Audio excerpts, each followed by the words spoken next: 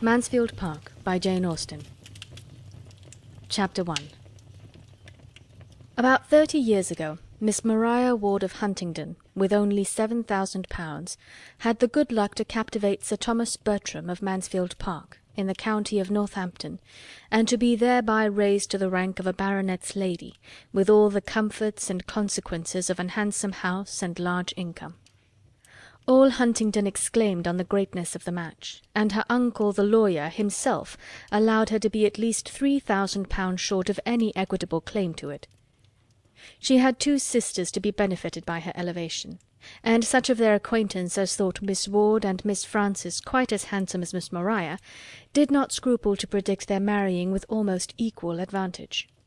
But there certainly are not so many men of large fortune in the world as there are pretty women to deserve them.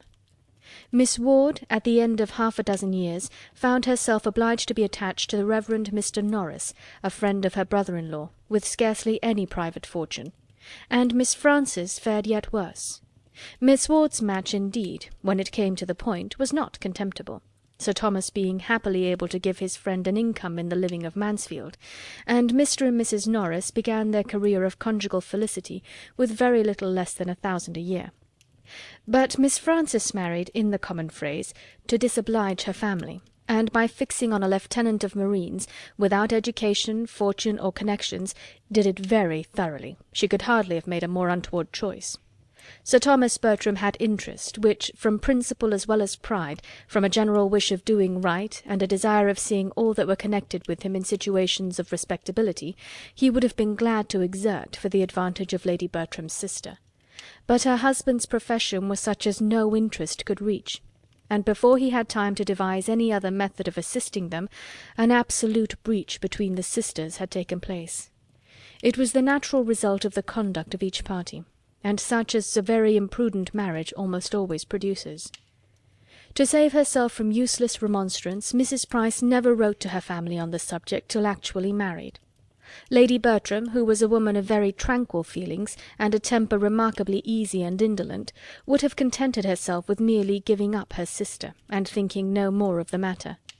But Mrs. Norris had a spirit of activity, which could not be satisfied till she had written a long and angry letter to Fanny to point out the folly of her conduct, and threaten her with all its possible ill consequences.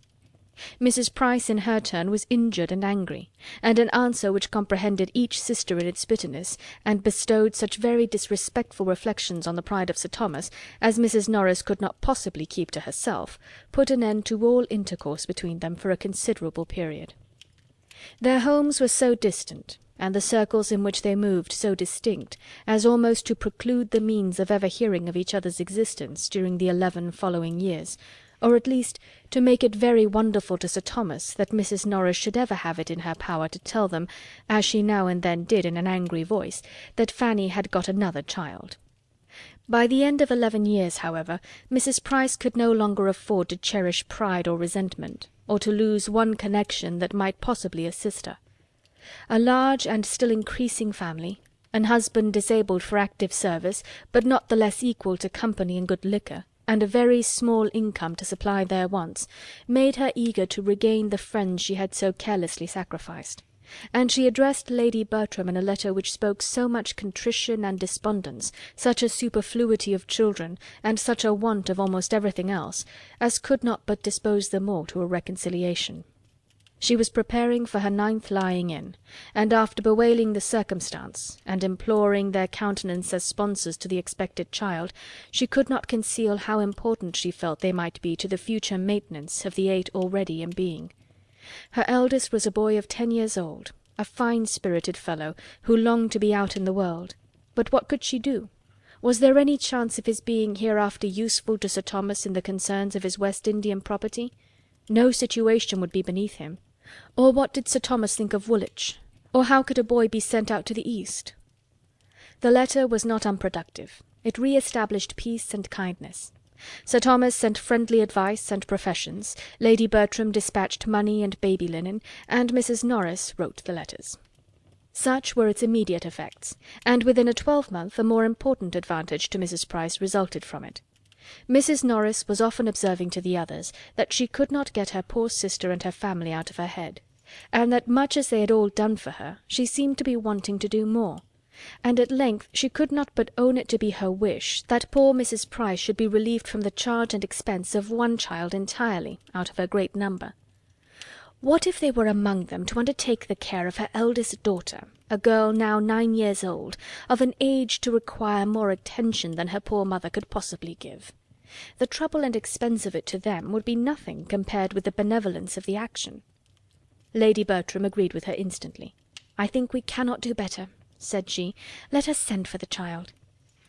Sir Thomas could not give so instantaneous and unqualified a consent. He debated and hesitated. It was a serious charge. A girl so brought up must be adequately provided for, or there would be cruelty instead of kindness in taking her from her family. He thought of his own 4 children, of his 2 sons, of cousins-in-law, etc. But no sooner had he deliberately begun to state his objections than Mrs. Norris interrupted him with a reply to them all, whether stated or not. "My dear Sir Thomas, I perfectly comprehend you, and do justice to the generosity and delicacy of your notions, which indeed are quite of a piece with your general conduct, and I entirely agree with you in the main as to the propriety of doing everything one could by way of providing for a child one had in a manner taken into one's own hands, and I am sure I should be the last person in the world to withhold my mite upon such an occasion. Having no children of my own, who should I look to in any little matter I may ever have to bestow but the children of my sisters? And I am sure Mr. Norris is too just. But you know I am a woman of few words and professions. Do not let us be frightened from a good deed by a trifle. Give a girl an education, and introduce her properly into the world, and 10 to 1 but she has the means of settling well, without further expense to anybody. A niece of ours, Sir Thomas, I may say, or at least of yours, would not grow up in this neighbourhood without many advantages. I won't say she would be so handsome as her cousins. I dare say she would not.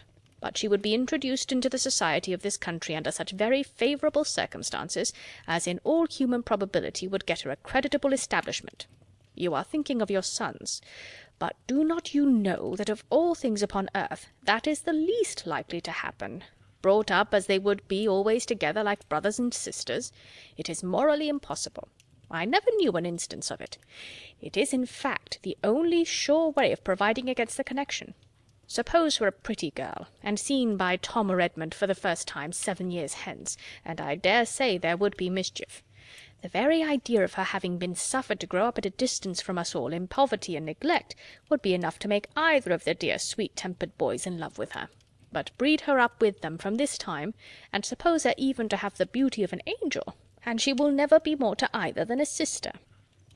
"There is a great deal of truth in what you say," replied Sir Thomas, "and far be it from me to throw any fanciful impediment in the way of a plan which would be so consistent with the relative situations of each.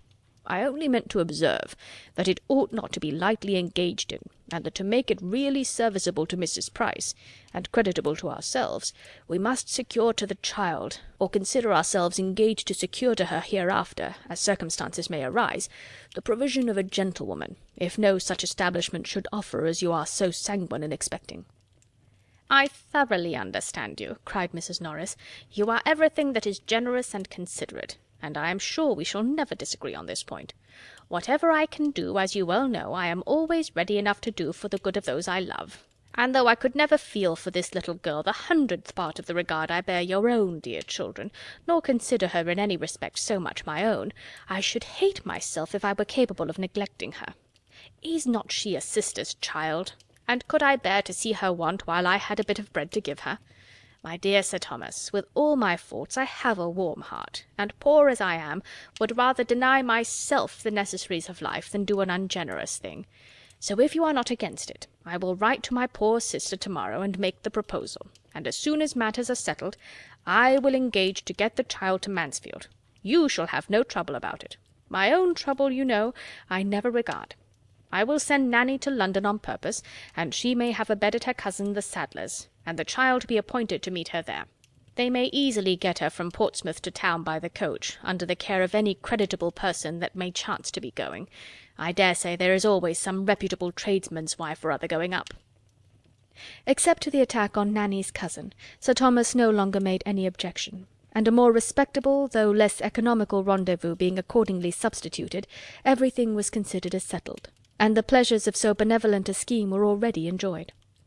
The division of gratifying sensations ought not, in strict justice, to have been equal, for Sir Thomas was fully resolved to be the real and consistent patron of the selected child, and Mrs. Norris had not the least intention of being at any expense whatever in her maintenance. As far as walking, talking, and contriving reached, she was thoroughly benevolent, and nobody knew better how to dictate liberality to others. But her love of money was equal to her love of directing, and she knew quite as well how to save her own as to spend that of her friends. Having married on a narrower income than she had been used to look forward to, she had, from the first, fancied a very strict line of economy necessary, and what was begun as a matter of prudence soon grew into a matter of choice, as an object of that needful solicitude which there were no children to supply.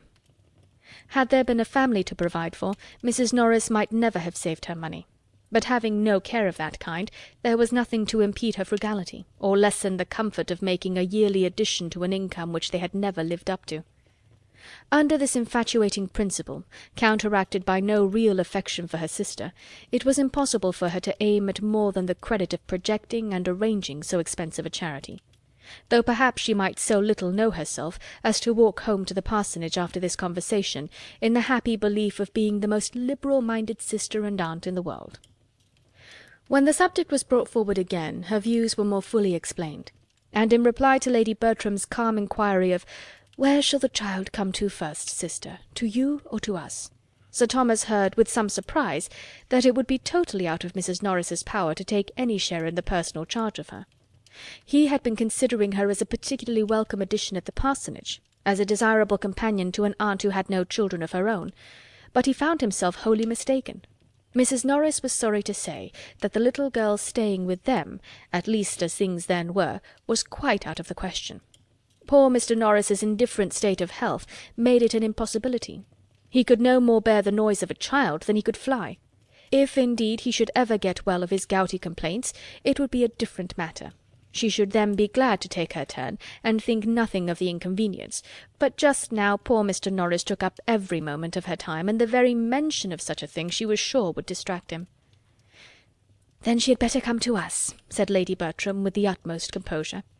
After a short pause, Sir Thomas added with dignity, "Yes, let her home be in this house. We will endeavour to do our duty by her, and she will at least have the advantage of companions of her own age, and of a regular instructress."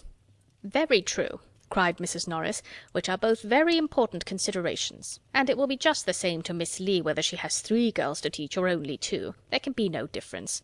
I only wish I could be more useful. But you see I do all in my power.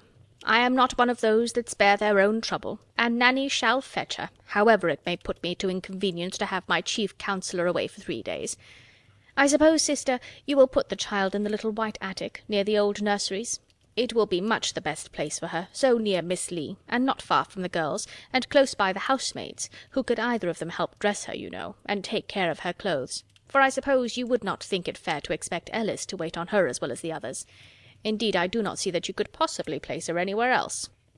Lady Bertram made no opposition. "I hope she will prove a well-disposed girl," continued Mrs. Norris, "and be sensible of her uncommon good fortune in having such friends." "Should her disposition be really bad," said Sir Thomas, "we must not, for our own children's sake, continue her in the family. But there is no reason to expect so great an evil. We shall probably see much to wish altered in her, and must prepare ourselves for gross ignorance, some meanness of opinions, and very distressing vulgarity of manner, but these are not incurable faults, nor, I trust, can they be dangerous for her associates. Had my daughters been younger than herself, I should have considered the introduction of such a companion as a matter of very serious moment, but as it is, I hope there can be nothing to fear for them, and everything to hope for her from the association." "That is exactly what I think," cried Mrs. Norris, "and what I was saying to my husband this morning. It will be an education for the child, said I, only being with her cousins. If Miss Lee taught her nothing, she would learn to be good and clever from them." "I hope she will not tease my poor pug," said Lady Bertram. "I have but just got Julia to leave it alone." "There will be some difficulty in our way, Mrs. Norris," observed Sir Thomas, "as to the distinction proper to be made between the girls as they grow up. How to preserve in the minds of my daughters the consciousness of what they are, without making them think too lowly of their cousin. and how, without depressing her spirits too far, to make her remember that she is not a Miss Bertram. I should wish to see them very good friends, and would on no account authorize in my girls the smallest degree of arrogance towards their relation, but still they cannot be equals. Their rank, fortune, rights, and expectations will always be different. It is a point of great delicacy, and you must assist us in our endeavours to choose exactly the right line of conduct." Mrs. Norris was quite at his service, and though she perfectly agreed with him as to its being a most difficult thing, encouraged him to hope that between them it would be easily managed. It will be readily believed that Mrs. Norris did not write to her sister in vain. Mrs. Price seemed rather surprised that a girl should be fixed on, when she had so many fine boys, but accepted the offer most thankfully, assuring them of her daughter's being a very well-disposed, good-humoured girl, and trusting they would never have cause to throw her off. She spoke of her further as somewhat delicate and puny, but was sanguine in the hope of her being materially better for change of air. Poor woman! She probably thought change of air might agree with many of her children. End of Chapter 1. Chapter 2 of Mansfield Park by Jane Austen. The little girl performed her long journey in safety, and at Northampton was met by Mrs. Norris, who thus regaled in the credit of being foremost to welcome her, and in the importance of leading her in to the others, and recommending her to their kindness. Fanny Price was at this time just 10 years old, and though there might not be much in her first appearance to captivate, there was at least nothing to disgust her relations. She was small of her age, with no glow of complexion, nor any other striking beauty, exceedingly timid and shy, and shrinking from notice, but her air, though awkward, was not vulgar, her voice was sweet, and when she spoke, her countenance was pretty. Sir Thomas and Lady Bertram received her very kindly, and Sir Thomas, seeing how much she needed encouragement, tried to be all that was conciliating, but he had to work against a most untoward gravity of deportment, and Lady Bertram, without taking half so much trouble, or speaking one word where he spoke 10, by the mere aid of a good-humoured smile, became immediately the less awful character of the two. The young people were all at home, and sustained their share in the introduction very well, with much good humour and no embarrassment, at least on the part of the sons, who at 17 and 16, and tall of their age, had all the grandeur of men in the eyes of their little cousin. The two girls were more at a loss, from being younger and in greater awe of their father, who addressed them on the occasion with rather an injudicious particularity. But they were too much used to company and praise to have anything like natural shyness, and their confidence increasing from their cousin's total want of it, they were soon able to take a full survey of her face and her frock in easy indifference. They were a remarkably fine family, the sons very well-looking, the daughters decidedly handsome, and all of them well-grown and forward of their age, which produced as striking a difference between the cousins in person as education had given to their address, and no one would have supposed the girls so nearly of an age as they really were. There was, in fact, but 2 years between the youngest and Fanny. Julia Bertram was only 12, and Maria but a year older. The little visitor, meanwhile, was as unhappy as possible. Afraid of everybody, ashamed of herself, and longing for the home she had left, she knew not how to look up, and could scarcely speak to be heard, or without crying. Mrs. Norris had been talking to her the whole way from Northampton of her wonderful good fortune, and the extraordinary degree of gratitude and good behaviour which it ought to produce, and her consciousness of misery was therefore increased by the idea of its being a wicked thing for her not to be happy. The fatigue, too, of so long a journey became soon no trifling evil. In vain were the well-meant condescensions of Sir Thomas, and all the officious prognostications of Mrs. Norris that she would be a good girl. In vain did Lady Bertram smile and make her sit on the sofa with herself and Pug, and vain was even the sight of a gooseberry tart towards giving her comfort. She could scarcely swallow 2 mouthfuls before tears interrupted her, and sleep seeming to be her likeliest friend, she was taken to finish her sorrows in bed. "This is not a very promising beginning," said Mrs. Norris, when Fanny had left the room. "After all that I said to her as we came along, I thought she would have behaved better. I told her how much might depend upon her acquitting herself well at first. I wish there may not be a little sulkiness of temper. Her poor mother had a good deal. But we must make allowances for such a child, and I do not know that her being sorry to leave her home is really against her, for with all its faults it was her home, and she cannot as yet understand how much she has changed for the better. But then there is moderation in all things." It required a longer time, however, than Mrs. Norris was inclined to allow, to reconcile Fanny to the novelty of Mansfield Park, and the separation from everybody she had been used to. Her feelings were very acute, and too little understood to be properly attended to. Nobody meant to be unkind, but nobody put themselves out of their way to secure her comfort. The holiday allowed to the Miss Bertrams the next day on purpose to afford leisure for getting acquainted with and entertaining their young cousin, produced little union. They could not but hold her cheap on finding that she had but 2 sashes and had never learnt French, and when they perceived her to be little struck with the duet they were so good as to play, they could do no more than make her a generous present of some of their least valued toys, and leave her to herself, while they adjourned to whatever might be their favourite holiday sport of the moment, making artificial flowers or wasting gold paper. Fanny, whether near or from her cousins, whether in the schoolroom, the drawing-room, or the shrubbery, was equally forlorn, finding something to fear in every person and place. She was disheartened by Lady Bertram's silence, awed by Sir Thomas's grave looks, and quite overcome by Mrs. Norris's admonitions. Her elder cousins mortified her by reflections on her size, and abashed her by noticing her shyness. Miss Lee wondered at her ignorance, and the maid-servants sneered at her clothes. And when to these sorrows was added the idea of the brothers and sisters among whom she had always been important as playfellow, instructress, and nurse, the despondence that sunk her little heart was severe. The grandeur of the house astonished but could not console her. The rooms were too large for her to move in with ease. Whatever she touched she expected to injure, and she crept about in constant terror of something or other, often retreating towards her own chamber to cry. And the little girl who was spoken of in the drawing-room when she left it at night, as seeming so desirably sensible of her peculiar good fortune, ended every day's sorrows by sobbing herself to sleep. A week had passed in this way, and no suspicion of it conveyed by her quiet, passive manner, when she was found one morning by her cousin Edmund, the youngest of the sons, sitting crying on the attic stairs. "My dear little cousin," said he with all the gentleness of an excellent nature, "what can be the matter?" And sitting down by her, was at great pains to overcome her shame in being so surprised, and persuade her to speak openly. Was she ill? Or was anybody angry with her? Had she quarrelled with Maria and Julia? Or was she puzzled about anything in her lesson that he could explain? Did she, in short, want anything he could possibly get her, or do for her? For a long while no answer could be obtained beyond a "No, no, not at all, no, thank you." But he still persevered. And no sooner had he begun to revert to her own home than her increased sobs explained to him where the grievance lay. He tried to console her. "You are sorry to leave mamma, my dear little Fanny," said he, "which shows you to be a very good girl. But you must remember that you are with relations and friends who all love you and wish to make you happy.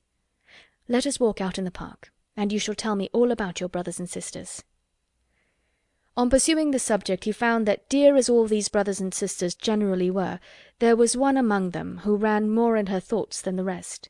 It was William whom she talked of most and wanted most to see.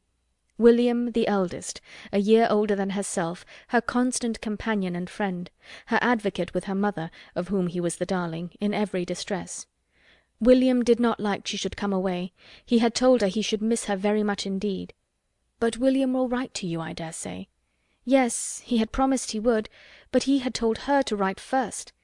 "And when shall you do it?" She hung her head and answered, hesitatingly, she did not know, she had not any paper. "If that be all your difficulty, I will furnish you with paper and every other material, and you may write your letter whenever you choose. Would it make you happy to write to William?" "Yes, very." "Then let it be done now. Come with me into the breakfast-room, we shall find everything there, and be sure of having the room to ourselves." "But, cousin, will it go to the post?" "Yes, depend upon me, it shall. It shall go with the other letters, and as your uncle will frank it, it will cost William nothing." "My uncle!" repeated Fanny with a frightened look. "Yes, when you have written the letter, I will take it to my father to frank." Fanny thought it a bold measure, but offered no further resistance, and they went together into the breakfast-room, where Edmund prepared her paper and ruled her lines with all the good will that her brother could himself had felt, and probably with somewhat more exactness.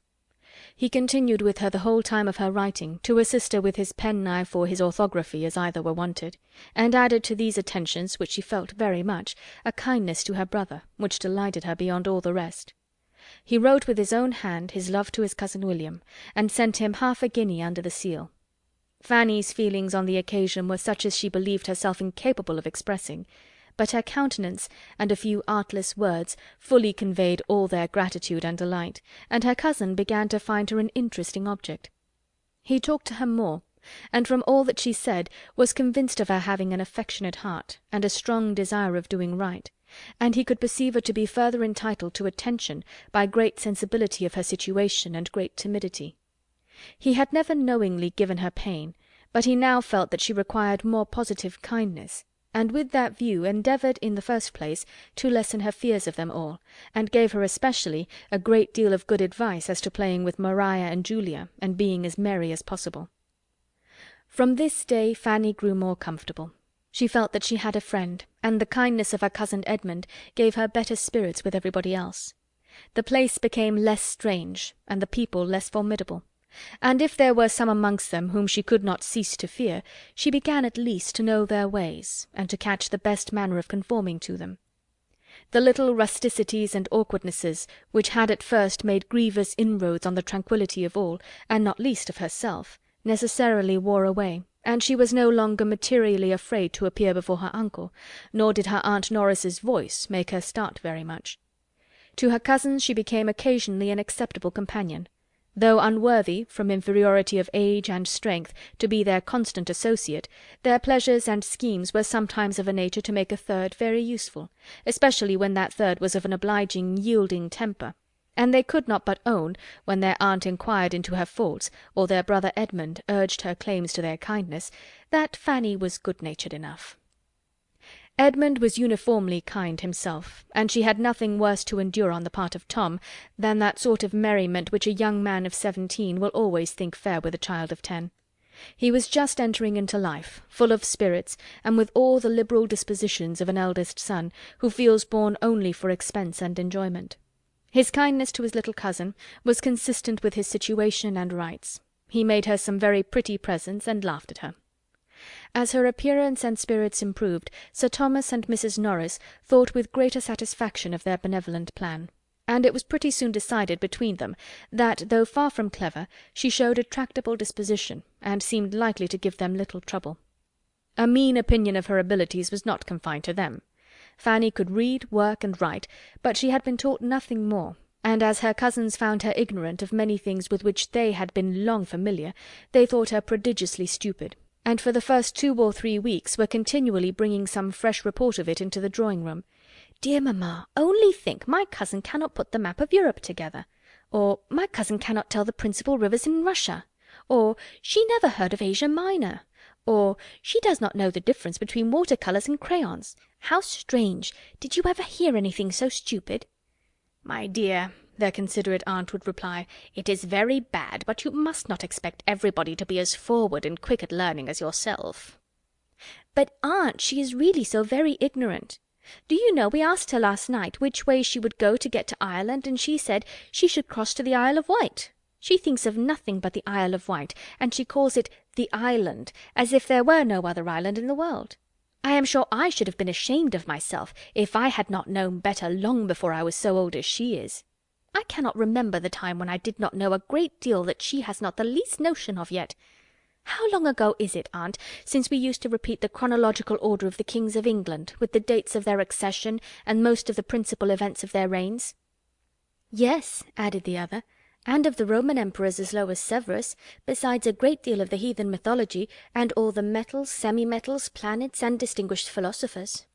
"Very true indeed, my dears, but you are blessed with wonderful memories, and your poor cousin has probably none at all.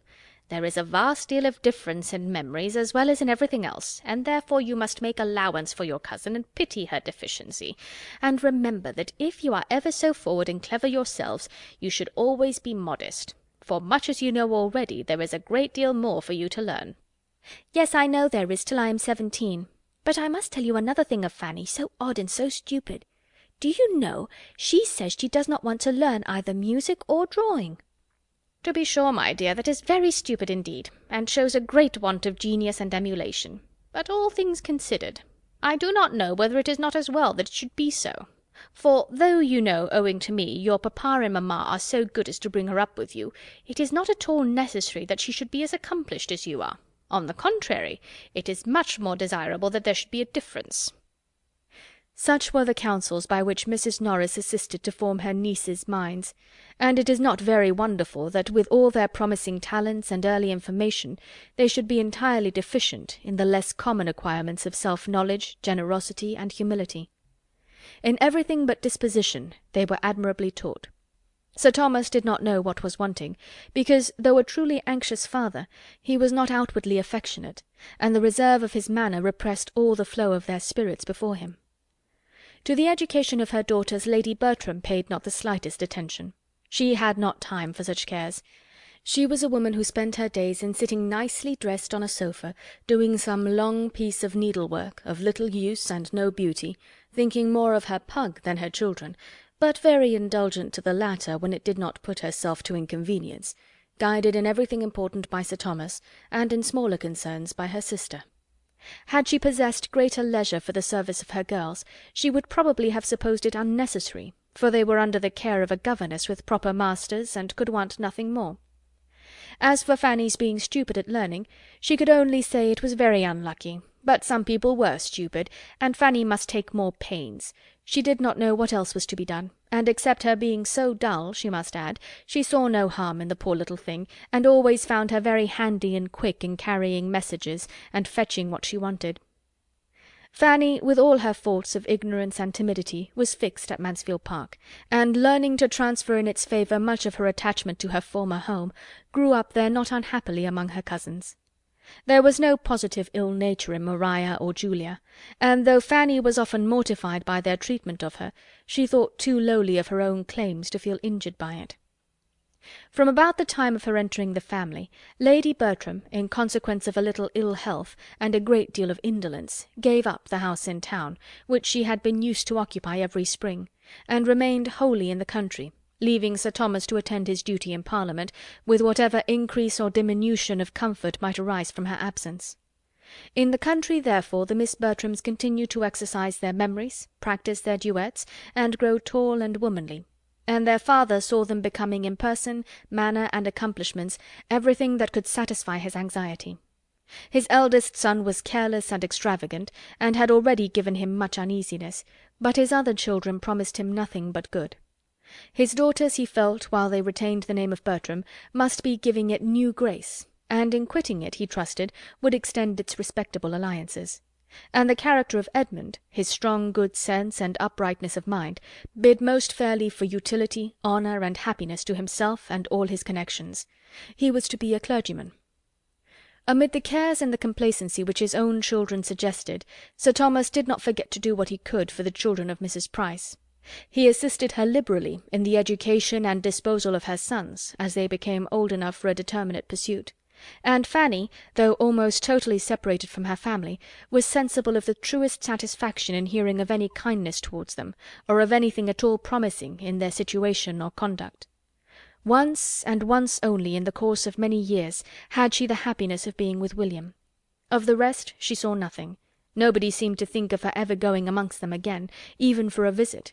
Nobody at home seemed to want her, but William, determining soon after her removal to be a sailor, was invited to spend a week with his sister in Northamptonshire, before he went to sea.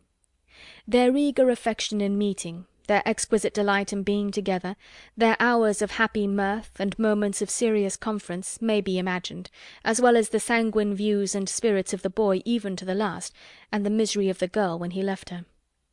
Luckily the visit happened in the Christmas holidays, when she could directly look for comfort to her cousin Edmund, and he told her such charming things of what William was to do and be hereafter, in consequence of his profession, as made her gradually admit that the separation might have some use. Edmund's friendship never failed her. His leaving Eton for Oxford made no change in his kind dispositions, and only afforded more frequent opportunities of proving them. Without any display of doing more than the rest, or any fear of doing too much, He was always true to her interests and considerate of her feelings, trying to make her good qualities understood, and to conquer the diffidence which prevented their being more apparent, giving her advice, consolation, and encouragement. Kept back as she was by everybody else, his single support could not bring her forward, but his attentions were otherwise of the highest importance in assisting the improvement of her mind and extending its pleasures. He knew her to be clever, to have a quick apprehension as well as good sense, and a fondness for reading, which, properly directed, must be an education in itself. Miss Lee taught her French, and heard her read the daily portion of history, but he recommended the books which charmed her leisure hours. He encouraged her taste, and corrected her judgment. He made reading useful by talking to her of what she read, and heightened its attraction by judicious praise. In return for such services she loved him better than anybody in the world except William. Her heart was divided between the two. Chapter 2. Chapter 3 of Mansfield Park by Jane Austen. The first event of any importance in the family was the death of Mr. Norris, which happened when Fanny was about 15, and necessarily introduced alterations and novelties. Mrs. Norris, on quitting the parsonage, removed first to the park, and afterwards to a small house of Sir Thomas's in the village, and consoled herself for the loss of her husband by considering that she could do very well without him, and for her reduction of income by the evident necessity of stricter economy. The living was hereafter for Edmund, and had his uncle died a few years sooner, it would have been duly given to some friend to hold till he were old enough for orders. But Tom's extravagance had, previous to that event, been so great as to render a different disposal of the next presentation necessary, and the younger brother must help to pay for the pleasures of the elder. There was another family living, actually held for Edmund, but though this circumstance had made the arrangement somewhat easier to Sir Thomas's conscience, he could not but feel it to be an act of injustice, and he earnestly tried to impress his eldest son with the same conviction, in the hope of its producing a better effect than anything he had yet been able to say or do. "I blush for you, Tom," said he, in his most dignified manner. "I blush for the expedient which I am driven on, and I trust I may pity your feelings as a brother on the occasion.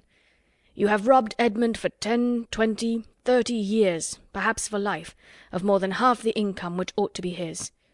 It may hereafter be in my power, or in yours, I hope it will, to procure him a better preferment, but it must not be forgotten that no benefit of that sort would have been beyond his natural claims on us, and that nothing can, in fact, be an equivalent for the certain advantage which he is now obliged to forego through the urgency of your debts."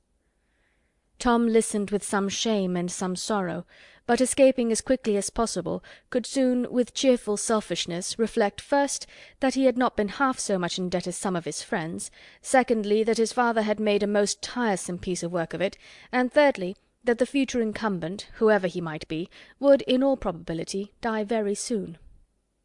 On Mr. Norris's death the presentation became the right of a Dr. Grant, who came consequently to reside at Mansfield, and on proving to be a hearty man of 45, seemed likely to disappoint Mr. Bertram's calculations. But no, he was a short-necked apoplectic sort of fellow, and plied well with good things, would soon pop off. He had a wife about 15 years his junior, but no children, and they entered the neighbourhood with the usual fair report of being very respectable, agreeable people. The time was now come when Sir Thomas expected his sister-in-law to claim her share in their niece, the change in Mrs. Norris's situation and the improvement in Fanny's age seeming not merely to do away any former objection to their living together, but even to give it the most decided eligibility, and as his own circumstances were rendered less fair than heretofore by some recent losses on his West India estate, in addition to his eldest son's extravagance, it became not undesirable to himself to be relieved from the expense of her support, and the obligation of her future provision. In the fullness of his belief that such a thing must be, he mentioned its probability to his wife, and the first time of the subject's occurring to her again, happening to be when Fanny was present, she calmly observed to her, "So, Fanny, you are going to leave us and live with my sister. How shall you like it?" Fanny was too much surprised to do more than repeat her aunt's words. "Going to leave you?" "Yes, my dear. Why should you be astonished?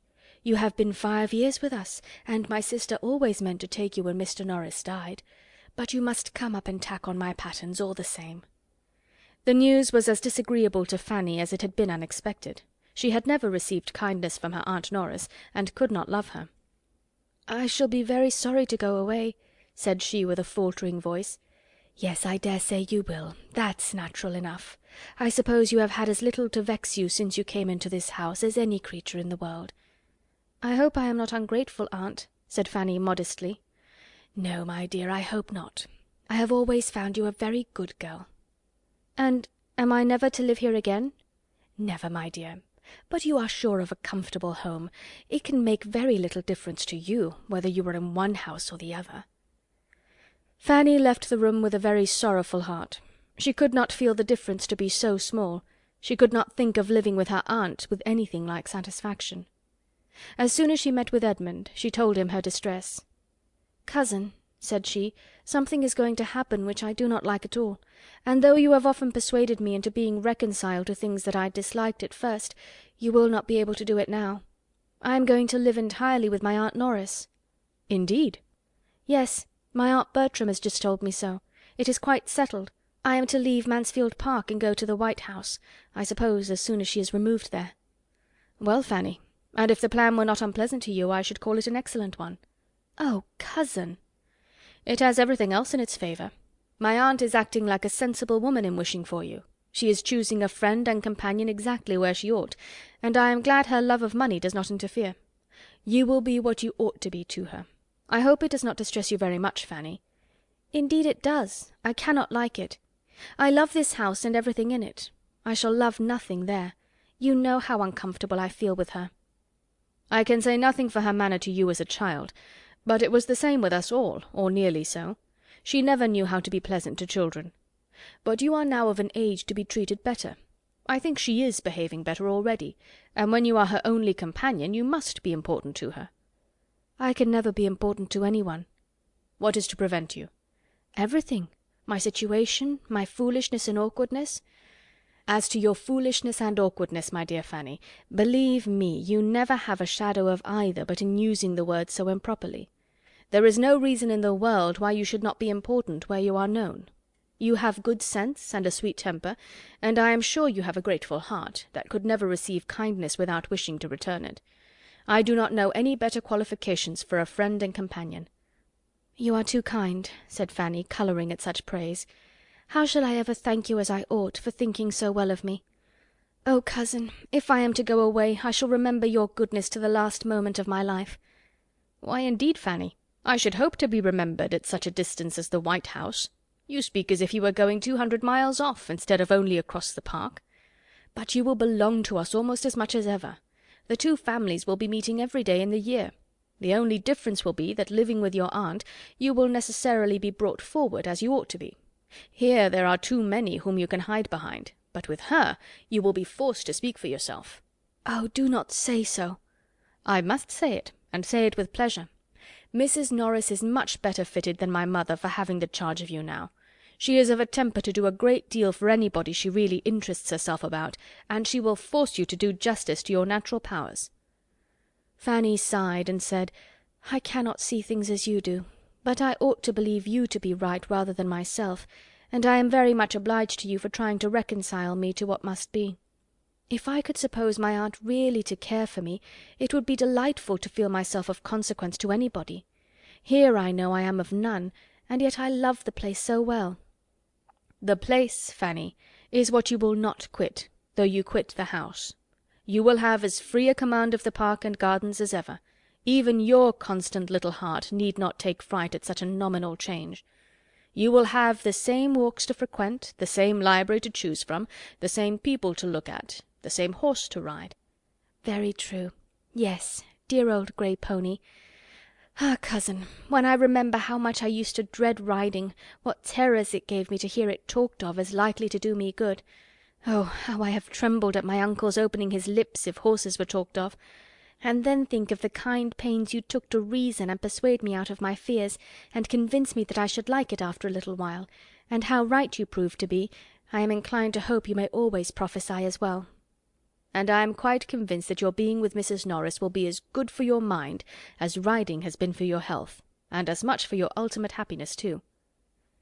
So ended their discourse, which, for any very appropriate service it could render Fanny, might as well have been spared, for Mrs. Norris had not the smallest intention of taking her. It had never occurred to her on the present occasion but as a thing to be carefully avoided. To prevent its being expected, she had fixed on the smallest habitation which could rank as genteel among the buildings of Mansfield parish, the white house being only just large enough to receive herself and her servants, and allow a spare room for a friend, of which she made a very particular point. The spare rooms at the parsonage had never been wanted, but the absolute necessity of a spare room for a friend was now never forgotten.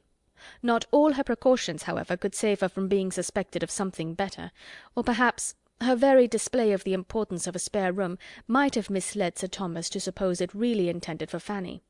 Lady Bertram soon brought the matter to a certainty by carelessly observing to Mrs. Norris, "I think, sister, we need not keep Miss Lee any longer when Fanny goes to live with you." Mrs. Norris almost started. "Live with me, dear Lady Bertram? What do you mean?" "Is she not to live with you? I thought you had settled it with Sir Thomas." "Me? Never! I never spoke a syllable about it to Sir Thomas, nor he to me. Fanny live with me? The last thing in the world for me to think of, or for anybody to wish that really knows us both. Good heaven! What could I do with Fanny? Me, a poor, helpless, forlorn widow, unfit for anything, my spirits quite broke down. What could I do with a girl at her time of life, a girl of 15, the very age of all others to need most attention and care, and put the cheerfullest spirits to the test? Sure Sir Thomas could not seriously expect such a thing. Sir Thomas is too much my friend. Nobody that wishes me well, I am sure, would propose it. How came Sir Thomas to speak to you about it?" "Indeed, I do not know. I suppose he thought it best." "But what did he say? He could not say he wished me to take Fanny. I am sure in his heart he could not wish me to do it." "No, he only said he thought it very likely, and I thought so too. We both thought it would be a comfort to you. But if you do not like it, there is no more to be said. She is no encumbrance here." "Dear sister, if you consider my unhappy state, how can she be any comfort to me? Here am I, a poor desolate widow, deprived of the best of husbands, my health gone in attending and nursing him, my spirits still worse, all my peace in this world destroyed, with barely enough to support me in the rank of a gentlewoman, and enable me to live so as not to disgrace the memory of the dear departed. What possible comfort could I have in taking such a charge upon me as Fanny? If I could wish it for my own sake, I would not do so unjust a thing by the poor girl. She is in good hands, and sure of doing well. I must struggle through my sorrows and difficulties as I can." "Then you will not mind living by yourself, quite alone?" "Lady Bertram, I do not complain.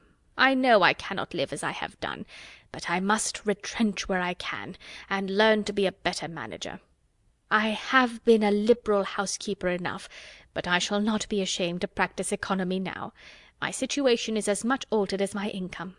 A great many things were due from poor Mr. Norris as a clergyman of the parish, that cannot be expected from me. It is unknown how much was consumed in our kitchen by odd comers and goers.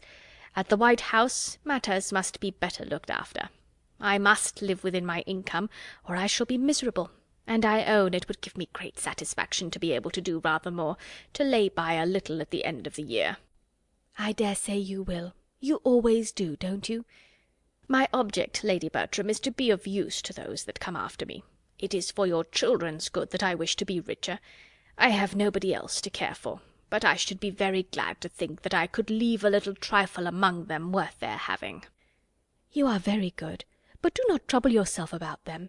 They are sure of being well provided for. Sir Thomas will take care of that." "Why, you know Sir Thomas's means will be rather straitened if the Antigua estate is to make such poor returns."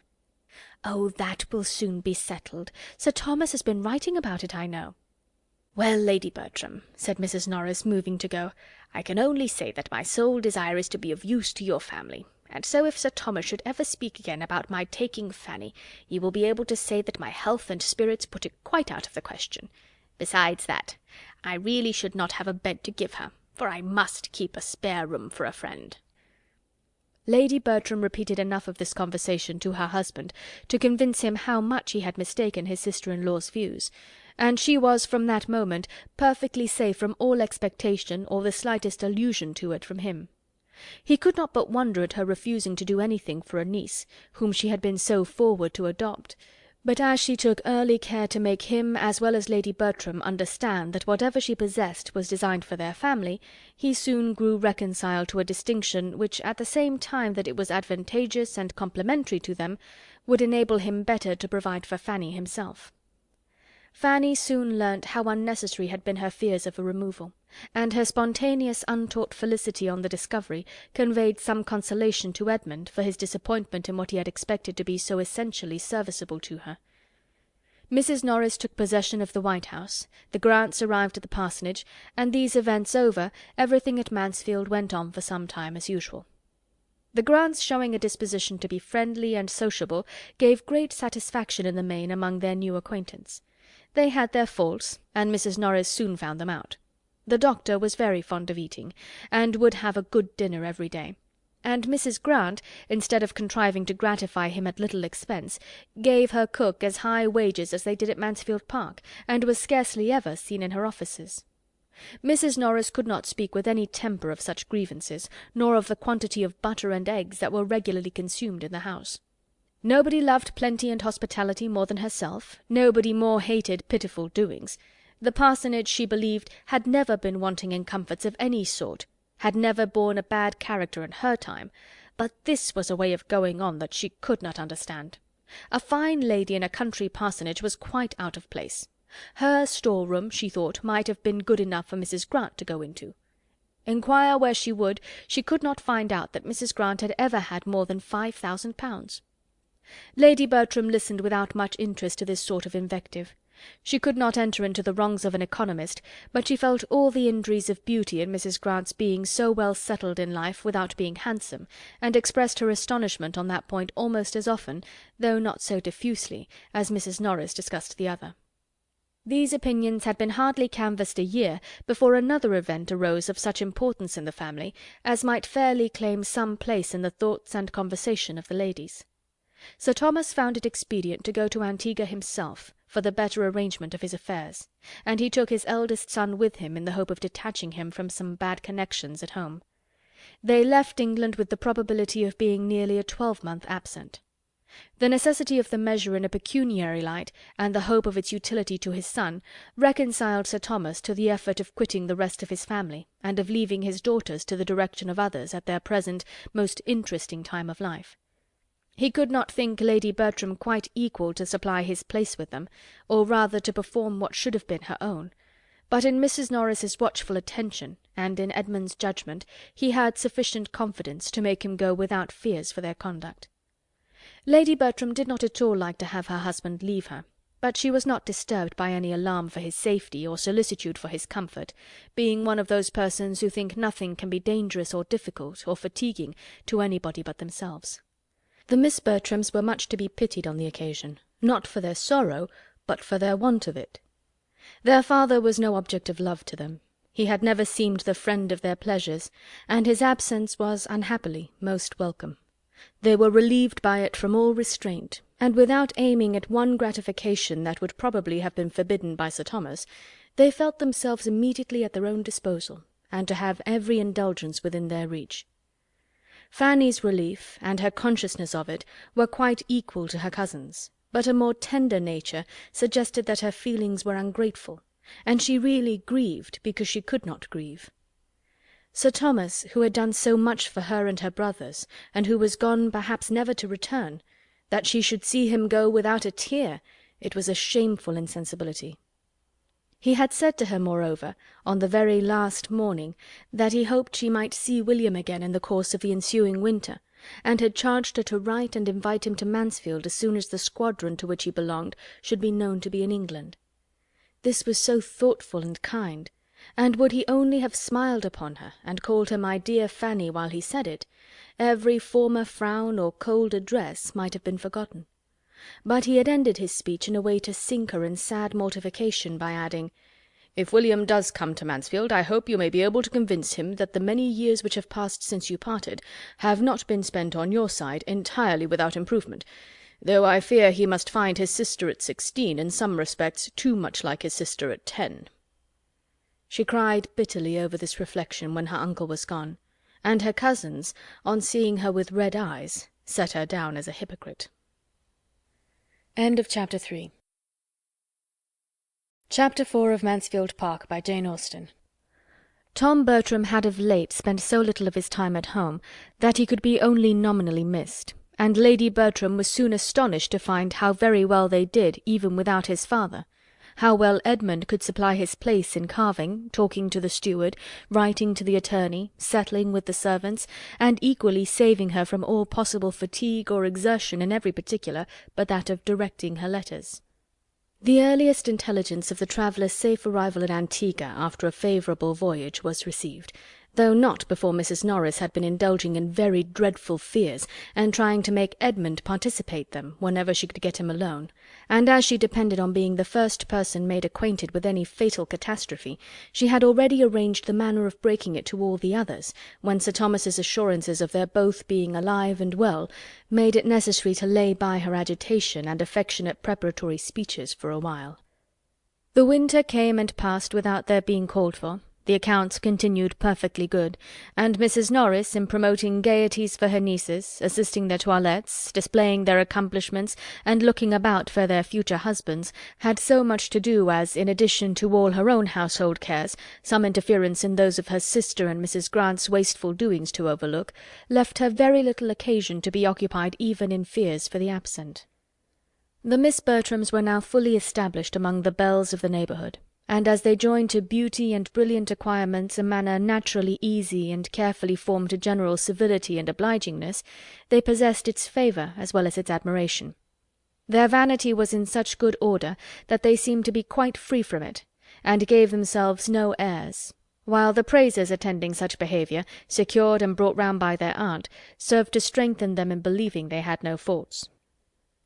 Lady Bertram did not go into public with her daughters. She was too indolent even to accept a mother's gratification in witnessing their success and enjoyment at the expense of any personal trouble, and the charge was made over to her sister, who desired nothing better than a post of such honourable representation, and very thoroughly relished the means it afforded her of mixing in society without having horses to hire. Fanny had no share in the festivities of the season, but she enjoyed being avowedly useful as her aunt's companion when they called away the rest of the family, and as Miss Lee had left Mansfield, she naturally became everything to Lady Bertram during the night of a ball or a party. She talked to her, listened to her, read to her, and the tranquillity of such evenings, her perfect security in such a tete-a-tete from any sound of unkindness, was unspeakably welcome to a mind which had seldom known a pause in its alarms or embarrassments. As to her cousin's gaieties, she loved to hear an account of them, especially of the balls, and whom Edmund had danced with, but thought too lowly of her own situation to imagine she should ever be admitted to the same, and listened therefore without an idea of any nearer concern in them. Upon the whole, it was a comfortable winter to her, for though it brought no William to England, the never-failing hope of his arrival was worth much. The ensuing spring deprived her of her valued friend the old grey pony, and for some time she was in danger of feeling the loss in her health as well as in her affections, for in spite of the acknowledged importance of her riding on horseback, no measures were taken for mounting her again, because, as it was observed by her aunts, she might ride one of her cousins' horses at any time when they did not want them. And as the Miss Bertrams regularly wanted their horses every fine day, and had no idea of carrying their obliging manners to the sacrifice of any real pleasure, that time of course never came. They took their cheerful rides in the fine mornings of April and May, and Fanny either sat at home the whole day with one aunt, or walked beyond her strength at the instigation of the other, Lady Bertram holding exercise to be as unnecessary for everybody as it was unpleasant to herself, and Mrs. Norris, who was walking all day, thinking everybody ought to walk as much. Edmund was absent at this time, or the evil would have been earlier remedied. When he returned to understand how Fanny was situated, and perceive its ill effects, there seemed with him but one thing to be done, and that Fanny must have a horse was the resolute declaration with which he opposed whatever could be urged by the supineness of his mother or the economy of his aunt to make it appear unimportant. Mrs. Norris could not help thinking that some steady old thing might be found among the numbers belonging to the park that would do vastly well, or that one might be borrowed of the steward, or that perhaps Dr. Grant might now and then lend them the pony he sent to the post. She could not but consider it as absolutely unnecessary, and even improper, that Fanny should have a regular lady's horse of her own in the style of her cousins. She was sure Sir Thomas had never intended it, and she must say that to be making such a purchase in his absence, and adding to the great expenses of his stable at a time when a large part of his income was unsettled, seemed to her very unjustifiable. Fanny must have a horse, was Edmund's only reply. Mrs. Norris could not see it in the same light. Lady Bertram did. She entirely agreed with her son as to the necessity of it, and as to its being considered necessary by his father. She only pleaded against there being any hurry. She only wanted him to wait till Sir Thomas's return, and then Sir Thomas might settle it all himself. He would be at home in September. Where would be the harm of only waiting till September? Though Edmund was much more displeased with his aunt than with his mother, as evincing least regard for her niece, he could not help paying more attention to what she said, and at length determined on a method of proceeding which would obviate the risk of his father's thinking he had done too much, and at the same time procure for Fanny the immediate means of exercise, which he could not bear she should be without. He had 3 horses of his own, but not one that would carry a woman. 2 of them were hunters, the third a useful road horse. This third he resolved to exchange for one that his cousin might ride. He knew where such a one was to be met with, and having once made up his mind, the whole business was soon completed. The new mare proved a treasure. With a very little trouble she became exactly calculated for the purpose, and Fanny was then put in almost full possession of her. She had not supposed before that anything could ever suit her like the old grey pony, but her delight in Edmund's mare was far beyond any former pleasure of the sort, and the addition it was ever receiving in the consideration of that kindness from which her pleasure sprung was beyond all her words to express. She regarded her cousin as an example of everything good and great, as possessing worth which no one but herself could ever appreciate, and as entitled to such gratitude from her as no feelings could be strong enough to pay. Her sentiments toward him were compounded of all that was respectful, grateful, confiding, and tender. As the horse continued in name as well as fact the property of Edmund, Mrs. Norris could tolerate its being for Fanny's use, and had Lady Bertram ever thought about her own objection again, he might have been excused in her eyes for not waiting till Sir Thomas's return in September, for when September came, Sir Thomas was still abroad, and without any near prospect of finishing his business. Unfavourable circumstances had suddenly arisen at a moment when he was beginning to turn all his thoughts towards England, and the very great uncertainty in which everything was then involved determined him on sending home his son and waiting the final arrangement by himself. Tom arrived safely, bringing an excellent account of his father's health, but to very little purpose as far as Mrs. Norris was concerned. Sir Thomas's sending away his son seemed to her so like a parent's care, under the influence of a foreboding of evil to himself, that she could not help feeling dreadful presentiments, and as the long evenings of autumn came on, was so terribly haunted by these ideas, in the sad solitariness of her cottage, as to be obliged to take daily refuge in the dining-room of the Park.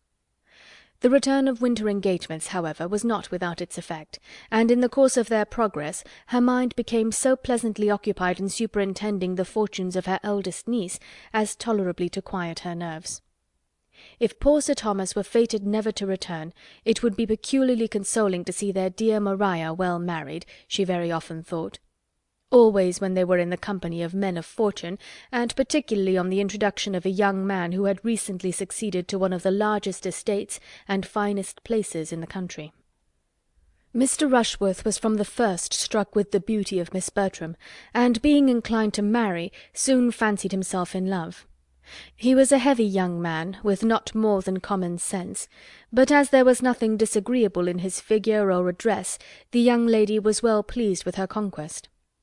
Being now in her 21st year, Maria Bertram was beginning to think matrimony a duty, and as a marriage with Mr. Rushworth would give her the enjoyment of a larger income than her father's, as well as ensure her the house in the town, which was now a prime object, it became, by the same rule of moral obligation, her evident duty to marry Mr. Rushworth if she could.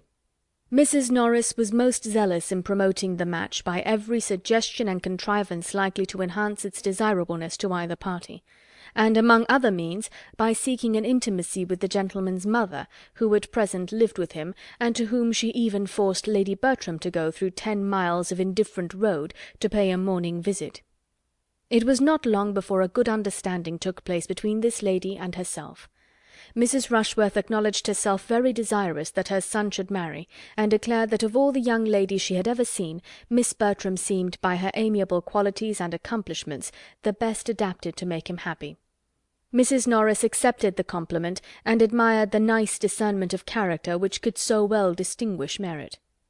Maria was indeed the pride and delight of them all, perfectly faultless, an angel, and of course so surrounded by admirers must be difficult in her choice, but yet as far as Mrs. Norris could allow herself to decide on so short an acquaintance, Mr. Rushworth appeared precisely the young man to deserve and attach her. After dancing with each other at a proper number of balls, the young people justified these opinions, and an engagement, with a due reference to the absent Sir Thomas, was entered into, much to the satisfaction of their respective families, and of the general lookers-on of the neighbourhood, who had for many weeks past felt the expediency of Mr. Rushworth's marrying Miss Bertram. It was some months before Sir Thomas's consent could be received, but in the meanwhile, as no one felt a doubt of his most cordial pleasure in the connection, the intercourse of the two families was carried on without restraint, and no other attempt made at secrecy than Mrs. Norris's talking of it everywhere as a matter not to be talked of at present. Edmund was the only one of the family who could see a fault in the business, but no representation of his aunt's could induce him to find Mr. Rushworth a desirable companion. He could allow his sister to be the best judge of her own happiness, but he was not pleased that her happiness should centre in a large income, nor could he refrain from often saying to himself, in Mr. Rushworth's company, "If this man had not 12,000 a year, he would be a very stupid fellow."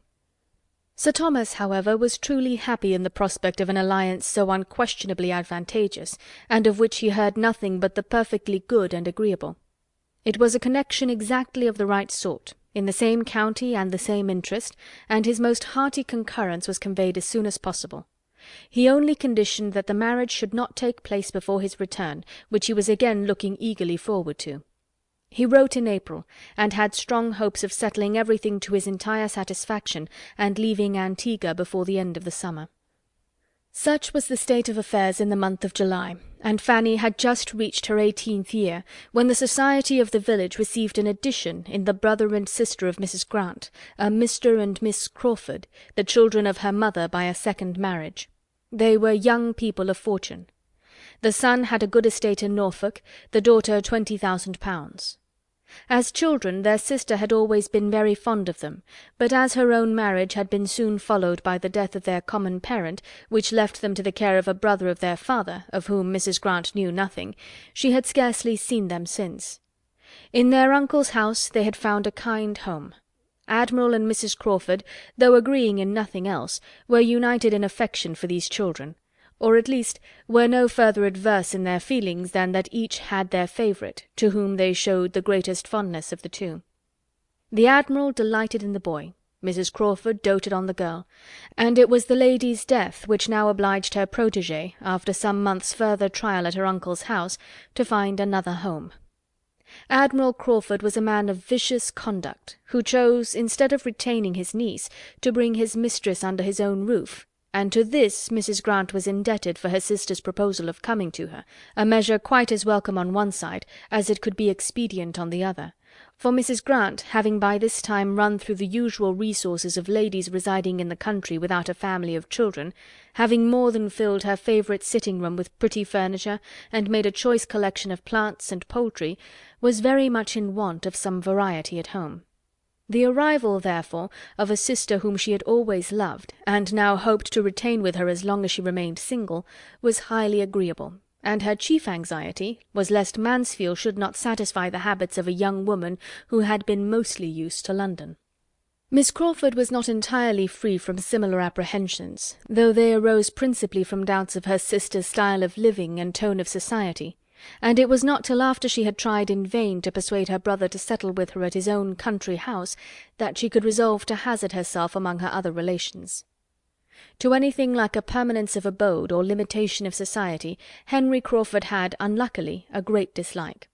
He could not accommodate his sister in an article of such importance, but he escorted her with the utmost kindness into Northamptonshire, and as readily engaged to fetch her away again at half an hour's notice whenever she were weary of the place. The meeting was very satisfactory on each side. Miss Crawford found a sister without preciseness or rusticity, a sister's husband who looked the gentleman, and a house commodious and well fitted up. And Mrs. Grant received in those whom she hoped to love better than ever a young man and woman of very prepossessing appearance. Mary Crawford was remarkably pretty. Henry, though not handsome, had air and countenance. The manners of both were lively and pleasant, and Mrs. Grant immediately gave them credit for everything else. She was delighted with each, but Mary was her dearest object, and having never been able to glory in beauty of her own, she thoroughly enjoyed the power of being proud of her sisters.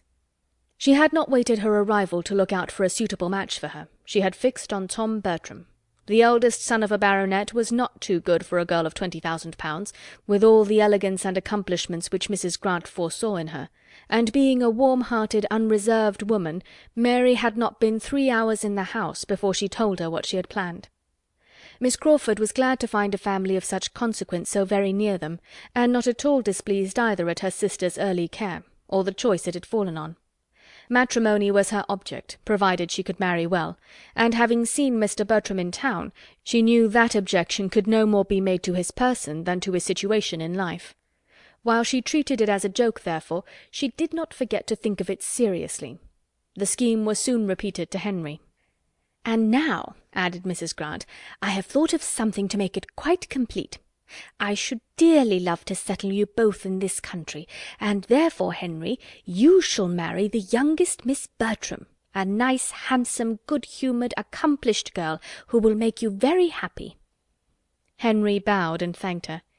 "My dear sister," said Mary, "if you can persuade him into anything of the sort, it will be a fresh matter of delight to me to find myself allied to anybody so clever, and I shall only regret that you have not half a dozen daughters to dispose of.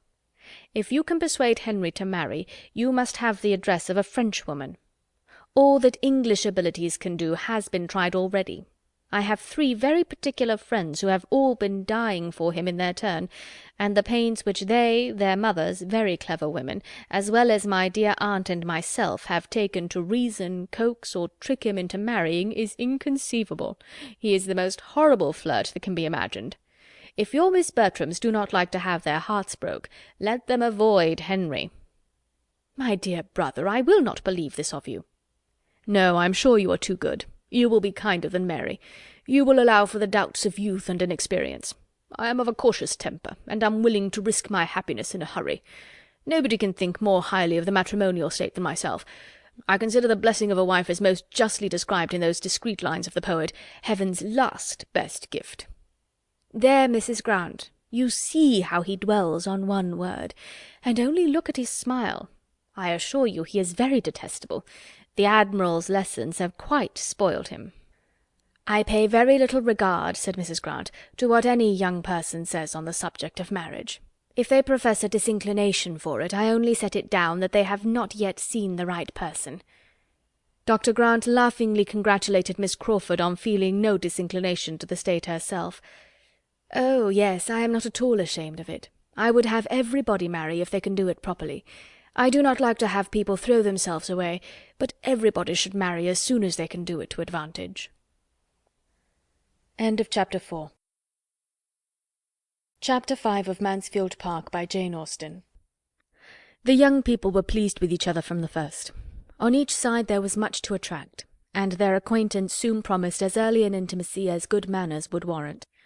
Miss Crawford's beauty did her no disservice with the Miss Bertrams. They were too handsome themselves to dislike any woman for being so too, and were almost as much charmed as their brothers, with her lively dark eye, clear brown complexion, and general prettiness. Had she been tall, full-formed, and fair, it might have been more of a trial, but as it was, there could be no comparison, and she was most allowably a sweet, pretty girl, while they were the finest young women in the country. Her brother was not handsome. No, when they first saw him he was absolutely plain, black and plain. But still he was the gentleman, with a pleasing address. The second meeting proved him not so very plain. He was plain, to be sure, but then he had so much countenance, and his teeth were so good, and he was so well made, that one soon forgot he was plain, and after a third interview, after dining in company with him at the parsonage, he was no longer allowed to be called so by anybody. He was, in fact, the most agreeable young man the sisters had ever known, and they were equally delighted with him. Miss Bertram's engagement made him in equity the property of Julia, of which Julia was fully aware, and before he had been at Mansfield a week she was quite ready to be fallen in love with. Maria's notions on the subject were more confused and indistinct. She did not want to see or understand. There could be no harm in her liking an agreeable man. Everybody knew her situation. Mr. Crawford must take care of himself. Mr. Crawford did not mean to be in any danger. The Miss Bertrams were worth pleasing, and were ready to be pleased, and he began with no object but of making them like him. He did not want them to die of love, but with sense and temper which ought to have made him judge and feel better, he allowed himself great latitude on such points. "I like your Miss Bertrams exceedingly, sister," said he, as he returned from attending them to their carriage after the said dinner visit. "They are very elegant, agreeable girls." "So they are indeed, and I am delighted to hear you say it. But you like Julia best." "Oh, yes, I like Julia best." "But do you really? For Miss Bertram is in general thought the handsomest." "So I should suppose. She has the advantage in every feature, and I prefer her countenance. But I like Julia best. Miss Bertram is certainly the handsomest, and I have found her the most agreeable, but I shall always like Julia best, because you order me." "I shall not talk to you, Henry, but I know you will like her best at last." "Do not I tell you that I like her best at first?" "And besides, Miss Bertram is engaged. Remember that, my dear brother. Her choice is made." "Yes, and I like her the better for it. An engaged woman is always more agreeable than a disengaged. She is satisfied with herself. Her cares are over, and she feels that she may exert all her powers of pleasing without suspicion. All is safe with a lady engaged. No harm can be done." "Why, as to that, Mr. Rushworth is a very good sort of young man, and it is a great match for her." "But Miss Bertram does not care 3 straws for him. That is your opinion of your intimate friend. I do not subscribe to it. I am sure Miss Bertram is very much attached to Mr. Rushworth. I could see it in her eyes when he was mentioned. I think too well of Miss Bertram to suppose she would ever give her hand without her heart." "Mary, how shall we manage him?" "We must leave him to himself, I believe. Talking does no good. He will be taken in at last." "But I would not have him taken in. I would not have him duped. I would have it all fair and honourable." "Oh dear, let him stand his chance and be taken in. It will do just as well. Everybody is taken in at some period or other." "Not always in marriage, dear Mary." "In marriage especially. With all due respect to such of the present company as chance to be married, my dear Mrs. Grant, there is not 1 in 100 of either sex who is not taken in when they marry. Look where I will, I see that it is so. And I feel that it must be so, when I consider that it is, of all transactions, the one in which people expect most from others, and are least honest themselves." "Ah, you have been in a bad school for matrimony in Hill Street." My poor aunt had certainly little cause to love the state, but, however, speaking from my own observation, it is a manoeuvring business. I know so many who have married in the full expectation and confidence of some one particular advantage in the connection, or accomplishment, or good quality in the person, who have found themselves entirely deceived, and been obliged to put up with exactly the reverse. What is this but a take-in? "My dear child, there must be a little imagination here. I beg your pardon, but I cannot quite believe you. Depend upon it, you see but half. You see the evil, but you do not see the consolation. There will be little rubs and disappointments everywhere, and we are all apt to expect too much. But then if one scheme of happiness fails, human nature turns to another. If the first calculation is wrong, we make a second better. We find comfort somewhere, and those evil-minded observers, dearest Mary, who make much of a little, are more taken in and deceived than the parties themselves." "Well done, sister. I honour your esprit du corps. When I am a wife, I mean to be just as staunch myself, and I wish my friends in general would be so too. It would save me many a heartache." "You are as bad as your brother, Mary, but we will cure you both. Mansfield shall cure you both, and without any taking in. Stay with us, and we will cure you." The Crawfords, without wanting to be cured, were very willing to stay. Mary was satisfied with the parsonage as a present home, and Henry equally ready to lengthen his visit. He had come intending to spend only a few days with them, but Mansfield promised well, and there was nothing to call him elsewhere. It delighted Mrs. Grant to keep them both with her, and Dr. Grant was exceedingly well contented to have it so. A talking, pretty young woman like Miss Crawford is always pleasant society to an indolent, stay-at-home man, and Mr. Crawford's being his guest was an excuse for drinking claret every day. The Miss Bertrams' admiration of Mr. Crawford was more rapturous than anything which Miss Crawford's habits made her likely to feel. She acknowledged, however, that the Mr. Bertrams were very fine young men, that two such young men were not often seen together even in London, and that their manners, particularly those of the eldest, were very good. He had been much in London, and had more liveliness and gallantry than Edmund, and must therefore be preferred. And indeed his being the eldest was another strong claim. She had felt an early presentiment that she should like the eldest the best. She knew it was her way. Tom Bertram must have been thought pleasant indeed at any rate. He was the sort of young man to be generally liked. His agreeableness was of the kind to be oftener found agreeable than some endowments of a higher stamp, for he had easy manners, excellent spirits, a large acquaintance, and a great deal to say, and the reversion of Mansfield Park, and a baronetcy, did no harm to all this. Miss Crawford soon felt that he and his situation might do. She looked about her with due consideration, and found almost everything in his favour. A park, a real park, 5 miles round, a spacious, modern-built house, so well placed and screened as to deserve to be in any collection of engravings of gentlemen's seats in the kingdom, and wanting only to be completely new furnished, pleasant sisters, a quiet mother, and an agreeable man himself, with the advantage of being tied up from much gaming at present by a promise to his father, and of being Sir Thomas hereafter. It might do very well, and she believed she should accept him, and she began accordingly to interest herself a little about the horse which he had to run at the bee races. These races were to call him away not long after their acquaintance began, and as it appeared that the family did not, from his usual goings-on, expect him back again for many weeks, it would bring his passion to an early proof. Much was said on his side to induce her to attend the races, and schemes were made for a large party to them, with all the eagerness of inclination, but it would only do to be talked of. And Fanny, what was she doing and thinking all this while? And what was her opinion of the newcomers? Few young ladies of 18 could be called less on to speak their opinion than Fanny. In a quiet way, very little attended to, she paid her tribute of admiration to Miss Crawford's beauty. But as she still continued to think Mr. Crawford very plain, in spite of her two cousins having repeatedly proved the contrary, she never mentioned him. The notice which she excited herself was to this effect. "I begin now to understand you all, except Miss Price," said Miss Crawford as she was walking with the Mr. Bertrams. "Pray, is she out, or is she not? I am puzzled. She dined at the parsonage with the rest of you, which seemed like being out, yet she says so little that I can hardly suppose she is." Edmund, to whom this was chiefly addressed, replied, "I believe I know what you mean, but I will not undertake to answer the question. My cousin is grown up. She has the age and sense of a woman, but the outs and not outs are beyond me.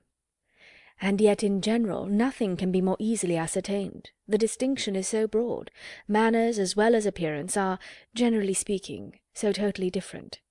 Till now I could not have supposed it possible to be mistaken as to a girl's being out or not.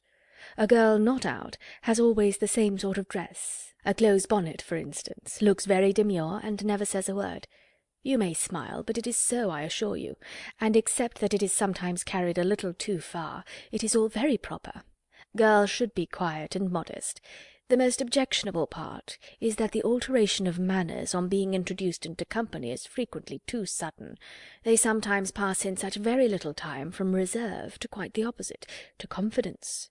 That is the faulty part of the present system.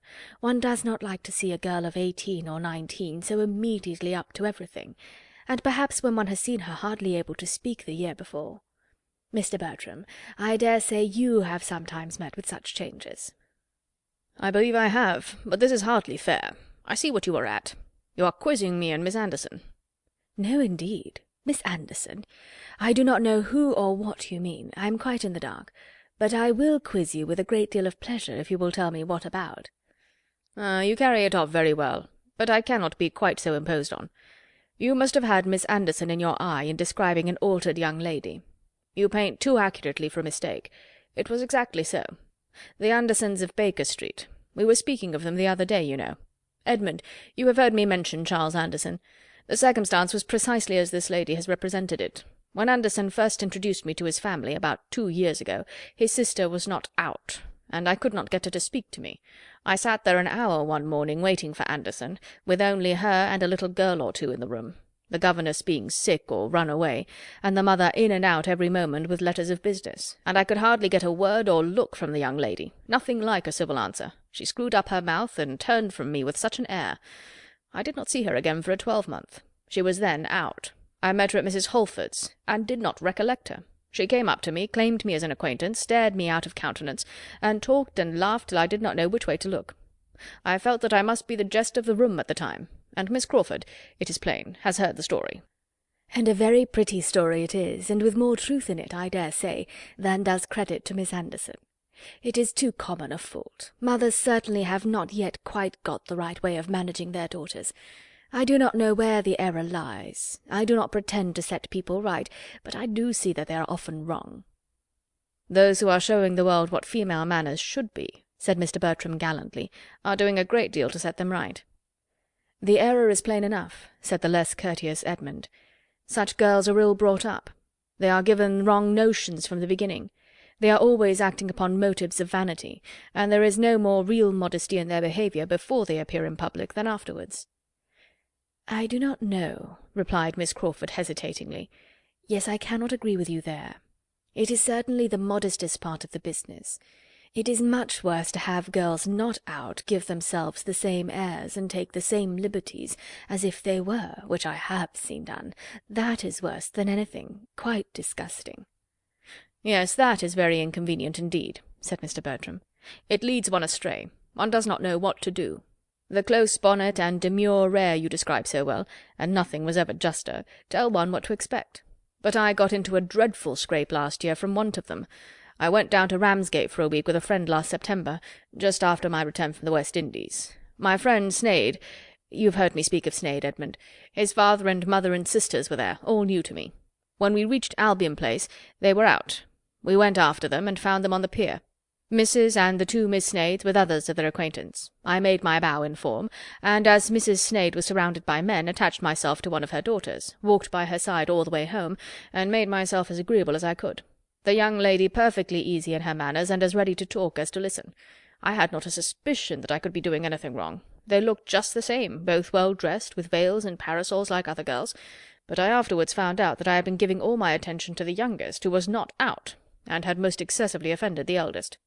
Miss Augusta ought not to have been noticed for the next 6 months, and Miss Sneyd, I believe, has never forgiven me." "That was bad indeed, poor Miss Sneyd. Though I have no younger sister, I feel for her.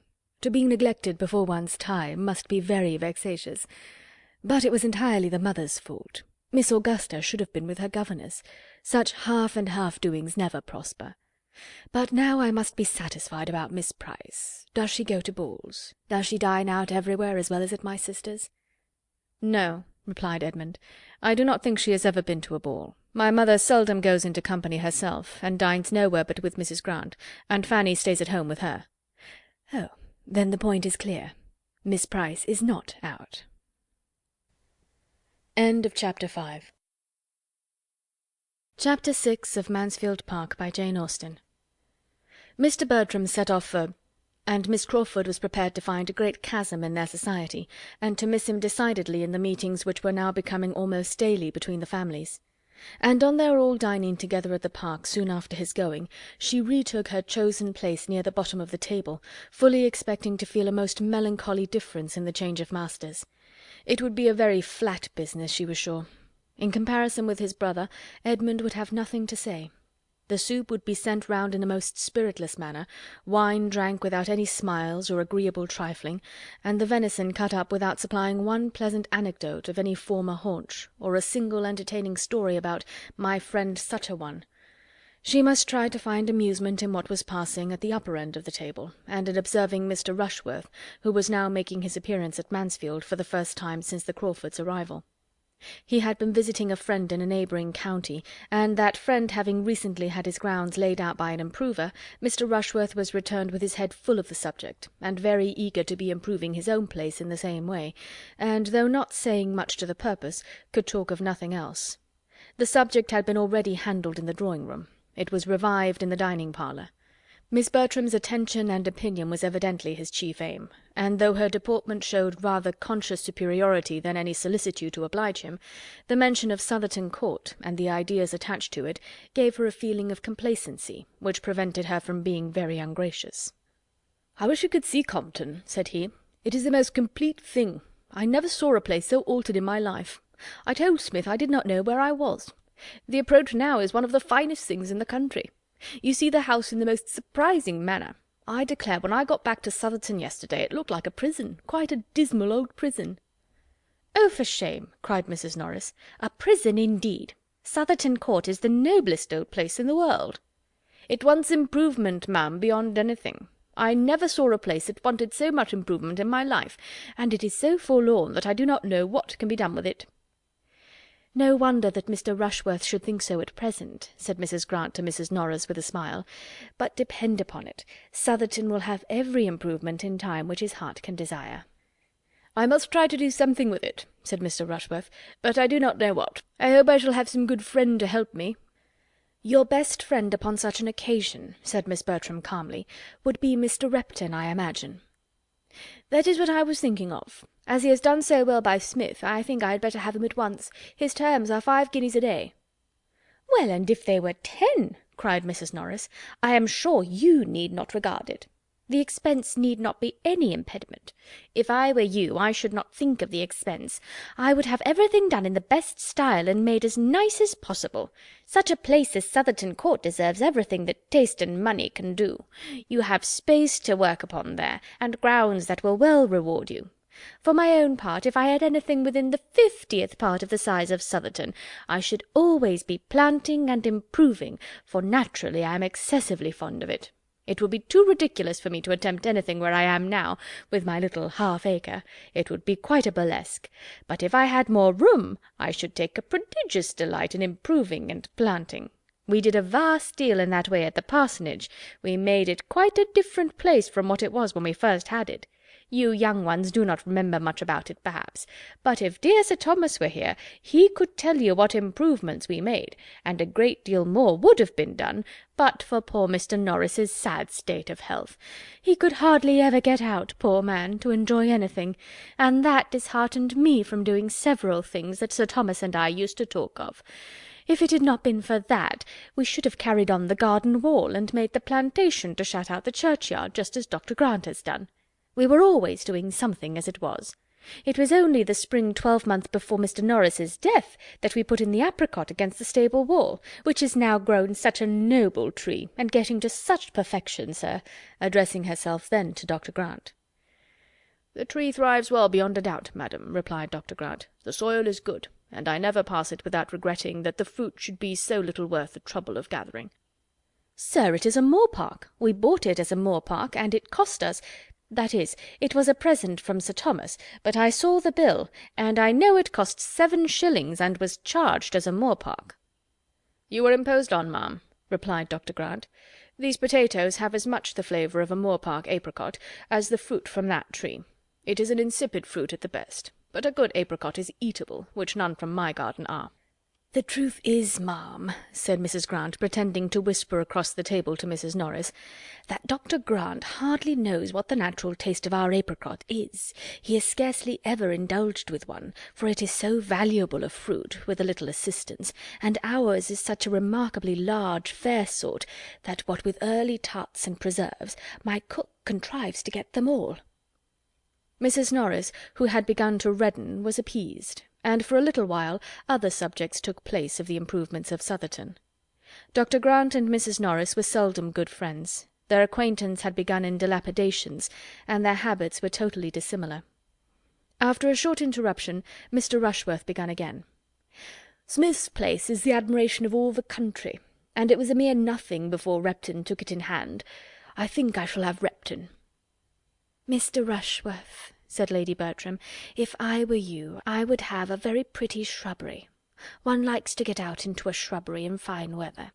Mr. Rushworth was eager to assure her ladyship of his acquiescence, and tried to make out something complimentary, but between his submission to her taste, and his having always intended the same himself, with the superadded objects of professing attention to the comfort of ladies in general, and of insinuating that there was only one whom he was anxious to please, he grew puzzled, and Edmund was glad to put an end to his speech by a proposal of wine. Mr. Rushworth, however, though not usually a great talker, had still more to say on the subject next to his heart. "Smith has not above 100 acres altogether in his grounds, which is little enough, and makes it more surprising that the place can have been so improved.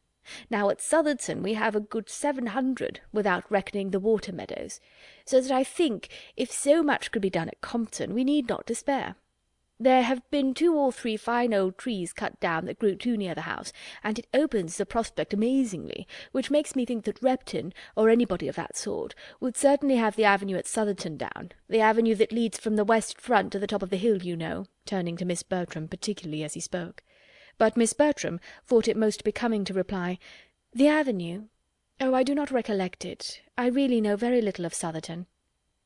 Fanny, who was sitting on the other side of Edmund, exactly opposite Miss Crawford, and who had been attentively listening, now looked at him, and said in a low voice, "Cut down an avenue? What a pity! Does not it make you think of Cowper? Ye fallen avenues, once more I mourn your fate unmerited." He smiled as he answered, "I am afraid the avenue stands a bad chance, Fanny. I should like to see Southerton before it is cut down, to see the place as it is now, in its old state, but I do not suppose I shall." "Have you never been there?" "No, you never can, and unluckily it is out of distance for a ride. I wish we could contrive it. Oh, it does not signify. Whenever I do see it, you will tell me how it has been altered." "I collect," said Miss Crawford, "that Southerton is an old place, and a place of some grandeur. In any particular style of building?" "The house was built in Elizabeth's time, and is a large regular brick building, heavy but respectable looking, and has many good rooms. It is ill-placed. It stands in one of the lowest spots of the park, in that respect unfavourable for improvement, but the woods are fine, and there is a stream which, I dare say, might be made a good deal of. Mr. Rushworth is quite right, I think, in meaning to give it a modern dress, and I have no doubt that it will be all done extremely well." Miss Crawford listened with submission, and said to herself, "He is a well-bred man. He makes the best of it." "I do not wish to influence Mr. Rushworth," he continued, "but had I a place to new fashion, I should not put myself into the hands of an improver. I would rather have an inferior degree of beauty of my own choice, and acquired progressively. I would rather abide by my own blunders than by his." "You would know what you were about, of course, but that would not suit me. I have no eye or ingenuity for such matters, but as they are before me, and had I a place of my own in the country, I should be most thankful to any Mr. Repton who would undertake it, and give me as much beauty as he could for my money, and I should never look at it till it was complete." "It would be delightful to me to see the progress of it all," said Fanny. "Ay, you have been brought up to it. It was no part of my education, and the only dose I ever had, being administered by not the first favourite in the world, has made me consider improvements in hand as the greatest of nuisances. 3 years ago the Admiral, my honoured uncle, bought a cottage at Twickenham for us all to spend our summers in, and my aunt and I went down to it quite in raptures, but it being excessively pretty, it was soon found necessary to be improved, and for 3 months we were all dirt and confusion, without a gravel walk to step on, or a bench fit for use. I would have everything as complete as possible in the country, shrubberies and flower gardens and rustic seats innumerable, but it must be all done without my care. Henry is different. He loves to be doing." Edmund was sorry to hear Miss Crawford, whom he was much disposed to admire, speak so freely of her uncle. It did not suit his sense of propriety, and he was silenced, till induced by further smiles and liveliness to put the matter by for the present. "Mr. Bertram," said she, "I have tidings of my harp at last. I am assured that it is safe at Northampton, and there it has probably been these 10 days, in spite of the solemn assurances we have so often received to the contrary." Edmund expressed his pleasure and surprise. "The truth is that our inquiries were too direct. We sent a servant, we went ourselves. This will not do 70 miles from London, but this morning we heard of it in the right way. It was seen by some farmer, and he told the miller, and the miller told the butcher, and the butcher's son-in-law left word at the shop." I am very glad that you have heard of it, by whatever means, and hope there will be no further delay." "I am to have it to-morrow. But how do you think it is to be conveyed? Not by a waggon or cart? Oh no, nothing of that kind could be hired in the village. I might as well have asked for porters and a hand-barrow." "You would find it difficult, I dare say, just now, in the middle of a very late hay-harvest, to hire a horse and cart." "I was astonished to find what a piece of work was made of it. To want a horse and cart in the country seemed impossible, so I told my maid to speak for one directly, and as I cannot look out of my dressing-closet without seeing one farmyard, nor walk in the shrubbery without passing another, I thought it would be only ask and have, and was rather grieved that I could not give the advantage to all. Guess my surprise when I found that I had been asking the most unreasonable, most impossible thing in the world, had offended all the farmers, all the labourers, all the hay in the parish.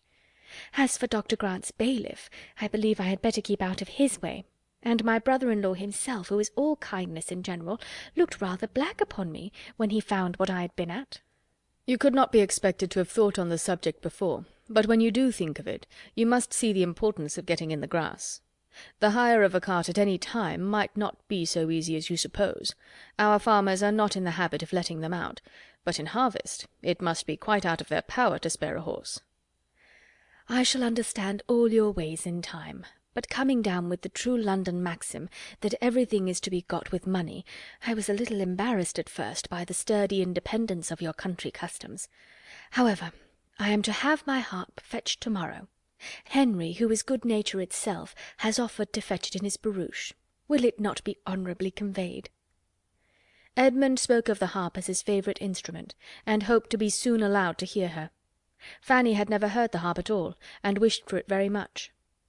"I shall be most happy to play to you both," said Miss Crawford, "at least as long as you can like to listen. Probably much longer, for I dearly love music myself, and where the natural taste is equal, the player must always be best off, for she is gratified in more ways than one. Now, Mr. Bertram, if you write to your brother, I entreat you to tell him that my harp is come. He heard so much of my misery about it. And you may say, if you please, that I shall prepare my most plaintive airs against his return, in compassion to his feelings, as I know his horse will lose." "If I write, I will say whatever you wish me, but I do not at present foresee any occasion for writing." "No, I dare say, nor if he were to be gone a 12-month would you ever write to him, nor he to you, if it could be helped. The occasion would never be foreseen. What strange creatures brothers are! You would not write to each other but upon the most urgent necessity in the world, and when obliged to take up the pen to say that such a horse is ill, or such a relation dead, it is done in the fewest possible words. You have but one style among you. I know it perfectly. Henry, who is in every other respect exactly what a brother should be, who loves me, consults me, confides in me, and will talk to me by the hour together, has never yet turned the page in a letter, and very often it is nothing more than, 'Dear Mary, I am just arrived. Bath seems full, and everything as usual. Yours sincerely.' That is the true manly style. That is a complete brother's letter." "When they are at a distance from all their family," said Fanny, colouring for William's sake, "they can write long letters." "Miss Price has a brother at sea," said Edmund, "whose excellence as a correspondent makes her think you too severe upon us." "At sea, has she? In the king's service, of course." Fanny would rather have had Edmund tell the story, but his determined silence obliged her to relate her brother's situation. Her voice was animated in speaking of his profession, and the foreign stations he had been on, but she could not mention the number of years that he had been absent without tears in her eyes. Miss Crawford civilly wished him an early promotion. "Do you know anything of my cousin's captain?" said Edmund. "Captain Marshall. You have a large acquaintance in the navy, I conclude." "Among admirals, large enough, but," with an air of grandeur, "we know very little of the inferior ranks. Post-captains may be very good sort of men, but they do not belong to us. Of various admirals I could tell you a great deal. Of them and their flags, and the gradation of their pay, and their bickerings and jealousies. But in general I can assure you that they are all passed over, and all very ill-used. Certainly my home at my uncle's brought me acquainted with a circle of admirals. Of rears and vices I saw enough. Now do not be suspecting me of a pun, I entreat." Edmund again felt grave, and only replied, "It is a noble profession." Yes, the profession is well enough under two circumstances, if it make the fortune, and there be discretion in spending it. But in short, it is not a favourite profession of mine. It has never worn an amiable form to me." Edmund reverted to the harp, and was again very happy in the prospect of hearing her play. The subject of improving grounds, meanwhile, was still under consideration among the others, and Mrs. Grant could not help addressing her brother, though it was calling his attention from Miss Julia Bertram. "My dear Henry, have you nothing to say? You have been an improver yourself, and from what I hear of Everingham, it may vie with any place in England. Its natural beauties, I am sure, are great. Everingham, as it used to be, was perfect in my estimation. Such a happy fall of ground, and such timber! What I would not give to see it again!" "Nothing could be so gratifying to me as to hear your opinion of it," was his answer, "but I fear there would be some disappointment. You would not find it equal to your present ideas. In extent it is a mere nothing. You would be surprised at its insignificance. And as for improvement, there was very little for me to do. Too little. I should like to have been busy much longer." "You are fond of the sort of thing?" said Julia. "Excessively. But what with the natural advantages of the ground, which pointed out even to a very young eye what little remained to be done, and my own consequent resolutions, I had not been of age 3 months before Everingham was all that it is now. My plan was laid at Westminster, a little altered perhaps at Cambridge, and at 21 executed. I am inclined to envy Mr. Rushworth for having so much happiness yet before him. I have been a devourer of my own." "Those who see quickly will resolve quickly and act quickly," said Julia. "You can never want employment. Instead of envying Mr. Rushworth, you should assist him with your opinion." Mrs. Grant, hearing the latter part of this speech, enforced it warmly, persuaded that no judgment could be equal to her brother's; and as Miss Bertram caught at the idea likewise, and gave it her full support, declaring that in her opinion it was infinitely better to consult with friends and disinterested advisers than immediately to throw the business into the hands of a professional man, Mr. Rushworth was very ready to request the favour of Mr. Crawford's assistance; and Mr. Crawford, after properly depreciating his own abilities, was quite at his service in any way that could be useful. Mr. Rushworth then began to propose Mr. Crawford's doing him the honour of coming over to Southerton and taking a bed there, when Mrs. Norris, as if reading in her two nieces' minds their little approbation of a plan which was to take Mr. Crawford away, interposed with an amendment. "There can be no doubt of Mr. Crawford's willingness, but why should not more of us go? Why should not we make a little party? Here are many that would be interested in your improvements, my dear Mr. Rushworth, and that would like to hear Mr. Crawford's opinion on the spot, and that might be of some small use to you with their opinions. And for my own part, I have been long wishing to wait upon your good mother again. Nothing but having no horses of my own could have made me so remiss. But now I could go and sit a few hours with Mrs. Rushworth, while the rest of you walked about and settled things, and then we could all return to a late dinner here, or dine at Southerton, just as might be most agreeable to your mother, and have a pleasant drive home by moonlight. I dare say Mr. Crawford would take my two nieces and me in his barouche, and Edmund can go on horseback, you know, sister, and Fanny will stay at home with you." Lady Bertram made no objection, and every one concerned in the going was forward in expressing their ready concurrence, excepting Edmund, who heard it all and said nothing. Chapter 7 of Mansfield Park, by Jane Austen. "Well, Fanny, and how do you like Miss Crawford now?" said Edmund the next day, after thinking some time on the subject himself. "How did you like her yesterday?" "Very well, very much. I like to hear her talk. She entertains me, and she is so extremely pretty that I have great pleasure in looking at her." "It is her countenance that is so attractive. She has a wonderful play of feature. But was there nothing in her conversation that struck you, Fanny, as not quite right?" "Oh, yes. She ought not to have spoken of her uncle as she did. I was quite astonished. An uncle with whom she has been living so many years, and who, whatever his faults may be, is so very fond of her brother, treating him, they say, quite like a son. I could not have believed it." "I thought you would be struck. It was very wrong, very indecorous." "And very ungrateful, I think." "Ungrateful is a strong word. I do not know that her uncle has any claim to her gratitude. His wife certainly had, and it is the warmth of her respect for her aunt's memory which misleads her here. She is awkwardly circumstanced.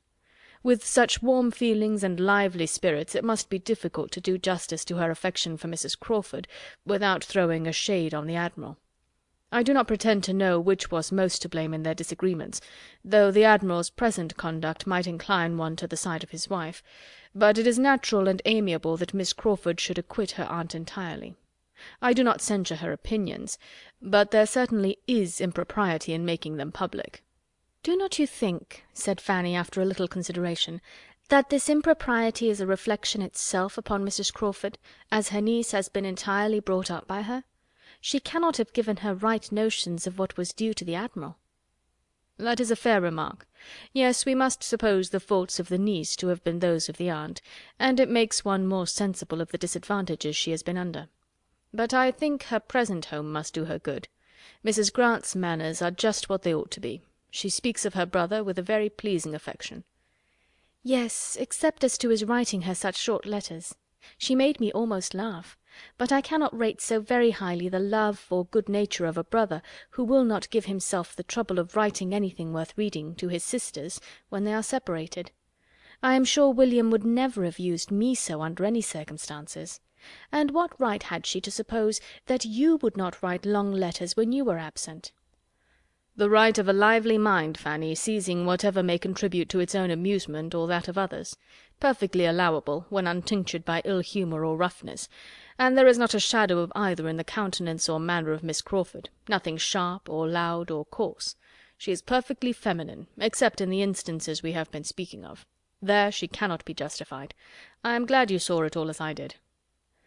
Having formed her mind and gained her affections, he had a good chance of her thinking like him, though at this period, and on this subject, there began now to be some danger of dissimilarity, for he was in a line of admiration of Miss Crawford which might lead him where Fanny could not follow. Miss Crawford's attractions did not lessen.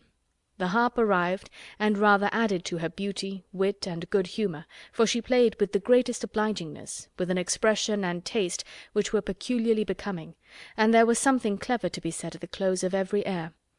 Edmund was at the parsonage every day to be indulged with his favourite instrument. One morning secured an invitation for the next, for the lady could not be unwilling to have a listener, and everything was soon in a fair train. A young woman, pretty, lively, with a harp as elegant as herself, and both placed near a window cut down to the ground and opening on a little lawn, surrounded by shrubs and the rich foliage of summer, was enough to catch any man's heart.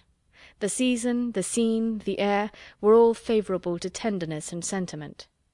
Mrs. Grant and her timbre frame were not without their use. It was all in harmony, and as everything will turn to account when love is once set going, even the sandwich tray, and Dr. Grant doing the honours of it, were worth looking at. Without studying the business, however, or knowing what he was about, Edmund was beginning at the end of a week of such intercourse to be a good deal in love. And to the credit of the lady it may be added, that without his being a man of the world, or an elder brother, without any of the arts of flattery, or the gaieties of small talk, he began to be agreeable to her. She felt it to be so, though she had not foreseen, and could hardly understand it, for he was not pleasant by any common rule. He talked no nonsense, he paid no compliments, his opinions were unbending, his attentions tranquil and simple. There was a charm perhaps in his sincerity, his steadiness, his integrity, which Miss Crawford might be equal to feel, though not equal to discuss with herself. She did not think very much about it, however.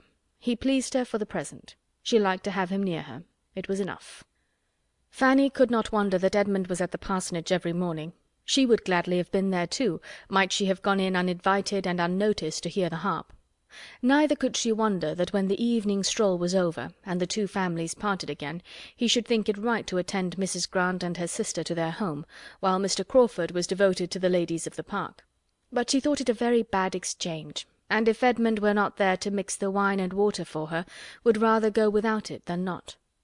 She was a little surprised that he could spend so many hours with Miss Crawford and not see more of the sort of fault which he had already observed, and of which she was almost always reminded by a something of the same nature whenever she was in her company.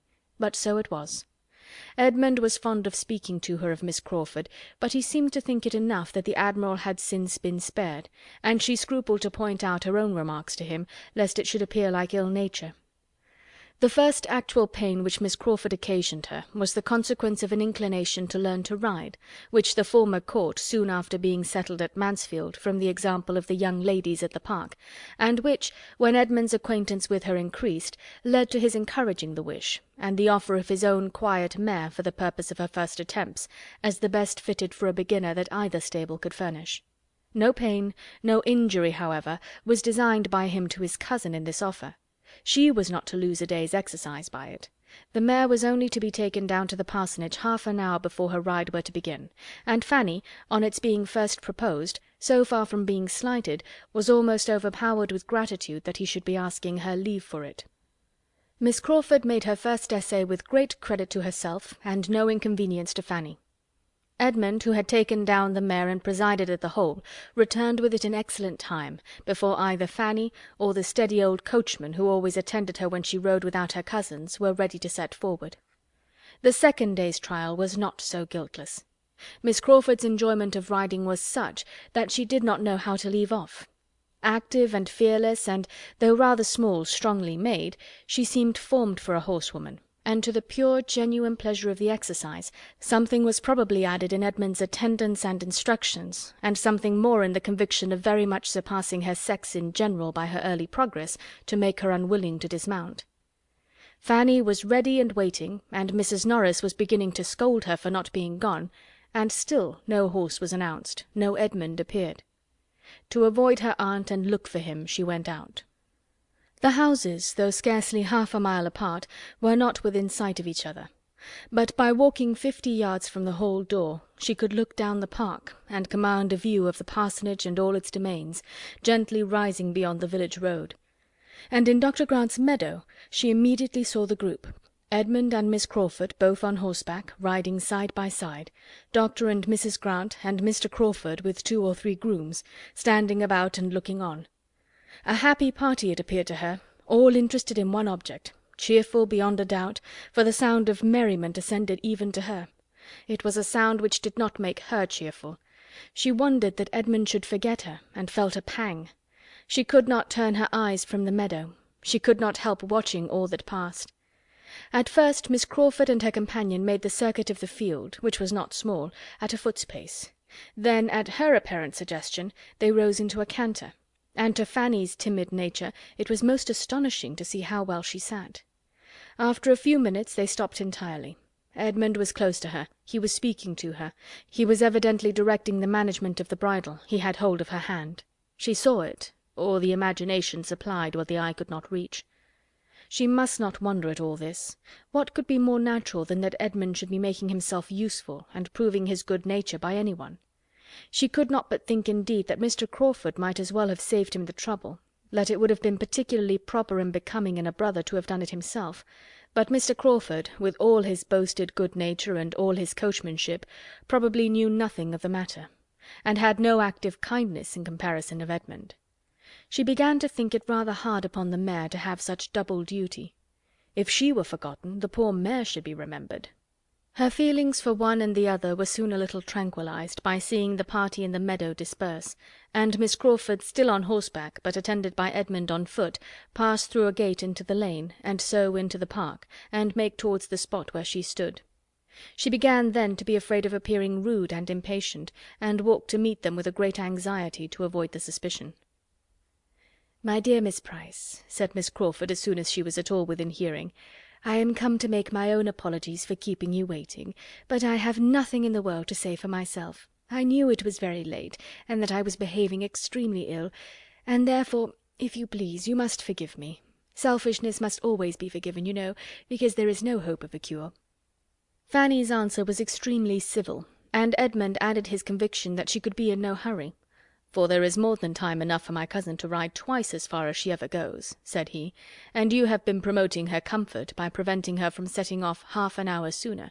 Clouds are now coming up, and she will not suffer from the heat as she would have done then. I wish you may not be fatigued by so much exercise. I wish you had saved yourself this walk home." "No part of it fatigues me but getting off this horse, I assure you," said she, as she sprang down with his help. "I am very strong. Nothing ever fatigues me but doing what I do not like. Miss Price, I give way to you with a very bad grace, but I sincerely hope you will have a pleasant ride, and that I may have nothing but good to hear of this dear, delightful, beautiful animal." The old coachman, who had been waiting about with his own horse, now joining them, Fanny was lifted on hers, and they set off across another part of the park, her feelings of discomfort not lightened by seeing, as she looked back, that the others were walking down the hill together to the village. Nor did her attendant do her much good by his comments on Miss Crawford's great cleverness as a horsewoman, which he had been watching with an interest almost equal to her own. "It is a pleasure to see a lady with such a good heart for riding," said he. "I never see one sit a horse better. She did not seem to have a thought of fear. Very different from you, miss, when you first began 6 years ago come next Easter. Lord bless me, how you did tremble when Sir Thomas first had you put on." In the drawing-room Miss Crawford was also celebrated. Her merit in being gifted by nature with strength and courage was fully appreciated by the Miss Bertrams. Her delight in riding was like their own. Her early excellence in it was like their own, and they had great pleasure in praising it. "I was sure she would ride well," said Julia. "She has the make for it. Her figure is as neat as her brother's." "Yes," added Maria, "and her spirits are as good, and she has the same energy of character. I cannot but think that good horsemanship has a great deal to do with the mind." When they parted at night, Edmund asked Fanny whether she meant to ride the next day. "No, I do not know, not if you want the mare," was her answer. "I do not want her at all for myself," said he, "but whenever you are next inclined to stay at home, I think Miss Crawford would be glad to have her for a longer time, for a whole morning, in short. She has a great desire to get as far as Mansfield Common. Mrs. Grant has been telling her of its fine views, and I have no doubt of her being perfectly equal to it. But any morning will do for this. She would be extremely sorry to interfere with you. It would be very wrong if she did. She rides only for pleasure, you for health." "I shall not ride to-morrow, certainly," said Fanny. "I have been out very often lately, and would rather stay at home. You know I am strong enough now to walk very well." Edmund looked pleased, which must be Fanny's comfort, and the ride to Mansfield Common took place the next morning. The party included all the young people but herself, and was much enjoyed at the time, and doubly enjoyed again in the evening discussion. A successful scheme of this sort generally brings on another, and the having been to Mansfield Common disposed them all for going somewhere else the day after. There were many other views to be shown, and though the weather was hot, there were shady lanes wherever they wanted to go. A young party is always provided with a shady lane. 4 fine mornings successively were spent in this manner, in showing the Crawfords the country, and doing the honours of its finest spots.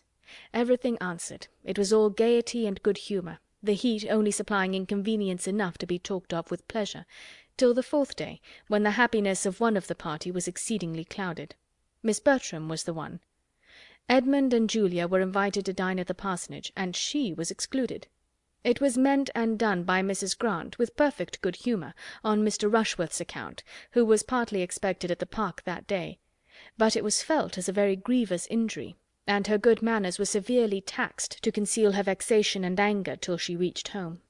As Mr. Rushworth did not come, the injury was increased, and she had not even the relief of showing her power over him. She could only be sullen to her mother, aunt, and cousin, and throw as great a gloom as possible over their dinner and dessert. Between 10 and 11 Edmund and Julia walked into the drawing-room, fresh with the evening air, glowing and cheerful, the very reverse of what they found in the 3 ladies sitting there, for Maria would scarcely raise her eyes from her book, and Lady Bertram was half asleep, and even Mrs. Norris, discomposed by her niece's ill humour, and having asked 1 or 2 questions about the dinner which were not immediately attended to, seemed almost determined to say no more. For a few minutes the brother and sister were too eager in their praise of the night and their remarks on the stars to think beyond themselves. But when the first pause came, Edmund, looking around, said, "But where is Fanny? Is she gone to bed?" "No, not that I know of," replied Mrs. Norris. "She was here a moment ago." Her own gentle voice speaking from the other end of the room, which was a very long one, told them that she was on the sofa. Mrs. Norris began scolding. "That is a very foolish trick, Fanny, to be idling away all the evening upon a sofa. Why cannot you come and sit here and employ yourself as we do? If you have no work of your own, I can supply you from the poor basket." There is all the new calico that was bought last week not touched yet. I am sure I almost broke my back by cutting it out. You should learn to think of other people, and take my word for it, it is a shocking trick for a young person to be always lolling upon a sofa."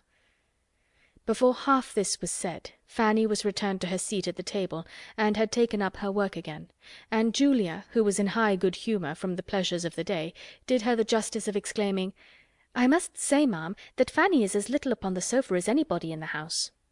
"Fanny," said Edmund, after looking at her attentively, "I am sure you have the headache." She could not deny it, but said it was not very bad. "I can hardly believe you," he replied. "I know your looks too well. How long have you had it?" "Since a little before dinner. It is nothing but the heat." "Did you go out in the heat?" "Go out? To be sure she did," said Mrs. Norris. "Would you have her stay within such a fine day as this? Were not we all out? Even your mother was out to-day for above an hour." "Yes, indeed, Edmund," added her ladyship, who had been thoroughly awakened by Mrs. Norris's sharp reprimand to Fanny. "I was out above an hour. I sat 3/4 of an hour in the flower garden while Fanny cut the roses, and very pleasant it was, I assure you, but very hot. It was shady enough in the alcove, but I declare I quite dreaded the coming home again." "Fanny has been cutting roses, has she?" "Yes, and I am afraid there will be the last this year. Poor thing, she found it hot enough, but they were so full-blown that one could not wait." "There was no help for it, certainly," rejoined Mrs. Norris in a rather softened voice. "But I question whether her headache might not be caught then, sister. There is nothing so likely to give it as standing and stooping in a hot sun. But I dare say it will be well to-morrow. Suppose you let her have your aromatic vinegar. I always forget to have mine filled." "She has got it," said Lady Bertram. "She has had it ever since she came back from your house the second time." "What?" cried Edmund. "Has she been walking as well as cutting roses? Walking across the hot park to your house, and doing it twice, ma'am? No wonder her head aches." Mrs. Norris was talking to Julia, and did not hear. "I was afraid it would be too much for her," said Lady Bertram, "but when the roses were gathered your aunt wished to have them, and then you know they must be taken home." "But were there roses enough to oblige her to go twice?" "No, but they were to be put into the spare room to dry, and unluckily Fanny forgot to lock the door of the room and bring away the key, so she was obliged to go again." Edmund got up and walked about the room, saying, "And could nobody be employed on such an errand but Fanny? Upon my word, ma'am, it has been a very ill-managed business." "I am sure I do not know how it was to have been done better," cried Mrs. Norris, unable to be longer deaf, "unless I had gone myself, indeed, but I cannot be in two places at once. And I was talking to Mr. Green at that very time about your mother's dairymaid, by her desire, and had promised John Groom to write to Mrs. Jeffreys about his son, and the poor fellow was waiting for me half an hour. I think nobody can justly accuse me of sparing myself upon any occasion, but really I cannot do everything at once. And as for Fanny's just stepping down to my house for me, it is not much above 1/4 of a mile. I cannot think I was unreasonable to ask it. How often do I pace it 3 times a day, early and late, ay, and in all weathers too, and say nothing about it." "I wish Fanny had half your strength, ma'am." "If Fanny would be more regular in her exercise, she would not be knocked up so soon.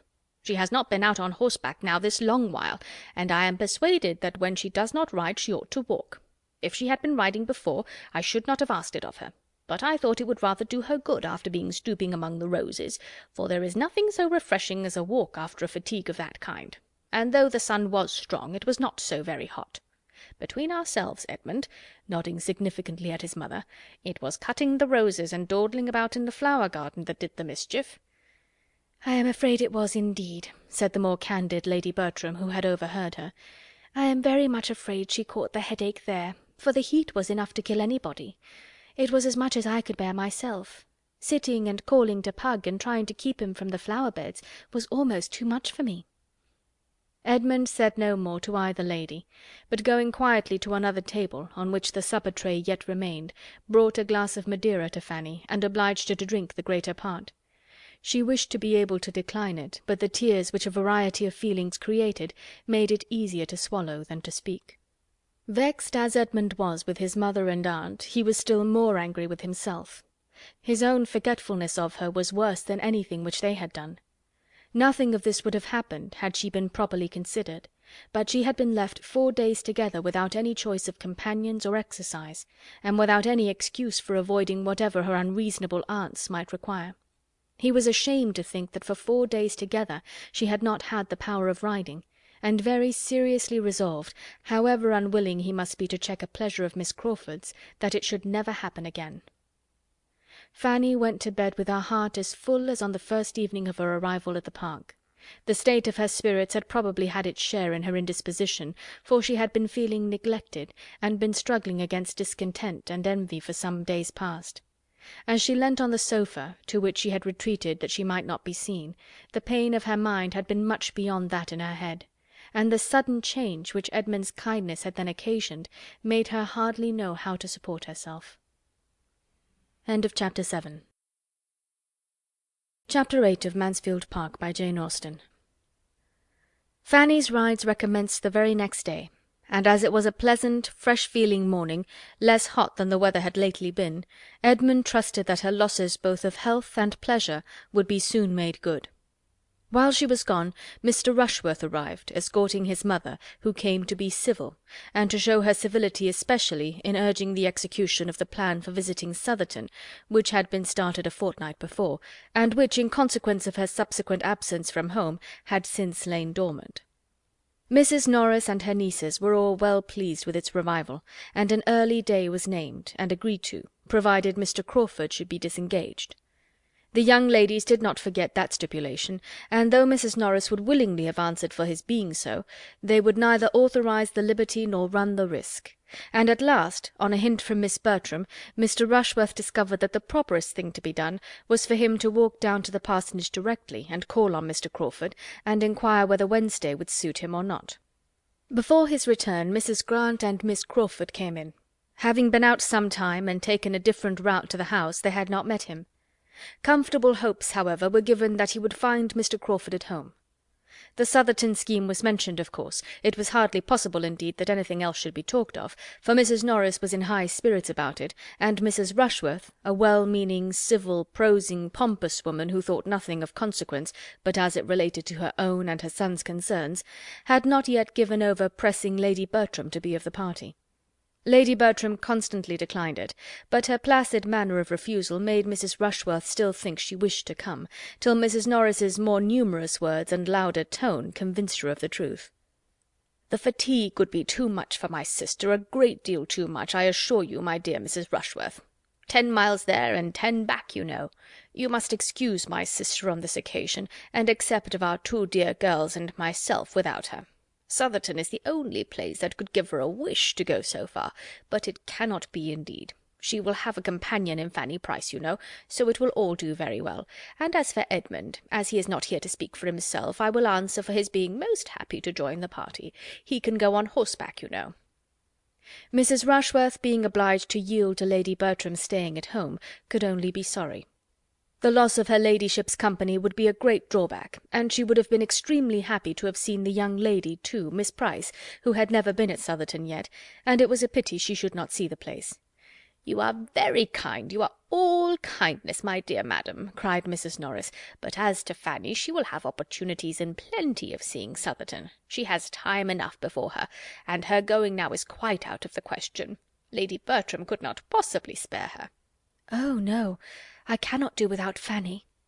Mrs. Rushworth proceeded next, under the conviction that everybody must be wanting to see Southerton, to include Miss Crawford in the invitation; and though Mrs. Grant, who had not been at the trouble of visiting Mrs. Rushworth on her coming into the neighbourhood, civilly declined it on her own account, she was glad to secure any pleasure for her sister; and Mary, properly pressed and persuaded, was not long in accepting her share of the civility. Mr. Rushworth came back from the parsonage successful, and Edmund made his appearance just in time to learn what had been settled for Wednesday, to attend Mrs. Rushworth to her carriage, and walk half-way down the park with the other 2 ladies. On his return to the breakfast-room he found Mrs. Norris trying to make up her mind as to whether Miss Crawford's being of the party were desirable or not, or whether her brother's barouche would not be full without her. The Miss Bertrams laughed at the idea, assuring her that the barouche would hold 4 perfectly well, independent of the box, on which one might go with him. "But why is it necessary," said Edmund, "that Crawford's carriage, or his only, should be employed? Why is no use to be made of my mother's chaise? I could not, when the scheme was first mentioned the other day, understand why a visit from the family were not to be made in the carriage of the family." "What!" cried Julia, "go boxed up 3 in a post chaise, with this weather, when we may have seats in a barouche? No, my dear Edmund, that will not quite do."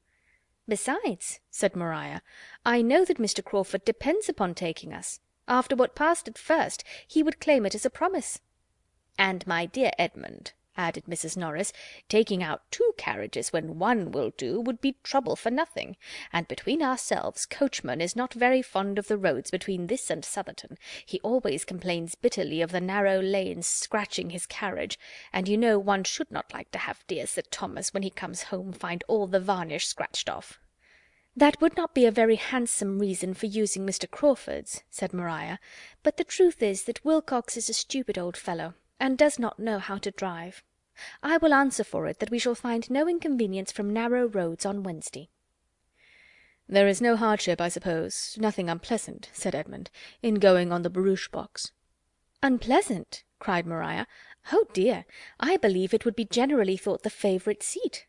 There can be no comparison as to one's view of the country. Probably Miss Crawford will choose the barouche box herself." "There can be no objection, then, to Fanny's going with you. There can be no doubt of your having room for her." "Fanny!" repeated Mrs. Norris. "My dear Edmund, there is no idea of her going with us. She stays with her aunt. I told Mrs. Rushworth so. She is not expected." "You can have no reason, I imagine, madam," said he, addressing his mother, "for wishing Fanny not to be of the party. But as it relates to yourself, to your own comfort, if you could do without her, you would not wish to keep her at home." "To be sure not, but I cannot do without her." "You can, if I stay at home with you, as I mean to do." There was a general cry out at this. "Yes," he continued, "there is no necessity for my going, and I mean to stay at home. Fanny has a great desire to see Southerton. I know she wishes it very much. She has not often a gratification of the kind, and I am sure, ma'am, you would be glad to give her the pleasure now." "Oh yes, very glad, if your aunt sees no objection." Mrs. Norris was very ready with the only objection which could remain, their having positively assured Mrs. Rushworth that Fanny could not go, and the very strange appearance there would consequently be in taking her, which seemed to her a difficulty quite impossible to be got over. It must have the strangest appearance, it would be something so very unceremonious, so bordering on disrespect for Mrs. Rushworth, whose own manners were such a pattern of good breeding and attention, that she really did not feel equal to it. Mrs. Norris had no affection for Fanny, and no wish of procuring her any pleasure at any time, but her opposition to Edmund now arose more from partiality for her own scheme because it was her own than from anything else. She felt that she had arranged everything extremely well, and that any alteration must be for the worse. When Edmund therefore told her in reply, as he did when she would give him the hearing, that she need not distress herself on Mrs. Rushworth's account, because he had taken the opportunity, as he walked her through the hall, of mentioning Miss Price as one who would probably be of the party, and had directly received a very sufficient invitation for his cousin, Mrs. Norris was too much vexed to submit with a good grace, and would only say, very well, just as you choose, settle it your own way. I'm sure I do not care about it." "It seems very odd," said Maria, "that you should be staying at home instead of Fanny." "I am sure she ought to be very much obliged to you," added Julia, hastily leaving the room as she spoke, from a consciousness that she ought to offer to stay at home herself. "Fanny will be quite as grateful as the occasion requires," was Edmund's only reply, and the subject was dropped. Fanny's gratitude when she heard the plan was in fact much greater than her pleasure. She felt Edmund's kindness with all, and more than all, the sensibility which he, unsuspicious of her fond attachment, could be aware of; but that he should forego any enjoyment on her account gave her pain, and her own satisfaction in seeing Southerton would be nothing without him. The next meeting of the 2 Mansfield families produced another alteration in the plan, and one that was admitted with general approbation. Mrs. Grant offered herself as companion for the day to Lady Bertram in lieu of her son, and Dr. Grant was to join them at dinner. Lady Bertram was very well pleased to have it so, and the young ladies were in spirits again. Even Edmund was very thankful for an arrangement which restored him to his share of the party, and Mrs. Norris thought it an excellent plan, and had it at her tongue's end, and was on the point of proposing it when Mrs. Grant spoke. Wednesday was fine, and soon after breakfast the barouche arrived, Mr. Crawford driving his sisters, and as everybody was there, there was nothing to be done but for Mrs. Grant to alight, and the others to take their places. The place of all places, the envied seat, the post of honour, was unappropriated. To whose happy lot was it to fall? While each of the Miss Bertrams were meditating how best, and with most appearance of obliging the others, to secure it, the matter was settled by Mrs. Grant's saying, as she stepped from the carriage, "As there are 5 of you, it will be better that one should sit with Henry, and as you were saying lately that you wished you could drive, Julia, I think this will be a good opportunity for you to take a lesson." Happy Julia! Unhappy Maria!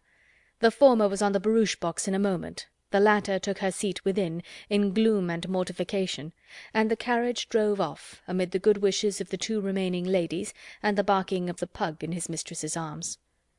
Their road was through a pleasant country, and Fanny, whose rides had never been extensive, was soon beyond her knowledge, and was very happy in observing all that was new, and admiring all that was pretty.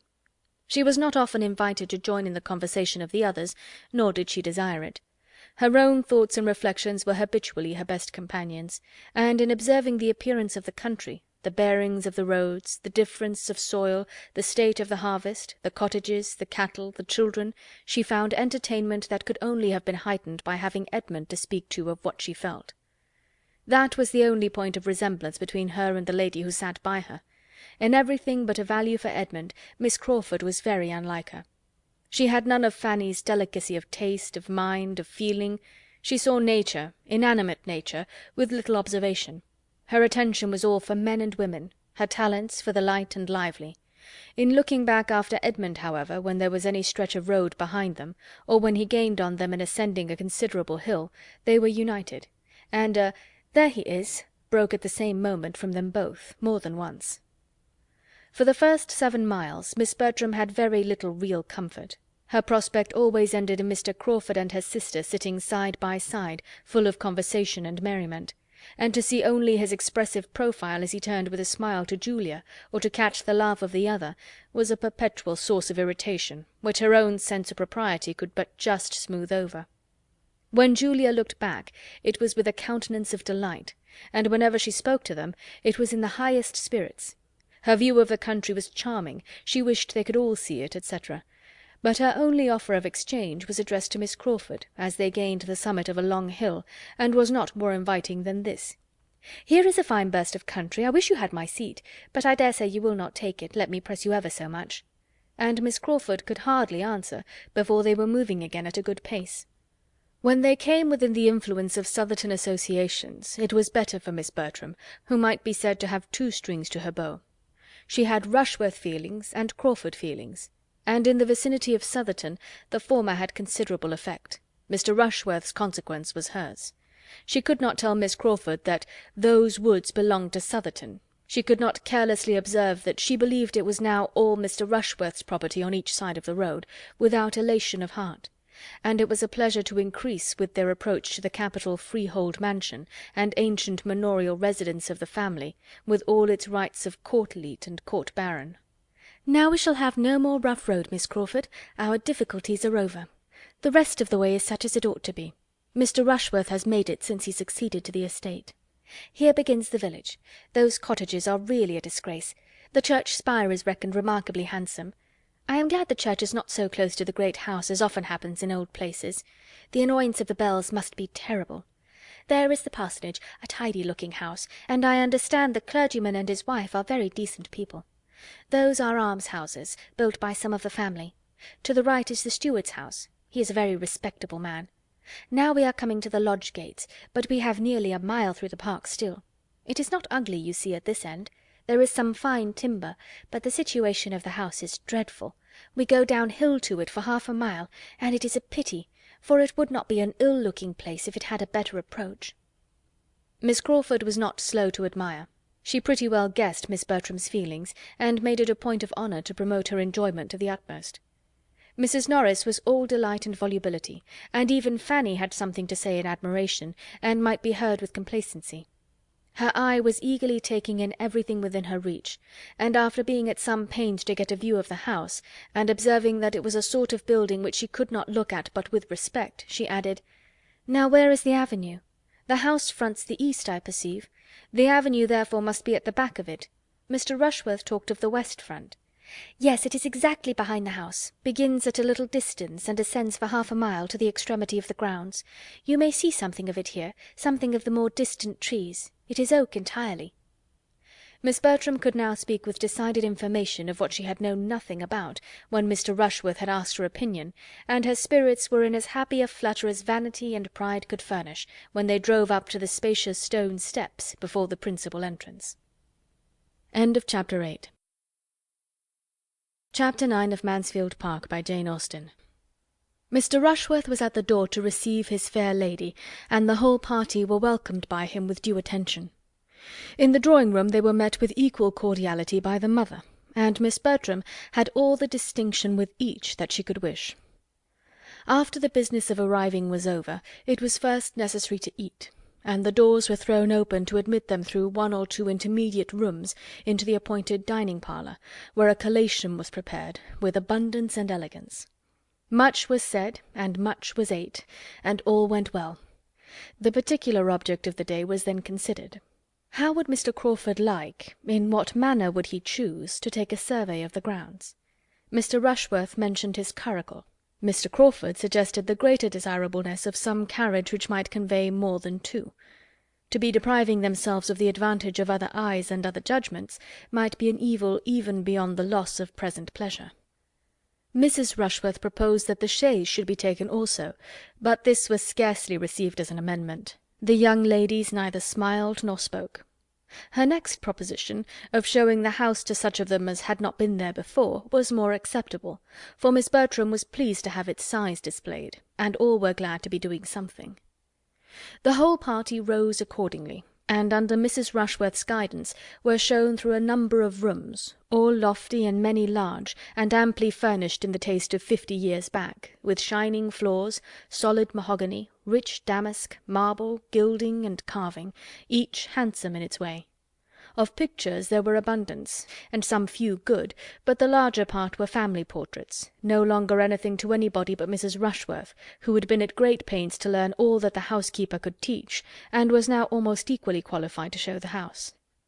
On the present occasion she addressed herself chiefly to Miss Crawford and Fanny, but there was no comparison in the willingness of their attention, for Miss Crawford, who had seen scores of great houses and cared for none of them, had only the appearance of civilly listening, while Fanny, to whom everything was almost as interesting as it was new, attended with unaffected earnestness to all that Mrs. Rushworth could relate of the family in former times, its rise and grandeur, regal visits and loyal efforts, delighted to connect anything with history already known, or warm her imagination with scenes of the past. The situation of the house excluded the possibility of much prospect from any of the rooms, and while Fanny and some of the others were attending Mrs. Rushworth, Henry Crawford was looking grave and shaking his head at the windows. Every room on the west front looked across a lawn to the beginning of the avenue immediately beyond tall iron palisades and gates. Having visited many more rooms than could be supposed to be of any other use than to contribute to the window tax, and find employment for housemaids, "Now," said Mrs. Rushworth, "we are coming to the chapel, which properly we ought to enter from above, and look down upon, but as we are quite among friends, I will take you in this way, if you will excuse me." They entered. Fanny's imagination had prepared her for something grander than a mere spacious oblong room, fitted up for the purpose of devotion, with nothing more striking or more solemn than the profusion of mahogany and the crimson velvet cushions appearing over the ledge of the family gallery above. "I am disappointed," said she in a low voice to Edmund. "This is not my idea of a chapel. There is nothing awful here, nothing melancholy, nothing grand. There are no aisles, no arches, no inscriptions, no banners. No banners, cousin, to be blown by the night wind of heaven, no signs that a Scottish monarch sleeps below." "You forget, Fanny, how lately all this has been built, and for how confined a purpose, compared with the old chapels of castles and monasteries. It was only for the private use of the family. They have been buried, I suppose, in the parish church.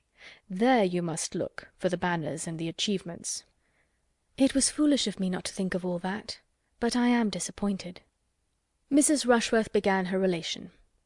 This chapel was fitted up as you see it in James the Second's time. Before that period, as I understand, the pews were only wainscot, and there is some reason to think that the linings and cushions of the pulpit and family seat were only purple cloth, but this is not quite certain. It is a handsome chapel, and was formerly in constant use, both morning and evening. Prayers were always read in it by the domestic chaplain, within the memory of many, but the late Mr. Rushworth left it off.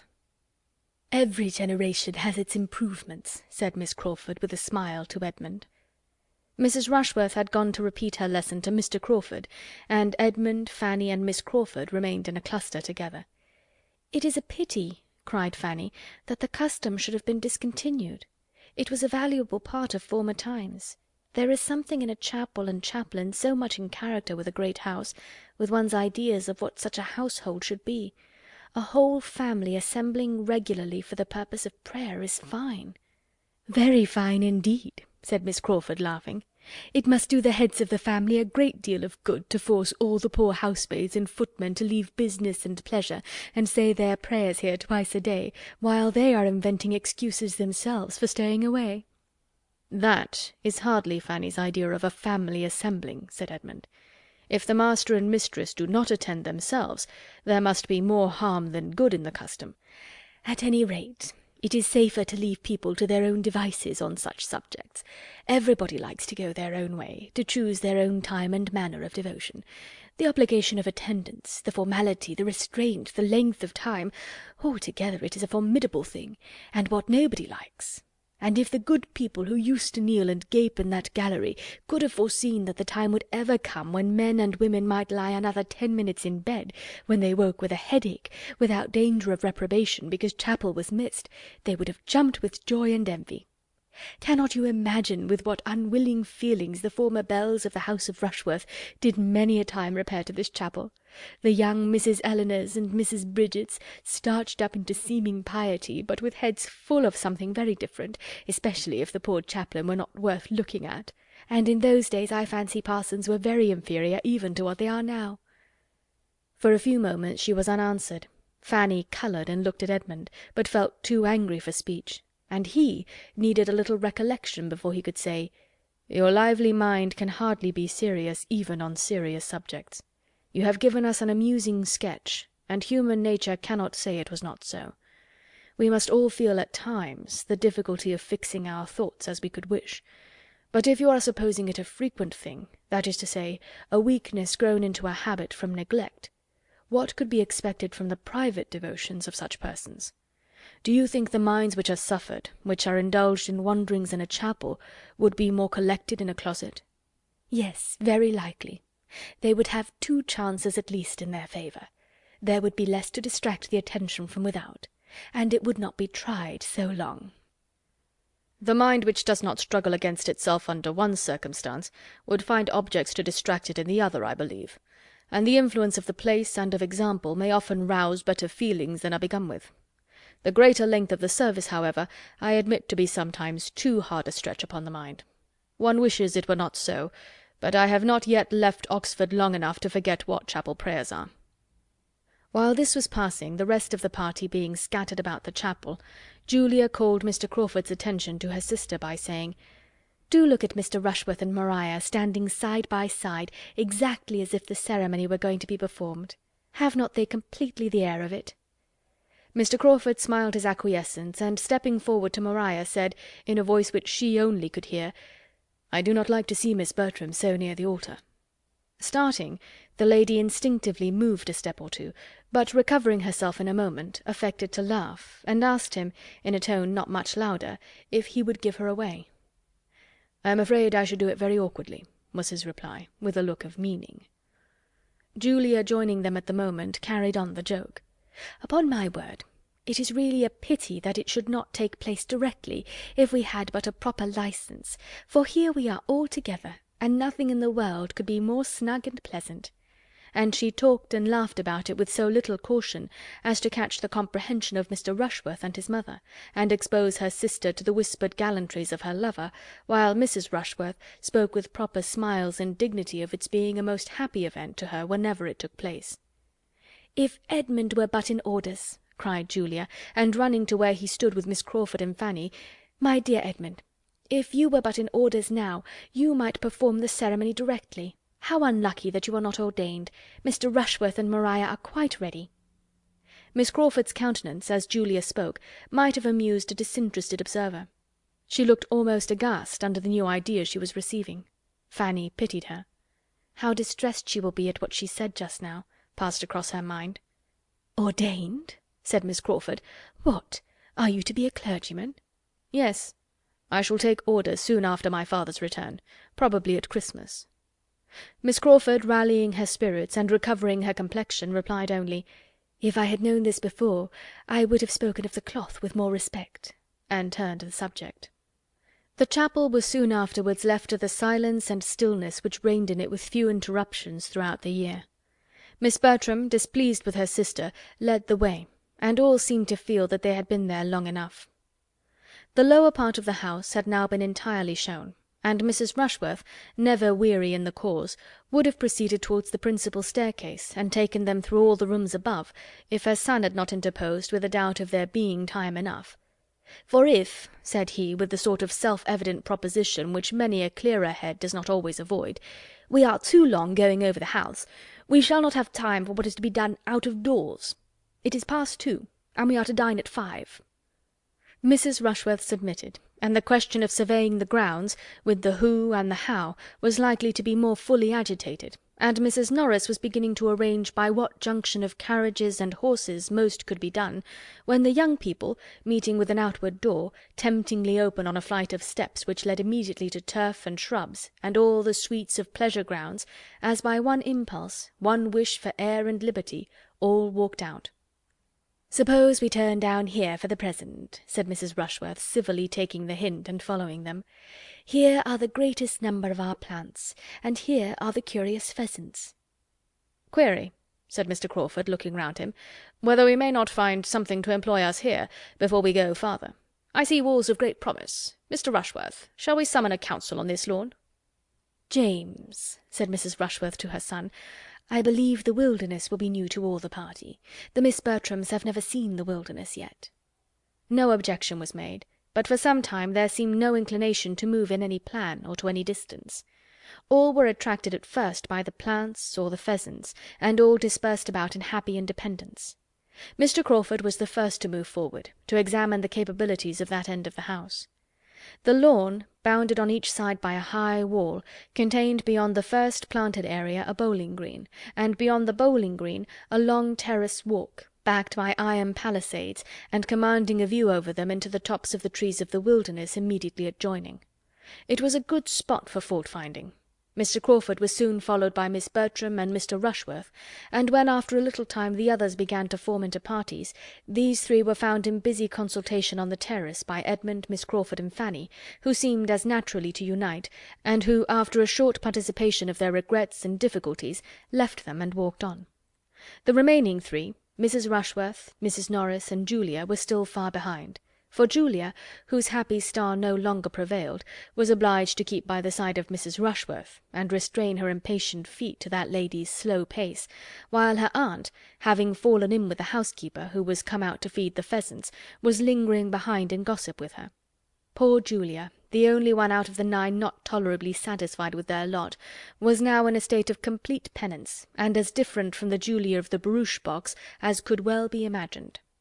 The politeness which she had been brought up to practice as a duty made it impossible for her to escape, while the want of that higher species of self-command, that just consideration of others, that knowledge of her own heart, that principle of right which had not formed any essential part of her education, made her miserable under it.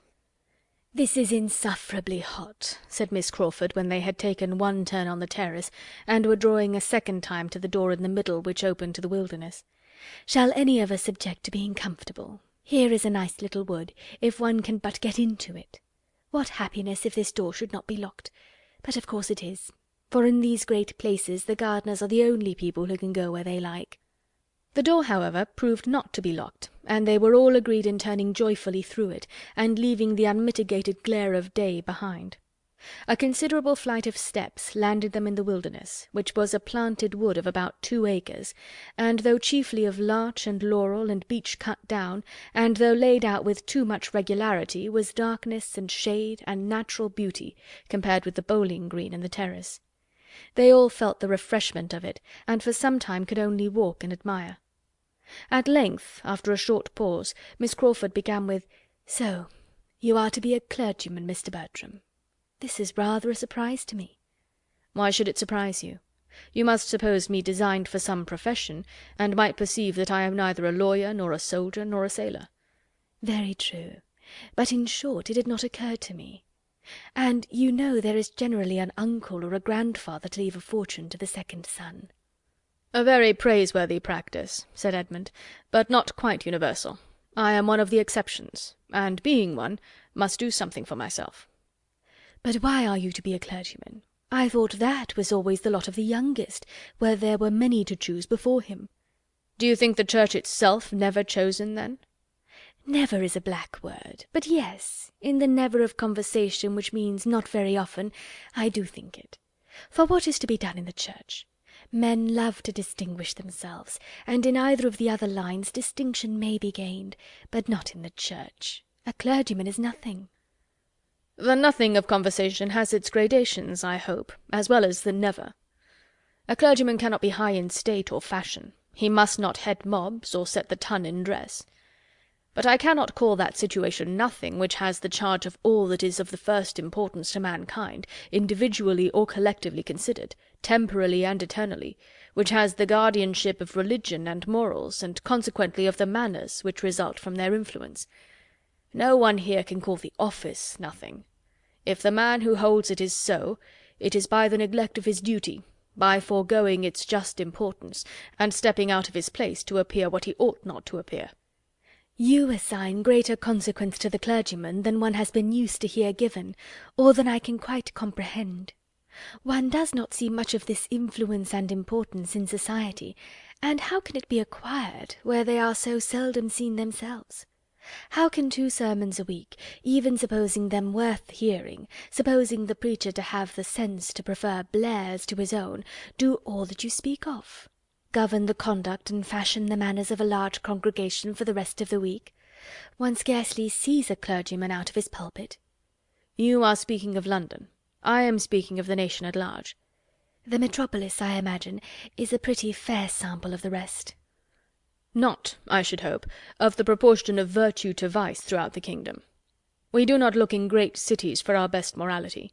It is not there that respectable people of any denomination can do most good, and it certainly is not there that the influence of the clergy can be most felt. A fine preacher is followed and admired, but it is not in fine preaching only that a good clergyman will be useful in his parish and his neighbourhood, where the parish and neighbourhood are of a size capable of knowing his private character and observing his general conduct, which in London can rarely be the case. The clergy are lost there in the crowds of their parishioners. They are known to the largest part only as preachers, and with regard to their influencing public manners, Miss Crawford must not misunderstand me, or suppose I mean to call them the arbiters of good breeding, the regulators of refinement and courtesy, the masters of the ceremonies of life. The manners I speak of might rather be called conduct, perhaps, the result of good principles, the effect, in short, of those doctrines which it is their duty to teach and recommend. And it will, I believe, be everywhere found that as the clergy are or are not what they ought to be, so are the rest of the nation." "Certainly," said Fanny, with gentle earnestness. "There," cried Miss Crawford, "you have quite convinced Miss Price already." "I wish I could convince Miss Crawford too." "I do not think you ever will," said she with an arch smile. "I am just as much surprised now as I was at first that you should intend to take orders. You really are fit for something better. Come, do change your mind. It is not too late. Go into the law." "Go into the law, with as much ease as I was told to go into this wilderness." "Now you are going to say something about law being the worst wilderness of the 2, but I forestall you. Remember, I have forestalled you." "You need not hurry when the object is only to prevent my saying a bon mot, for there is not the least wit in my nature. I am a very matter-of-fact, plain-spoken being, and may blunder on the borders of a repartee for half an hour together without striking it out. A general silence succeeded. Each was thoughtful. Fanny made the first interruption by saying, "I wonder that I should be tired with only walking in this sweet wood, but the next time we come to a seat, if it is not disagreeable to you, I should be glad to sit down for a little while." "My dear Fanny," cried Edmund, immediately drawing her arm within his, "how thoughtless I have been! I hope you are not very tired. Perhaps," turning to Miss Crawford, "my other companion may do me the honour of taking an arm." "Thank you, but I am not at all tired." She took it, however, as she spoke, and the gratification of having her do so, of feeling such a connection for the first time, made him a little forgetful of Fanny. "You scarcely touch me," said he. "You do not make me of any use. What a difference in the weight of a woman's arm from that of a man! At Oxford I have been a good deal used to have a man lean on me for the length of a street, and you are only a fly in the comparison." "I am really not tired, which I almost wonder at, for we must have walked at least a mile in this wood. Do not you think we have?" "Not half a mile," was his sturdy answer, for he was not yet so much in love as to measure distance or reckon time with feminine lawlessness.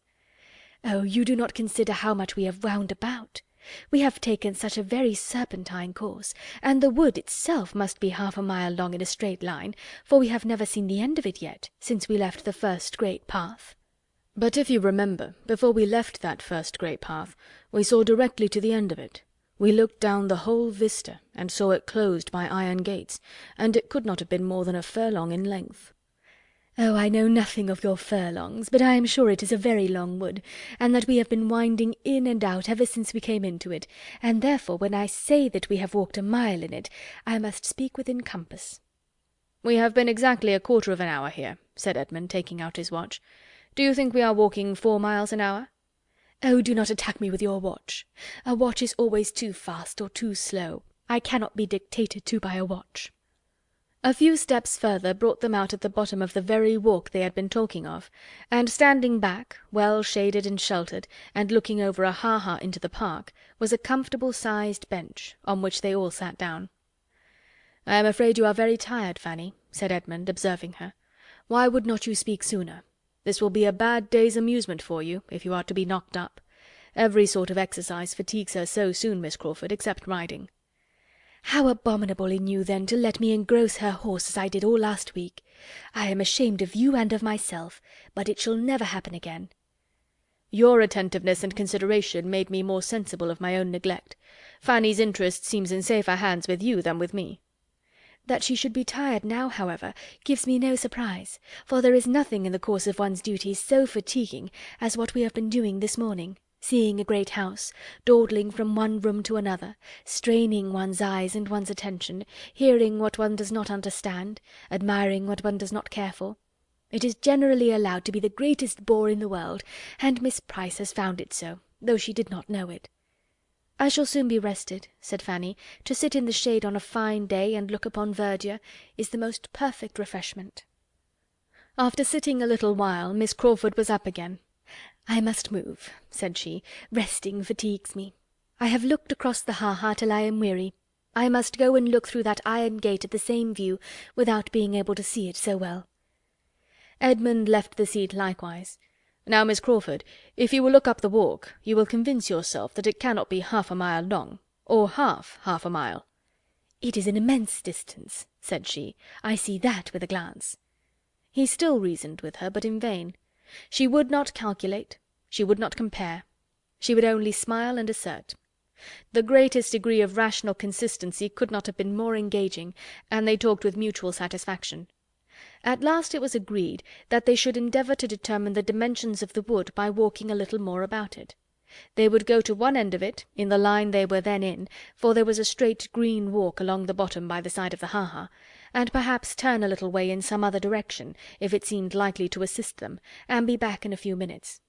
Fanny said she was rested, and would have moved too, but this was not suffered.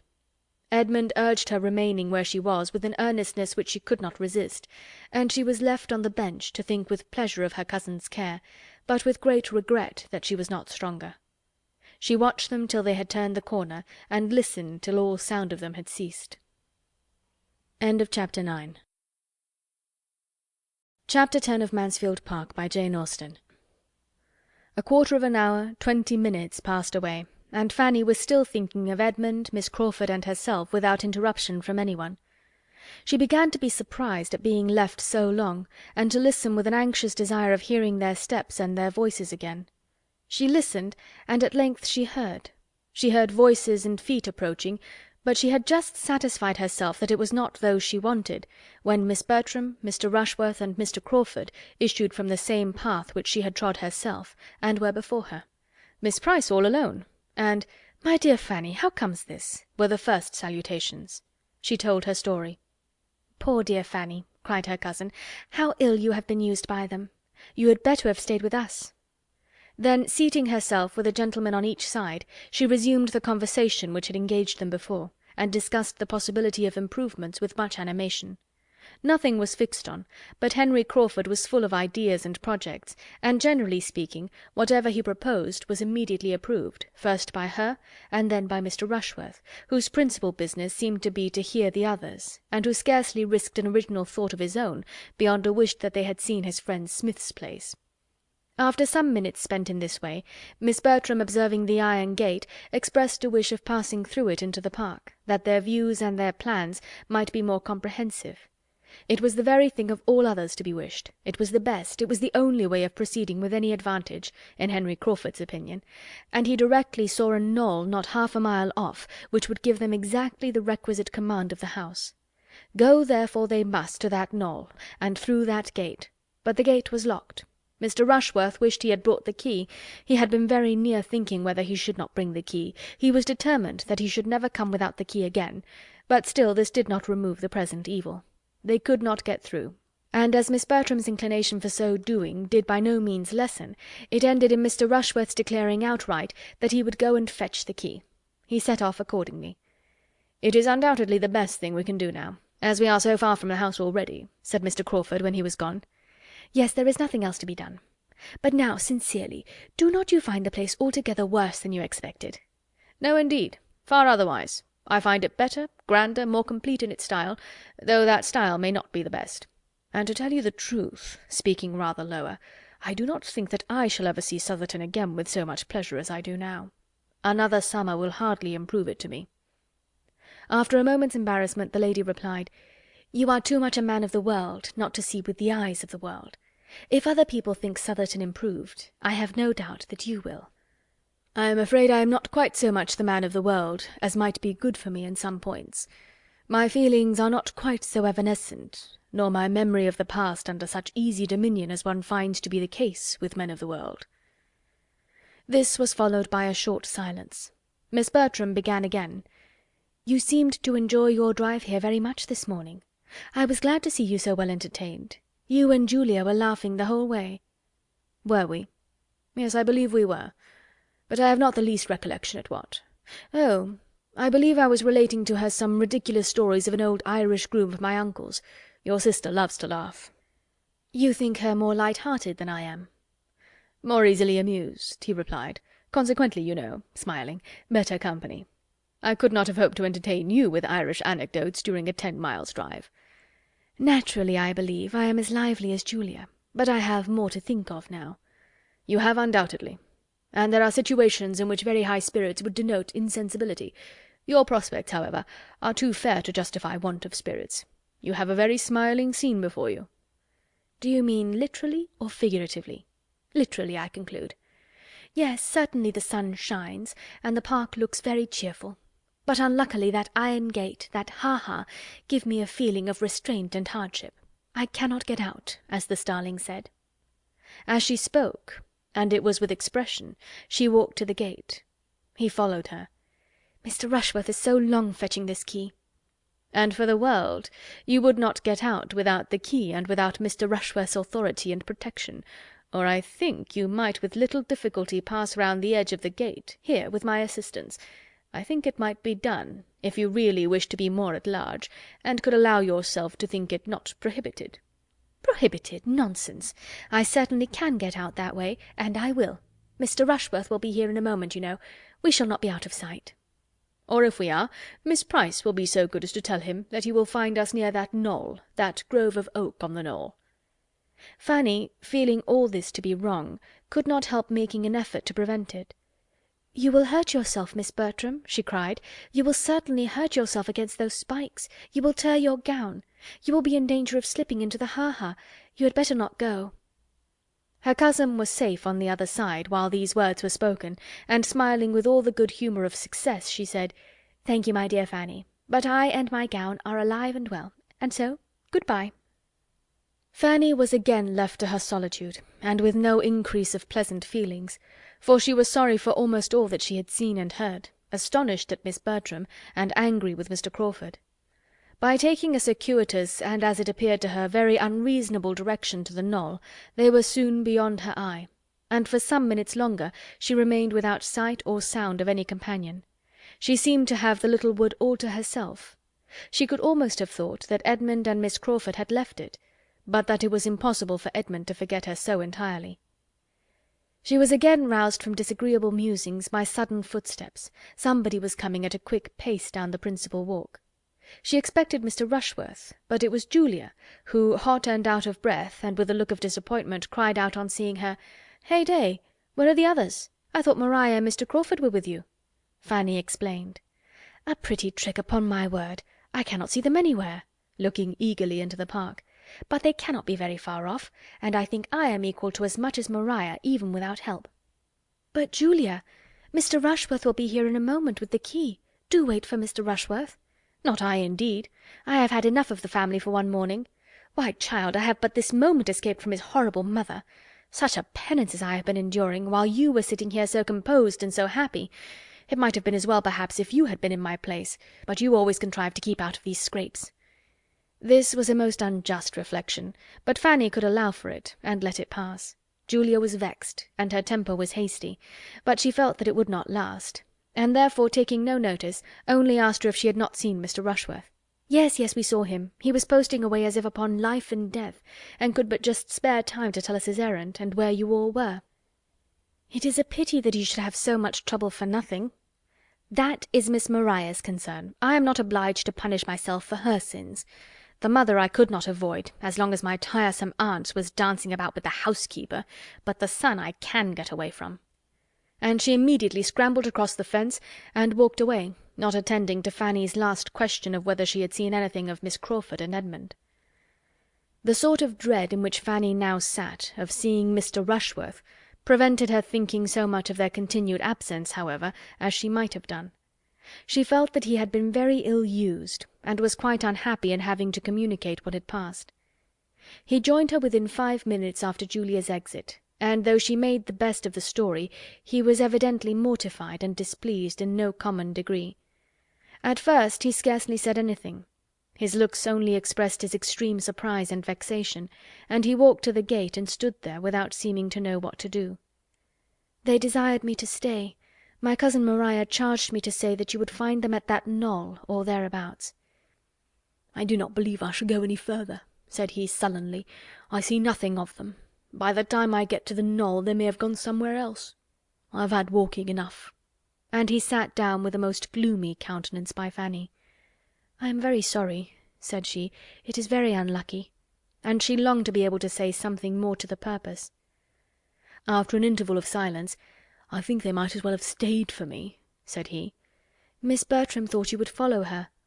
"I should not have had to follow her if she had stayed." This could not be denied, and Fanny was silenced. After another pause he went on, "Pray, Miss Price, are you such a great admirer of this Mr. Crawford as some people are? For my part, I can see nothing in him." "I do not think him at all handsome." "Handsome! Nobody can call such an undersized man handsome. He is not 5'9". I should not wonder if he was not more than 5'8". I think he is an ill-looking fellow. In my opinion, these Crawfords are no addition at all. We did very well without them." A small sigh escaped Fanny here, and she did not know how to contradict him. "If I had made any difficulty about fetching the key, there might have been some excuse, but I went the very moment she said she wanted it." "Nothing could be more obliging than your manner, I am sure, and I dare say you walked as fast as you could. But still it is some distance, you know, from this spot to the house, quite into the house, and when people are waiting, they are bad judges of time, and every half-minute seems like 5. He got up and walked to the gate again, and wished he had had the key about him at the time. Fanny thought she discerned in his standing there an indication of relenting, which encouraged her to another attempt, and she said therefore, "It is a pity that you should not join them. They expected to have a better view of the house from that part of the park, and will be thinking how it may be improved, and nothing of that sort, you know, can be settled without you." She found herself more successful in sending away than in retaining a companion. Mr. Rushworth was worked on. "Well," said he, "if you really think I'd better go, it would be foolish to bring the key for nothing." And letting himself out, he walked off without further ceremony. Fanny's thoughts were now all engrossed by the two who had left her so long ago, and getting quite impatient, she resolved to go in search of them. She followed their steps along the bottom walk, and had just turned up into another, when the voice and the laugh of Miss Crawford once more caught her ear. The sound approached, and a few more windings brought them before her. They were just returned into the wilderness from the park, to which a side gate, not fastened, had tempted them very soon after their leaving her, and they had been across a portion of the park into the very avenue which Fanny had been hoping the whole morning to reach at last, and had been sitting down under one of the trees. This was their history. It was evident that they had been spending their time pleasantly, and were not aware of the length of their absence. Fanny's best consolation was in being assured that Edmund had wished for her very much, and that he should certainly have come back for her, had she not been tired already.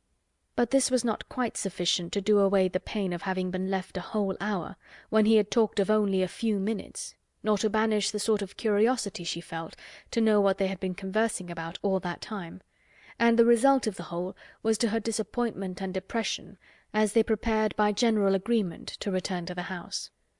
On reaching the bottom of the steps to the terrace, Mrs. Rushworth and Mrs. Norris presented themselves at the top, just ready for the wilderness, at the end of an hour and a half from their leaving the house. Mrs. Norris had been too well employed to move faster.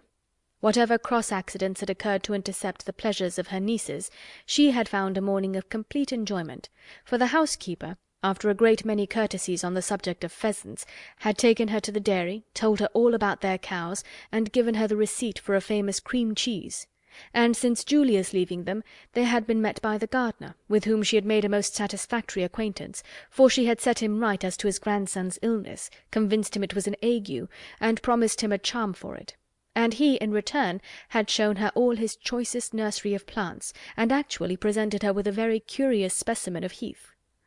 On this rencontre they all returned to the house together, there to lounge away the time as they could with sofas and chit-chat and quarterly reviews, till the return of the others, and the arrival of dinner. It was late before the Miss Bertrams and the two gentlemen came in, and their ramble did not appear to have been more than partially agreeable, or at all productive of anything useful with regard to the object of the day. By their own accounts, they had been all walking after each other, and the junction which had taken place at last seemed, to Fanny's observation, to have been as much too late for re-establishing harmony, as it confessedly had been for determining on any alteration. She felt, as she looked at Julia and Mr. Rushworth, that hers was not the only dissatisfied bosom amongst them. There was gloom on the face of each.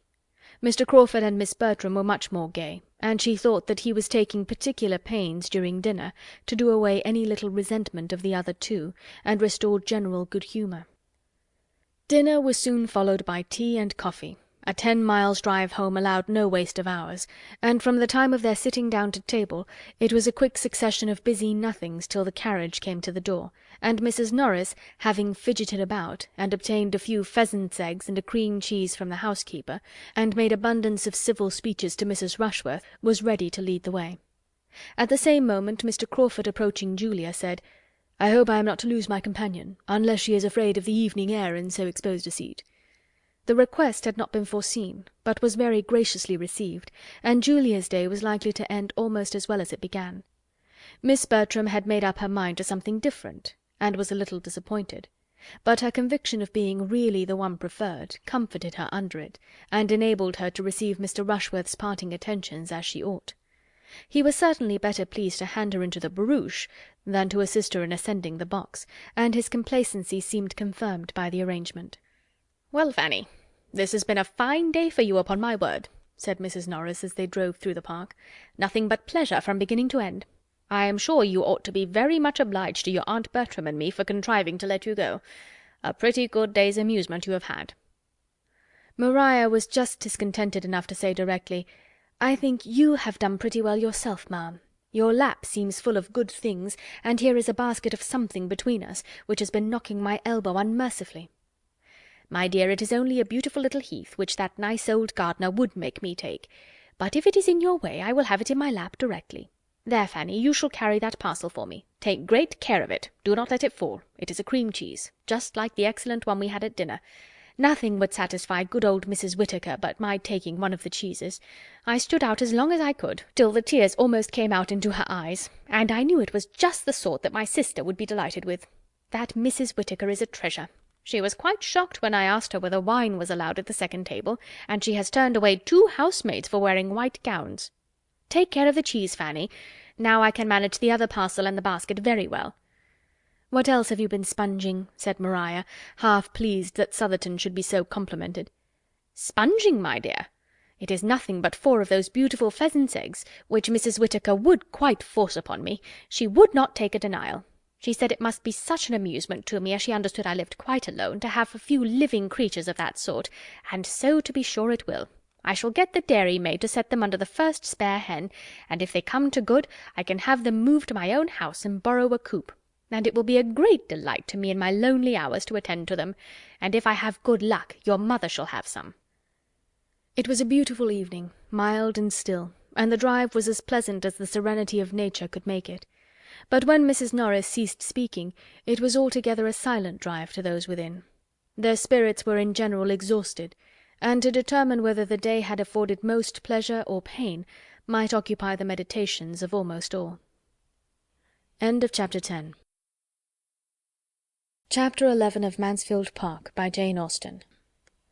The day at Southerton, with all its imperfections, afforded the Miss Bertrams much more agreeable feelings than were derived from the letters from Antigua, which soon afterwards reached Mansfield. It was much pleasanter to think of Henry Crawford than of their father, and to think of their father in England again within a certain period, which these letters obliged them to do, was a most unwelcome exercise. November was the black month fixed for his return. Sir Thomas wrote of it with as much decision as experience and anxiety could authorize. His business was so nearly concluded as to justify him in proposing to take his passage in the September packet, and he consequently looked forward with the hope of being with his beloved family again early in November. Maria was more to be pitied than Julia, for to her the father brought a husband, and the return of the friend most solicitous for her happiness would unite her to the lover on whom she had chosen that happiness should depend. It was a gloomy prospect, and all that she could do was to throw a mist over it, and hope when the mist cleared away she should see something else. It would hardly be early in November. There were generally delays, a bad passage or something, that favouring something which everybody who shuts their eyes while they look, or their understandings while they reason, feels the comfort of. It would probably be the middle of November at least. The middle of November was 3 months off. 3 months comprised 13 weeks. Much might happen in 13 weeks. Sir Thomas would have been deeply mortified by a suspicion of half that his daughters felt on the subject of his return, and would hardly have found consolation in a knowledge of the interest it excited in the breast of another young lady. Miss Crawford, on walking up with her brother to spend the evening at Mansfield Park, heard the good news, and, though seeming to have no concern in the affair beyond politeness, and to have vented all her feelings in a quiet congratulation, heard it with an attention not so easily satisfied. Mrs. Norris gave the particulars of the letters, and the subject was dropped. But after tea, as Miss Crawford was standing at an open window with Edmund and Fanny, looking out on a twilight scene, while the Miss Bertrams, Mr. Rushworth, and Henry Crawford were all busy with candles at the pianoforte, she suddenly revived it by turning round towards the group and saying, "How happy Mr. Rushworth looks! He is thinking of November." Edmund looked round at Mr. Rushworth too, but had nothing to say. "Your father's return will be a very interesting event." "It will indeed, after such an absence not only long, but including so many dangers." "It will be the forerunner also of other interesting events, your sister's marriage, and your taking orders." "Yes." "Don't be affronted," said she, laughing, "but it does put me in mind of some of the old heathen heroes, who, after performing great exploits in a foreign land, offered sacrifices to the gods on their safe return." "There is no sacrifice in the case," replied Edmund with a serious smile, and glancing at the pianoforte again. "It is entirely her own doing." "Oh, yes, I know it is. I was merely joking. She has done no more than what every young woman would do, and I have no doubt of her being extremely happy. My other sacrifice, of course, you do not understand." "My taking orders, I assure you, is quite as voluntary as Maria's marrying." "It is fortunate that your inclination and your father's convenience should accord so well. There is a very good living kept for you, I understand, hereabouts." "Which you suppose has biassed me." "But that I am sure it has not," cried Fanny. "Thank you for your good word, Fanny, but it is more than I would affirm myself. On the contrary, the knowing that there was such a provision for me probably did bias me, nor can I think it wrong that it should. There was no natural disinclination to be overcome, and I see no reason why a man should make a worse clergyman for knowing that he will have a competence early in life. I was in safe hands. I hope I should not have been influenced myself in a wrong way, and I am sure my father was too conscientious to have allowed it. I have no doubt that I was biassed, but I think it was blamelessly." "It is the same sort of thing," said Fanny after a short pause, "as for the son of an admiral to go into the navy, or the son of a general to be in the army, and nobody sees anything wrong in that. Nobody wonders that they should prefer the line where their friends can serve them best, or suspects them to be less in earnest in it than they appear." "No, my dear Miss Price, and for reasons good. The profession, either navy or army, is its own justification. It has everything in its favour: heroism, danger, bustle, fashion. Soldiers and sailors are always acceptable in society. Nobody can wonder that men are soldiers and sailors." "But the motives of a man who takes orders with the certainty of preferment may be fairly suspected, you think?" said Edmund. "To be justified in your eyes, he must do it in the most complete uncertainty of any provision." "What? Take orders without a living? No, that is madness indeed, absolute madness." "Shall I ask you how the church is to be filled if a man is neither to take orders with a living nor without? No, for you certainly would not know what to say. But I must beg some advantage to the clergyman from your own argument. As he cannot be influenced by those feelings which you rank highly as temptation and reward to the soldier and sailor in their choice of a profession, as heroism and noise and fashion are all against him, he ought to be less liable to the suspicion of wanting sincerity or good intentions in the choice of his." "Oh, no doubt he is very sincere in preferring an income ready-made to the trouble of working for one, and has the best intentions of doing nothing all the rest of his days but eat, drink, and grow fat. It is indolence, Mr. Bertram, indeed. Indolence and love of ease, a want of all laudable ambition, of taste for good company, or of inclination to take the trouble of being agreeable, which make men clergymen. A clergyman has nothing to do but be slovenly and selfish, read the newspaper, watch the weather, and quarrel with his wife. His curate does all the work, and the business of his own life is to dine." "There are such clergymen, no doubt, but I think they are not so common as to justify Miss Crawford in esteeming it their general character. I suspect that in this comprehensive, and may I say commonplace censure, you are not judging from yourself, but from prejudiced persons, whose opinions you have been in the habit of hearing. It is impossible that your own observation can have given you much knowledge of the clergy. You can have been personally acquainted with very few of a set of men you condemn so conclusively. You are speaking what you have been told at your uncle's table." "I speak what appears to me the general opinion, and where an opinion is general, it is usually correct. Though I have not seen much of the domestic lives of clergymen, it is seen by too many to leave any deficiency of information." "Where any one body of educated men of whatever denomination are condemned indiscriminately, there must be a deficiency of information, or," smiling, "of something else. Your uncle and his brother admirals, perhaps, knew little of clergymen, beyond the chaplains whom, good or bad, they were always wishing away." "Poor William! He has met with great kindness from the chaplain of the Antwerp," was a tender apostrophe of Fanny's, very much to the purpose of her own feelings, if not of the conversation. "I have been so little addicted to take my opinions from my uncle," said Miss Crawford, "that I can hardly suppose, And since you push me so hard, I must observe that I am not entirely without the means of seeing what clergymen are, being at this present time the guest of my own brother, Dr. Grant. And though Dr. Grant is most kind and obliging to me, and though he is really a gentleman, and I dare say a good scholar and clever, and often preaches good sermons, and is very respectable, I see him to be an indolent, selfish bon vivant, who must have his palate consulted in everything, who will not stir a finger for the convenience of anyone, and who, moreover, if the cook makes a blunder, is out of humour with his excellent wife. To own the truth, Henry and I were partly driven out this very evening by a disappointment about a green goose, which he could not get the better of. My poor sister was forced to stay and bear it.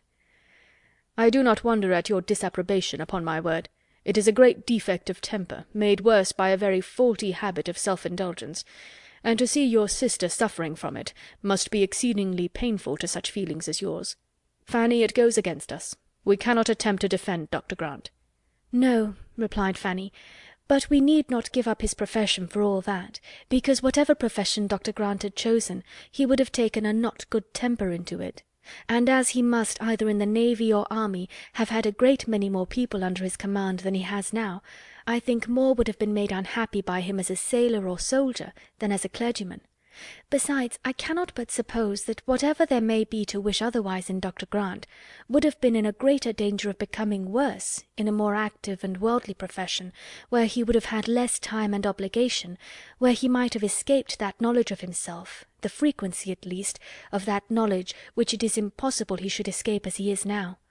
A sensible man like Dr. Grant, cannot be in the habit of teaching others their duty every week, cannot go to church twice every Sunday and preach such very good sermons in so good a manner as he does, without being the better for it himself.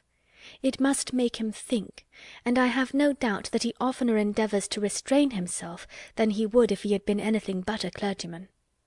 We cannot prove the contrary, to be sure, but I wish you a better fate, Miss Price, than to be the wife of a man whose amiableness depends upon his own sermons. For though he may preach himself into a good humour every Sunday, it will be bad enough to have him quarrelling about green geese from Monday morning till Saturday night. I think the man who could often quarrel with Fanny, said Edmund affectionately, must be beyond the reach of any sermons. Fanny turned farther into the window, and Miss Crawford had only time to say in a pleasant manner, "I fancy Miss Price has been more used to deserve praise than to hear it," when, being earnestly invited by the Miss Bertrams to join in a glee, she tripped off to the instrument, leaving Edmund looking after her in an ecstasy of admiration of all her many virtues, from her obliging manners down to her light and graceful tread. "There goes good humour, I am sure," said he presently. "There goes a temper which would never give pain. How well she walks, and how readily she falls in with the inclination of others, joining them the moment she is asked. What a pity," he added after an instant's reflection, "that she should have been in such hands." Fanny agreed to it, and had the pleasure of seeing him continue at the window with her, in spite of the expected glee, and of having his eyes soon turned like hers toward the scene without, where all that was solemn and soothing and lovely appeared in the brilliancy of an unclouded night and the contrast of the deep shade of the woods. Fanny spoke her feelings. "Here's harmony," said she, "here's repose. Here's what may leave all painting and all music behind, and what poetry only can attempt to describe. Here's what may tranquillize every care, and lift the heart to rapture. When I look out on such a night as this, I feel as if there could be neither wickedness nor sorrow in the world, and there certainly would be less of both if the sublimity of nature were more attended to, and people were carried more out of themselves by contemplating such a scene." "I like to hear your enthusiasm, Fanny. It is a lovely night, and they are much to be pitied who have not been taught to feel in some degree as you do, who have not, at least, been given a taste for nature early in life. They lose a great deal." "You taught me to think and feel on the subject, cousin." "I had a very apt scholar. There's Arcturus looking very bright." "Yes, and the bear. I wish I could see Cassiopeia." "We must go out on the lawn for that. Should you be afraid?" "Not in the least. It is a great while since we have had any star-gazing." "Yes, I do not know how it has happened." The glee began. "We will stay till this is finished, Fanny," said he, turning his back on the window, and as it advanced she had the mortification of seeing him advance too, moving forward by gentle degrees towards the instrument, and when it ceased he was close by the singers, among the most urgent in requesting to hear the glee again. Fanny sighed alone at the window, till scolded away by Mrs. Norris's threats of catching cold.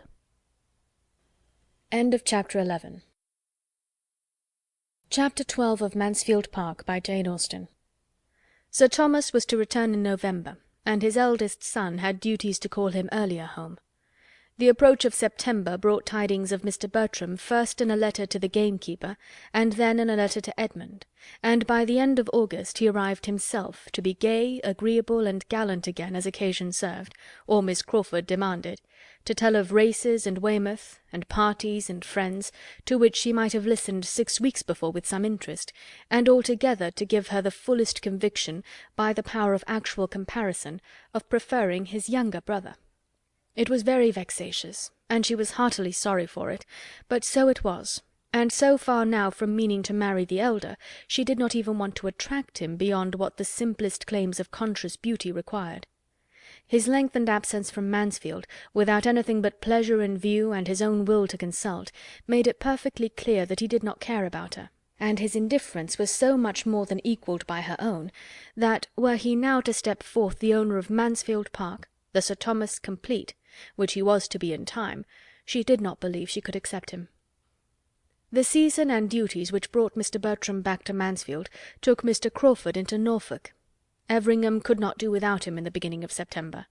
He went for a fortnight of such dullness to the Miss Bertrams as ought to have put them both on their guard, and made even Julia admit in her jealousy of her sister the absolute necessity of distrusting his attentions, and wishing him not to return, and a fortnight of sufficient leisure in the intervals of shooting and sleeping to have convinced the gentleman that he ought to keep longer away, had he been more in the habit of examining his own motives, and of reflecting to what the indulgence of his idle vanity was tending. But, thoughtless and selfish from prosperity and bad example, he would not look beyond the present moment. The sisters, handsome, clever, and encouraging, were an amusement to his sated mind, and finding nothing in Norfolk to equal the social pleasures of Mansfield, he gladly returned to it at the time appointed, and was welcomed thither quite as gladly by those whom he came to trifle with farther. Maria, with only Mr. Rushworth to attend her, and doomed to the repeated details of his day's sport, good or bad, his boast of his dogs, his jealousy of his neighbours, his doubts of their qualification, and his zeal after poachers, subjects which will not find their way to female feelings without some talent on one side or some attachment on the other, had missed Mr. Crawford grievously, and Julia, unengaged and unemployed, felt all the right of missing him much more. Each sister believed herself the favourite. Julia might be justified in so doing by the hints of Mrs. Grant, inclined to credit what she wished, and Maria by the hints of Mr. Crawford himself.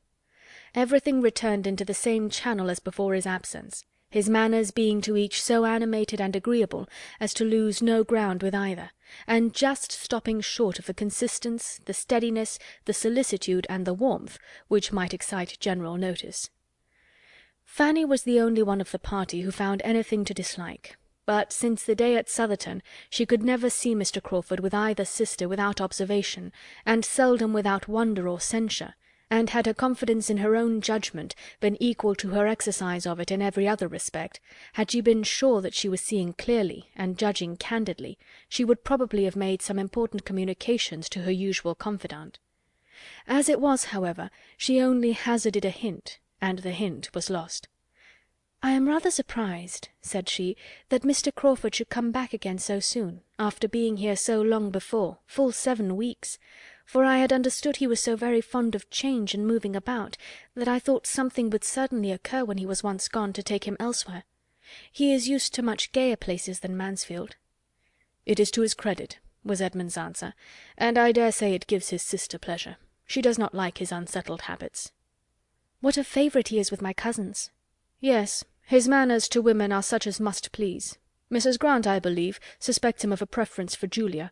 I have never seen much symptom of it, but I wish it may be so. He has no fault but what a serious attachment would remove." "If Miss Bertram were not engaged," said Fanny cautiously, I could sometimes almost think that he admired her more than Julia." "Which is, perhaps, more in favour of his liking Julia best than you, Fanny, may be aware. For I believe it often happens that a man, before he has quite made up his own mind, will distinguish the sister or intimate friend of the woman he is really thinking of more than the woman herself. Crawford has too much sense to stay here if he found himself in any danger from Maria, and I am not at all afraid for her, after such a proof as she has given that her feelings are not strong." Fanny supposed she must have been mistaken, and meant to think differently in future. But with all that submission to Edmund could do, and all the help of the coinciding looks and hints which she occasionally noticed in some of the others, and which seemed to say that Julia was Mr. Crawford's choice, she knew not always what to think. She was privy one evening to the hopes of her Aunt Norris on the subject, as well as to her feelings and the feelings of Mrs. Rushworth on a point of some similarity, and could not help wondering as she listened, and glad she would have been not to be obliged to listen, for it was while all the other young people were dancing, and she sitting most unwillingly among the chaperons at the fire, longing for the re-entrance of her elder cousin, on whom all her own hopes of a partner then depended.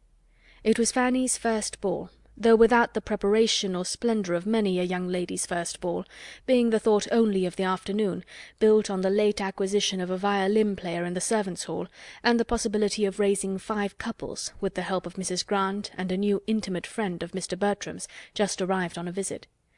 It had, however, been a very happy one to Fanny through 4 dances, and she was quite grieved to be losing even a quarter of an hour. While waiting and wishing, looking now at the dancers and now at the door, this dialogue between the 2 above-mentioned ladies was forced on her. "I think, ma'am," said Mrs. Norris, her eyes directed towards Mr. Rushworth and Maria, who were partners for the second time, "we shall see some happy faces again now." "Yes, ma'am, indeed," replied the other, with a stately simper. "There will be some satisfaction in looking on now, and I think it was rather a pity they should have been obliged to part. Young folks in their situation should be excused complying with the common forms. I wonder my son did not propose it." "I dare say he did, ma'am. Mr. Rushworth is never remiss. But dear Maria has such a strict sense of propriety, so much of that true delicacy one seldom meets with nowadays, Mrs. Rushworth, that wish of avoiding particularity. Dear ma'am, only look at her face at this moment. How different from what it was the last 2 dances." Miss Bertram did indeed look happy. Her eyes were sparkling with pleasure, and she was speaking with great animation, for Julia and her partner Mr. Crawford were close to her. They were all in a cluster together. How she had looked before, Fanny could not recollect, for she had been dancing with Edmund herself, and had not thought about her. Mrs. Norris continued, "It is quite delightful, ma'am, to see young people so properly happy, so well suited, and so much the thing. I cannot but think of dear Sir Thomas's delight. And what do you say, ma'am, to the chance of another match? Mr. Rushworth has set a good example, and such things are very catching." Mrs. Rushworth, who saw nothing but her son, was quite at a loss. "The couple above, ma'am, do you see no symptoms there?" "Oh dear, Miss Julia and Mr. Crawford. Yes, indeed, a very pretty match. What is his property?" 4,000 a year. "Very well. Those who have not more must be satisfied with what they have. 4,000 a year is a pretty estate, and he seems a very genteel, steady young man, so I hope Miss Julia will be very happy." "It is not a settled thing, ma'am, yet. We only speak of it among friends, but I have very little doubt it will be. He is growing extremely particular in his attentions." Fanny could listen no farther. Listening and wondering were all suspended for a time, for Mr. Bertram was in the room again, and though feeling it would be a great honour to be asked by him, she thought it must happen. He came towards their little circle, but instead of asking her to dance, drew a chair near her, and gave her an account of the present state of a sick horse, and the opinion of the groom, from whom he had just parted. Fanny found that it was not to be, and in the modesty of her nature immediately felt that she had been unreasonable in expecting it. When he had told of his horse, he took a newspaper from the table, and looking over it, said in a languid way, "If you want to dance, Fanny, I will stand up with you." With more than equal civility the offer was declined. She did not wish to dance. "I'm glad of it," said he in a much brisker tone, and throwing down the newspaper again, "for I am tired to death. I only wonder how the good people can keep it up so long. They had need be all in love to find any amusement in such folly, and so they are, I fancy. If you look at them, you may see they are so many couple of lovers, all but Yates and Mrs. Grant, and between ourselves, she, poor woman, must want a lover as much as any one of them. A desperate dull life hers must be with the doctor," making a sly face as he spoke towards the chair of the latter, who, proving, however, to be close at his elbow, made so instantaneous a change of expression and subject necessary, as Fanny, in spite of everything, could hardly help laughing at. "A strange business this in America, Dr. Grant. What is your opinion? I always come to you to know what I am to think of public matters." "My dear Tom," cried his aunt soon afterwards, "as you are not dancing, I dare say you will have no objection to join us in a rubber, shall you?" Then, leaving her seat and coming to him to enforce the proposal, added in a whisper, "We want to make a table for Mrs. Rushworth, you know. Your mother is quite anxious about it, but cannot very well spare time to sit down herself, because of her fringe. Now you and I and Dr. Grant will just do. And though we play but half-crowns, you know you may bet half-guineas with him." "I should be most happy," replied he aloud, and jumping up with alacrity. "It would give me the greatest pleasure, but that I am this moment going to dance. Come, Fanny," taking her hand, "do not be dawdling any longer, or the dance will be over." Fanny was led off very willingly, though it was impossible for her to feel much gratitude towards her cousin, or distinguish, as he certainly did, between the selfishness of another person and his own. "A pretty modest request, upon my word," he indignantly exclaimed as they walked away, "to want to nail me to a card-table for the next 2 hours with herself and Dr. Grant, who are always quarrelling, and that poking old woman who knows no more of whist than of algebra. I wish my good aunt would be a little less busy. And to ask me in such a way, too, without ceremony, before them all, so as to leave me no possibility of refusing. That is what I dislike most particularly. It raises my spleen more than anything, to have the pretence of being asked, of being given a choice, and at the same time addressed in such a way as to oblige one to do the very thing, whatever it be. If I had not luckily thought of standing up with you, I could not have got out of it. It is a great deal too bad, but when my aunt has got a fancy in her head, nothing can stop her." End of Chapter 12. Chapter 13 of Mansfield Park, by Jane Austen. The Honourable John Yates, this new friend, had not much to recommend him beyond habits of fashion and expense, and being the youngest son of a lord, with a tolerable independence, and Sir Thomas would probably have thought his introduction at Mansfield by no means desirable. Mr. Bertram's acquaintance with him had begun at Weymouth, where they had spent 10 days together in the same society, and the friendship, if friendship it might be called, had been proved and perfected by Mr. Yates's being invited to take Mansfield in his way whenever he could, and by his promising to come. And he did come, rather earlier than had been expected, in consequence of the sudden breaking up of a large party assembled for gaiety at the house of another friend, which he had left Weymouth to join. He came on the wings of disappointment, and with his head full of acting, for it had been a theatrical party, and the play, in which he had borne a part, was within 2 days of representation, when the sudden death of one of the nearest connections of the family had destroyed the scheme and dispersed the performers. To be so near happiness, so near fame, so near the long paragraph in praise of the private theatricals at Ecclesford, the seat of the Right Honourable Lord Ravenshaw, in Cornwall, which would of course have immortalized the whole party for at least a 12-month, and being so near to lose it all, was an injury to be keenly felt, and Mr. Yates could talk of nothing else. Ecclesford and its theatre, with its arrangements and dresses, rehearsals and jokes, was his never-failing subject, and to boast of the past his only consolation. Happily for him, a love of the theatre is so general, an itch for acting so strong among young people, that he could hardly out-talk the interest of his hearers. From the first casting of the parts to the epilogue it was all bewitching, and there were few who did not wish to have been a party concerned, or would have hesitated to try their skill. The play had been Lovers' Vows, and Mr. Yates was to have been Count Castle. "A trifling part," said he, "and not at all to my taste, and such a one as I certainly would not accept again, but I was determined to make no difficulties. Lord Ravenshaw and the Duke had appropriated the only 2 characters worth playing before I reached Ecclesford, and though Lord Ravenshaw offered to resign his to me, it was impossible to take it, you know. I was sorry for him that he should have so mistaken his powers, for he was no more equal to the Baron. A little man with a weak voice, always hoarse after the first 10 minutes. It must have injured the piece materially, but I was resolved to make no difficulties. Sir Henry thought the Duke not equal to Frederick, but that was because Sir Henry wanted the part himself, whereas it was certainly in the best hands of the two. I was surprised to see Sir Henry such a stick. Luckily the strength of the piece did not depend upon him. Our Agatha was inimitable, and the Duke was thought very great by many. And upon the whole it would certainly have gone off wonderfully. It was a hard case, upon my word, and I do think you were very much to be pitied, were the kind responses of listening sympathy.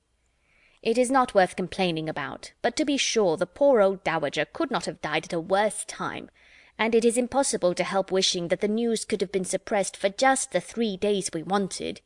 It was but 3 days, and being only a grandmother, and all happening 200 miles off, I think there would have been no great harm, and it was suggested, I know, but Lord Ravenshaw, who I suppose is one of the most correct men in England, would not hear of it.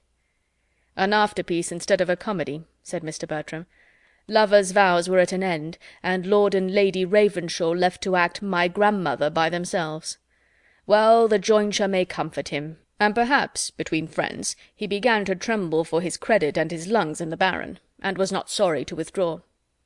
And to make you amends, Yates, I think we must raise a little theatre at Mansfield, and ask you to be our manager."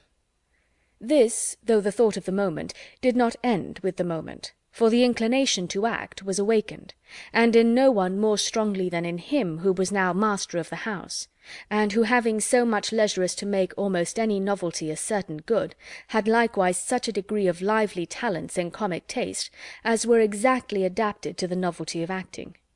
The thought returned again and again, "Oh, for the Ecclesford Theatre and scenery to try something with!" Each sister could echo the wish, and Henry Crawford, to whom, in all the riot of his gratifications, it was yet an untasted pleasure, was quite alive at the idea. "I really believe," said he, "I could be fool enough at this moment to undertake any character that ever was written, from Shylock or Richard III. Down to the singing hero of a farce, in his scarlet coat and cocked hat. I feel as if I could be anything or everything, as if I could rant and storm, or sigh, or cut capers, in any tragedy or comedy in the English language. Let us be doing something, be it only half a play, an act, a scene. What should prevent us? Not these countenances, I am sure," looking towards the Miss Bertrams, "and for a theatre, what signifies a theatre? We shall be only amusing ourselves. Any room in this house might suffice." "We must have a curtain," said Tom Bertram, "a few yards of green baize for a curtain, and perhaps that may be enough." "Oh, quite enough," cried Mr. Yates, "with only just a side wing or two to run up, doors in flat, and 3 or 4 scenes to be let down. Nothing more would be necessary on such a plan as this. For mere amusement among ourselves we should want nothing more." "I believe we must be satisfied with less," said Maria. "There would not be time, and other difficulties would arise. We must rather adopt Mr. Crawford's views, and make the performance, not the theatre, our object.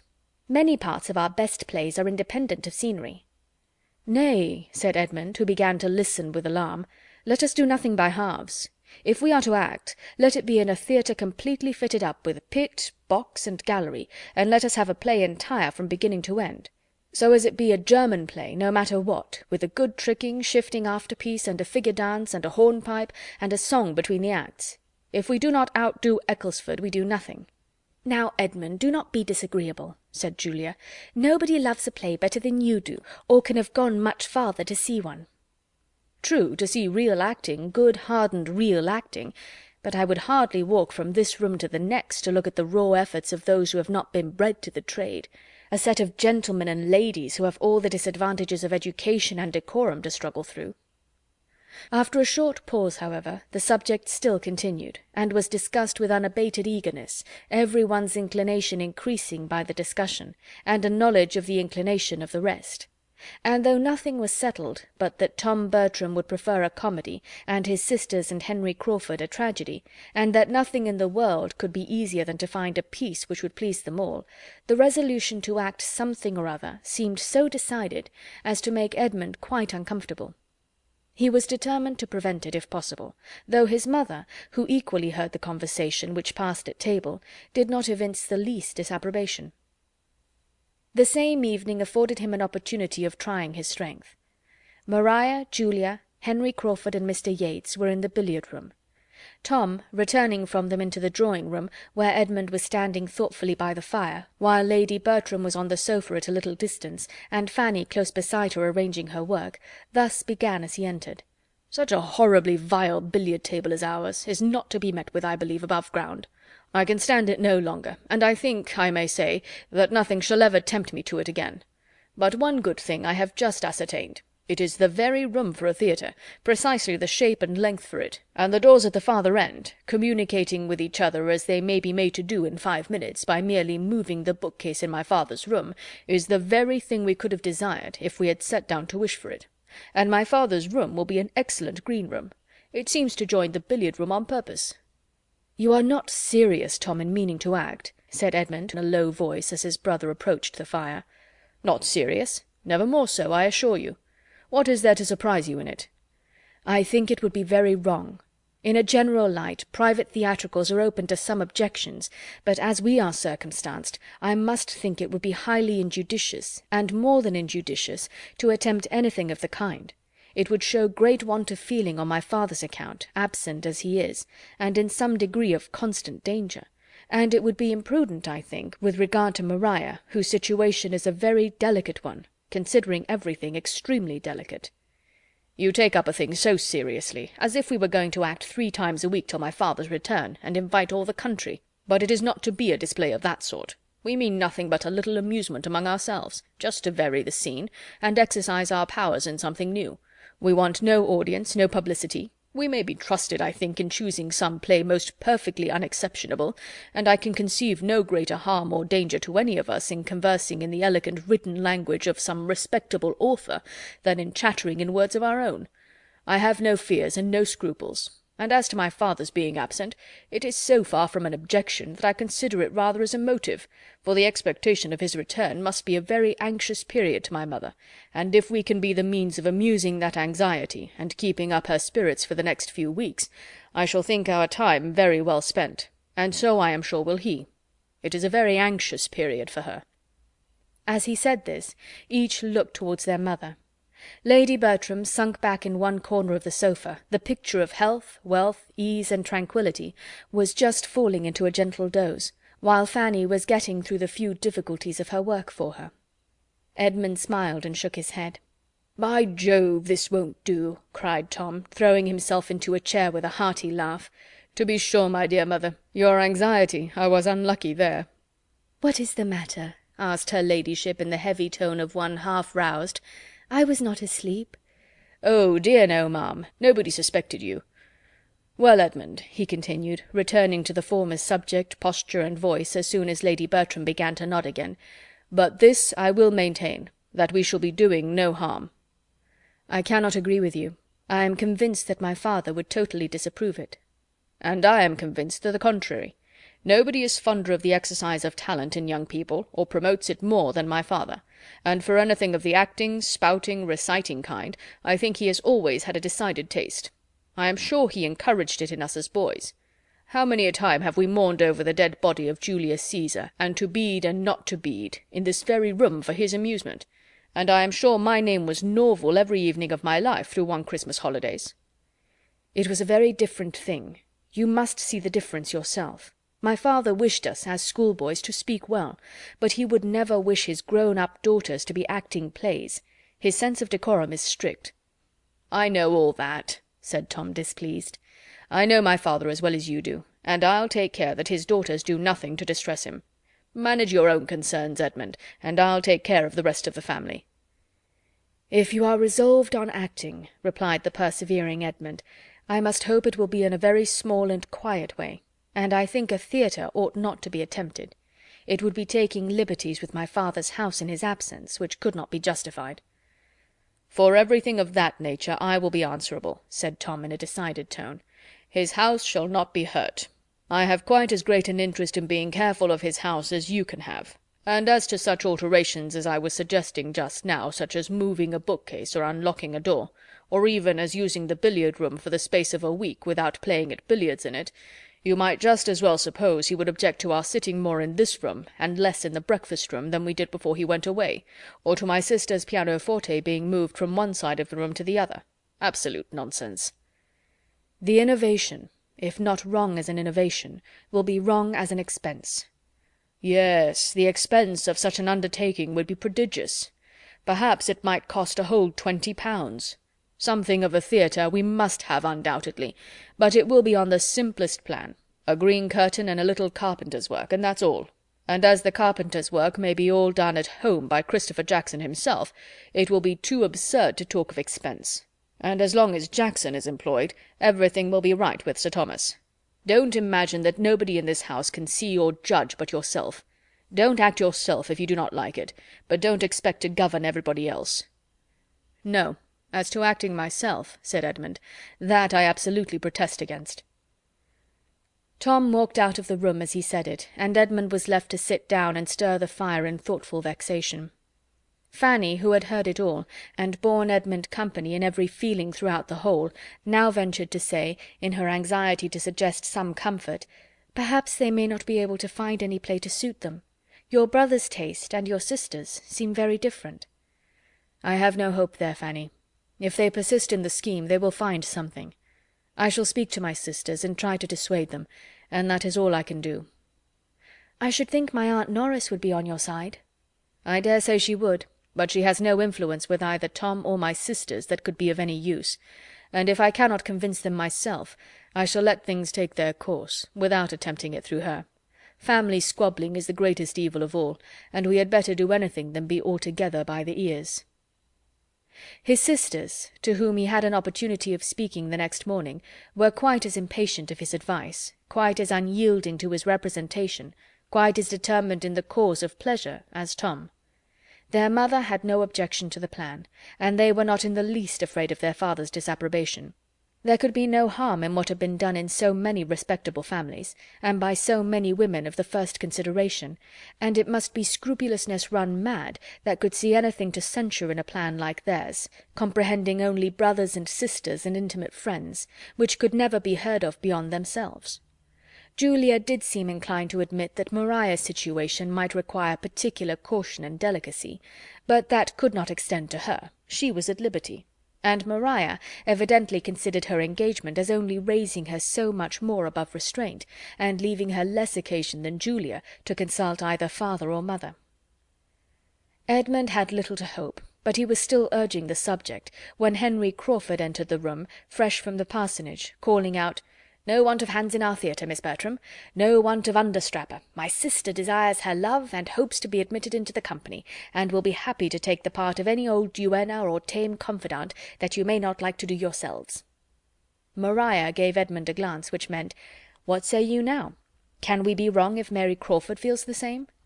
And Edmund, silenced, was obliged to acknowledge that the charm of acting might well carry fascination to the mind of genius, and with the ingenuity of love to dwell more on the obliging, accommodating purport of the message than on anything else.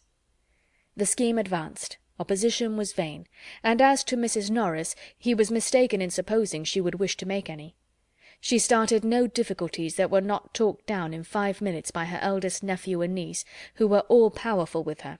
And as the whole arrangement was to bring very little expense to anybody, and none at all to herself, as she foresaw in it all the comforts of hurry, bustle, and importance, and derived the immediate advantage of fancying herself obliged to leave her own house, where she had been living a month at her own cost, and take up her abode in theirs, that every hour might be spent in their service, she was, in fact, exceedingly delighted with the project.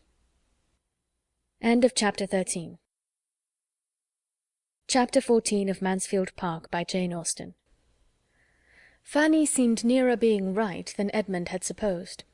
The business of finding a play that would suit everybody proved to be no trifle, and the carpenter had received his orders and taken his measurements, had suggested and removed at least 2 sets of difficulties, and having made the necessity of an enlargement of plan and expense fully evident, was already at work, while a play was still to seek. Other preparations were also in hand. An enormous roll of green baize had arrived from Northampton, and been cut out by Mrs. Norris, with a saving, by her good management, of full 3/4 of a yard. and was actually forming into a curtain by the housemaids, and still the play was wanting. And as 2 or 3 days passed away in this manner, Edmund began almost to hope that none might ever be found. There were, in fact, so many things to be attended to, so many people to be pleased, so many best characters required, and, above all, such a need that the play should be at once both tragedy and comedy, that there did seem as little chance of a decision as anything pursued by youth and zeal could hold out. On the tragic side were the Miss Bertrams, Henry Crawford, and Mr. Yates. On the comic, Tom Bertram, not quite alone, because it was evident that Mary Crawford's wishes, though politely kept back, inclined the same way. But his determinateness and his power seemed to make allies unnecessary, and independent of this great irreconcilable difference, they wanted a piece containing very few characters in the whole, but every character first-rate, and 3 principal women. All the best plays were run over in vain. Neither Hamlet, nor Macbeth, nor Othello, nor Douglas, nor the Gamester presented anything that could satisfy even the tragedians, and the Rivals, the School for Scandal, Wheel of Fortune, Heir at Law, and a long etc. were successively dismissed with yet warmer objections. No piece could be proposed that did not supply somebody with a difficulty, and on one side or the other it was a continual repetition of "Oh no, that will never do. Let us have no ranting tragedies. Too many characters. Not a tolerable woman's part in the play. Anything but that, my dear Tom. It would be impossible to fill it up. One could not expect anybody to take such a part. Nothing but buffoonery from beginning to end. That might do, perhaps, but for the low part. If I must give my opinion, I have always thought it the most insipid play in the English language. I do not wish to make objections. I shall be happy to be of any use, but I think we could not choose worse." Fanny looked on and listened, not unamused to observe the selfishness which, more or less disguised, seemed to govern them all, and wondering how it would end. For her own gratification she could have wished that something might be acted, for she had never seen even half a play, but everything of higher consequence was against it. "This will never do," said Tom Bertram at last. "We are wasting time most abominably. Something must be fixed on, no matter what, so that something is chosen. We must not be so nice. A few characters too many must not frighten us. We must double them. We must descend a little. If a part is insignificant, the greater our credit in making anything of it. From this moment I make no difficulties. I take any part you choose to give me, so as it be comic. Let it but be comic, I condition for nothing more." For about the 5th time he then proposed the Heir at Law, doubting only whether to prefer Lord Derby or Dr. Pangloss for himself, and very earnestly, but very unsuccessfully, trying to persuade the others that there were some fine tragic parts in the rest of the dramatis personae. The pause which followed this fruitless effort was ended by the same speaker, who, taking up one of the many volumes of plays that lay on the table, and turning it over, suddenly exclaimed, "Lovers' Vows! And why should not Lovers' Vows do for us as well as for the Ravenshaws? How came it never to be thought of before? It strikes me as if it would do exactly. What say you all? Here are 2 capital tragic parts for Yates and Crawford, and here is the rhyming butler for me, if nobody else wants it, a trifling part, but the sort of thing I should not dislike, and, as I said before, I am determined to take anything and do my best. And as for the rest, they may be filled up by anybody. It is only Count Castle and Anhalt." The suggestion was generally welcome. Everybody was growing weary of indecision, and the first idea with everybody was that nothing had been proposed before so likely to suit them all. Mr. Yates was particularly pleased. He had been sighing and longing to do the Baron at Ecclesford, had grudged every rant of Lord Ravenshaw's, and been forced to re-rant it all in his own room. To storm through Baron Wildenhain was the height of his theatrical ambition, and with the advantage of knowing half the scenes by heart already, he did now with the greatest alacrity offer his services for the part. To do him justice, however, he did not resolve to appropriate it, for remembering that there was some very good ranting ground in Frederick, he professed an equal willingness for that. Henry Crawford was ready to take either. Whichever Mr. Yates did not choose would perfectly satisfy him, and a short parley of compliment ensued. Miss Bertram, feeling all the interest of an Agatha in the question, took on her to decide it, by observing to Mr. Yates that this was a point in which height and figure ought to be considered, and that his being the tallest seemed to fit him peculiarly for the Baron. She was acknowledged to be quite right, and the two parts being accepted accordingly, she was certain of the proper Frederick. 3 of the characters were now cast, besides Mr. Rushworth, who was always answered for by Maria, as willing to do anything, when Julia, meaning like her sister to be Agatha, began to be scrupulous on Miss Crawford's account. "This is not behaving well by the absent," said she. "Here are not women enough. Amelia and Agatha may do for Maria and me, but here is nothing for your sister, Mr. Crawford." Mr. Crawford desired that might not be thought of. He was very sure his sister had no wish of acting, but as she might be useful, and that she would not allow herself to be considered in the present case.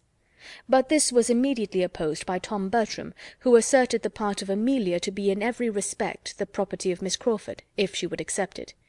"It falls as naturally, as necessarily to her," said he, "as Agatha does to one or other of my sisters. It can be no sacrifice on their side, for it is highly comic." A short silence followed. Each sister looked anxious, for each felt the best claim to Agatha, and was hoping to have it pressed on her by the rest.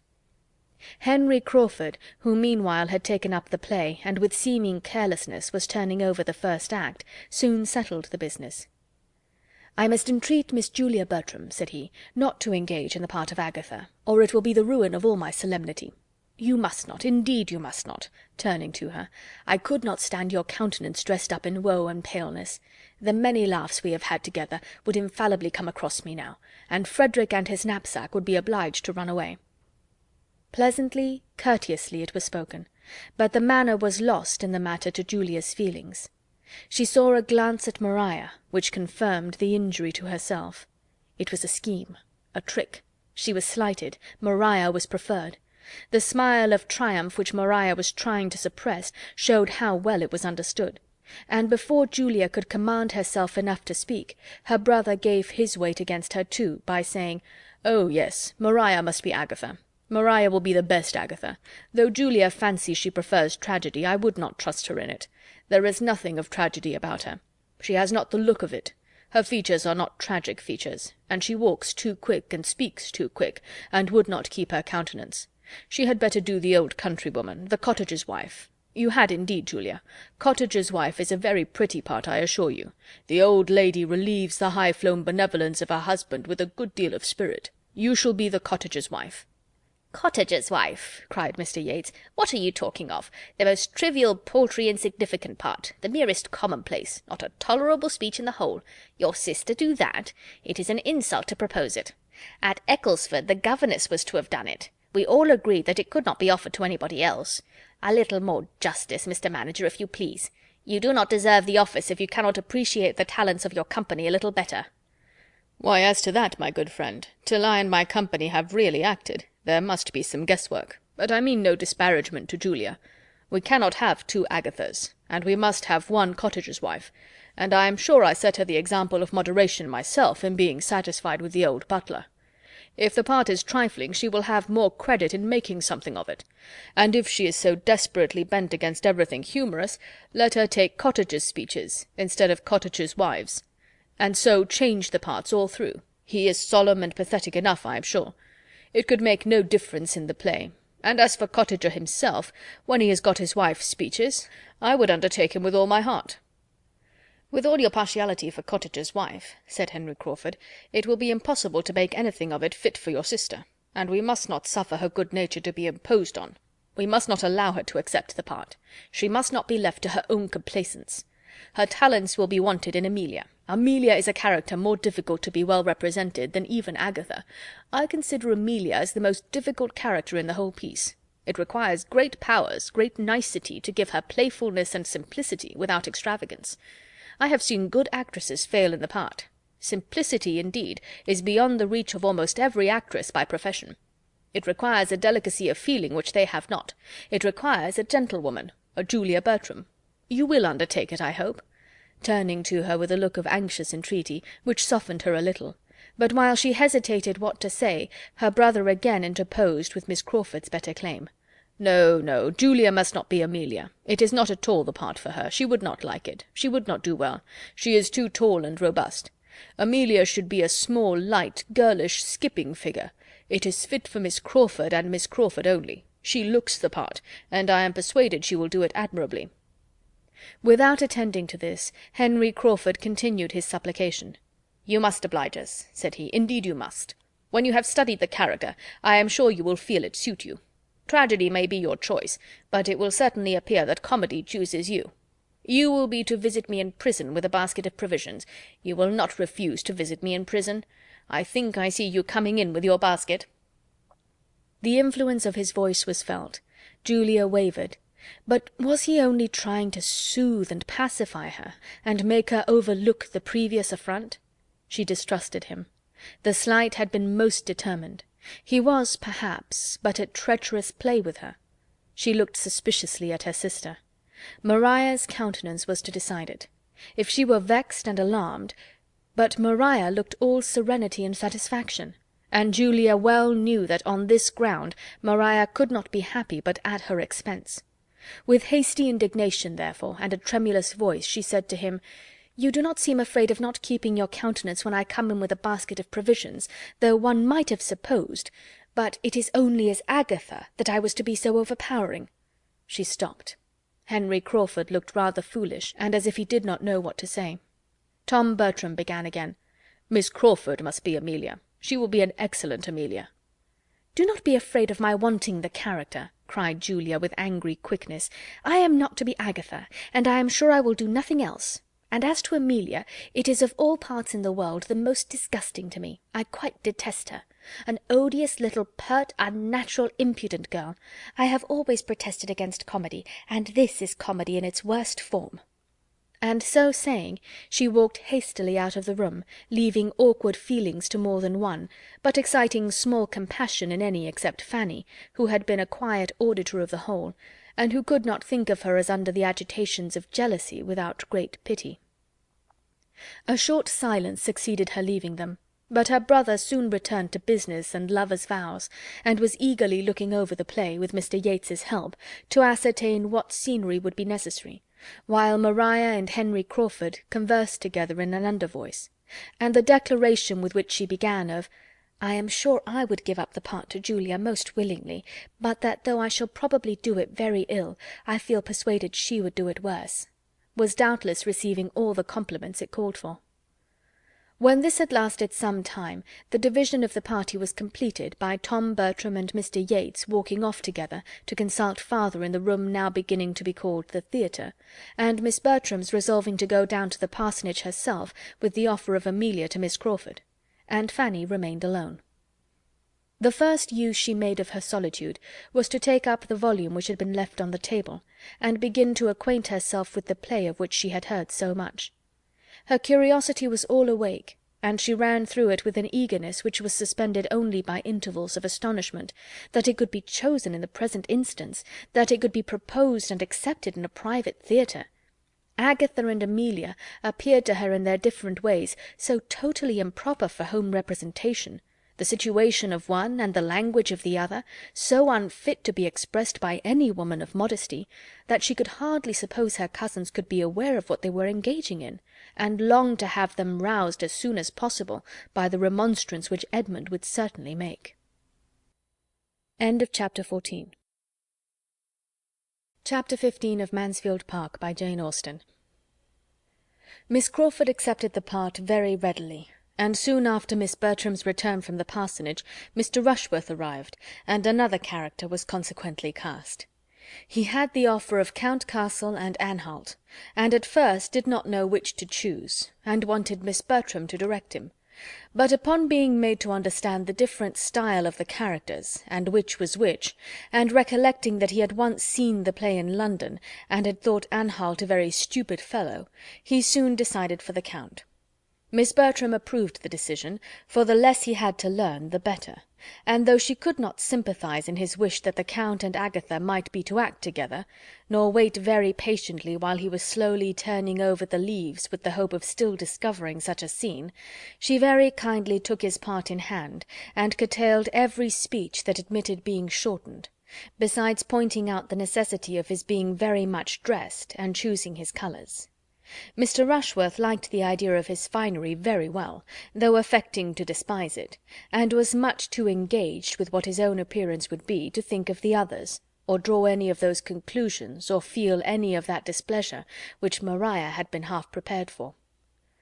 Thus much was settled before Edmund, who had been out all morning, knew anything of the matter.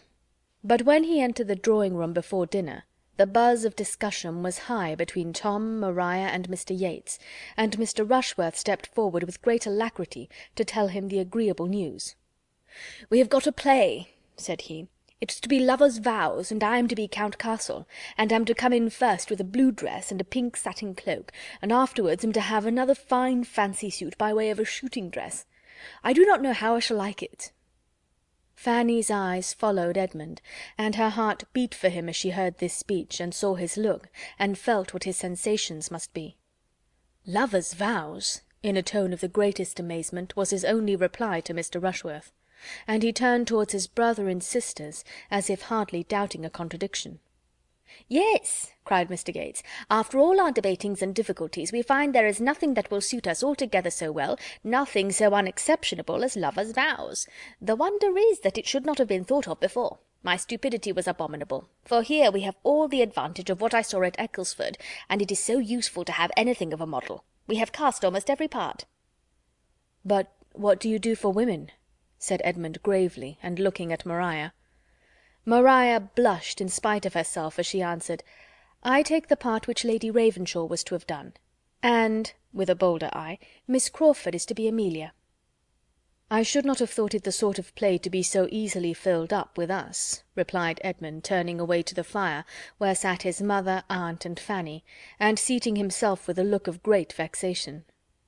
Mr. Rushworth followed him to say, "I come in 3 times, and have 42 speeches. That's something, is not it?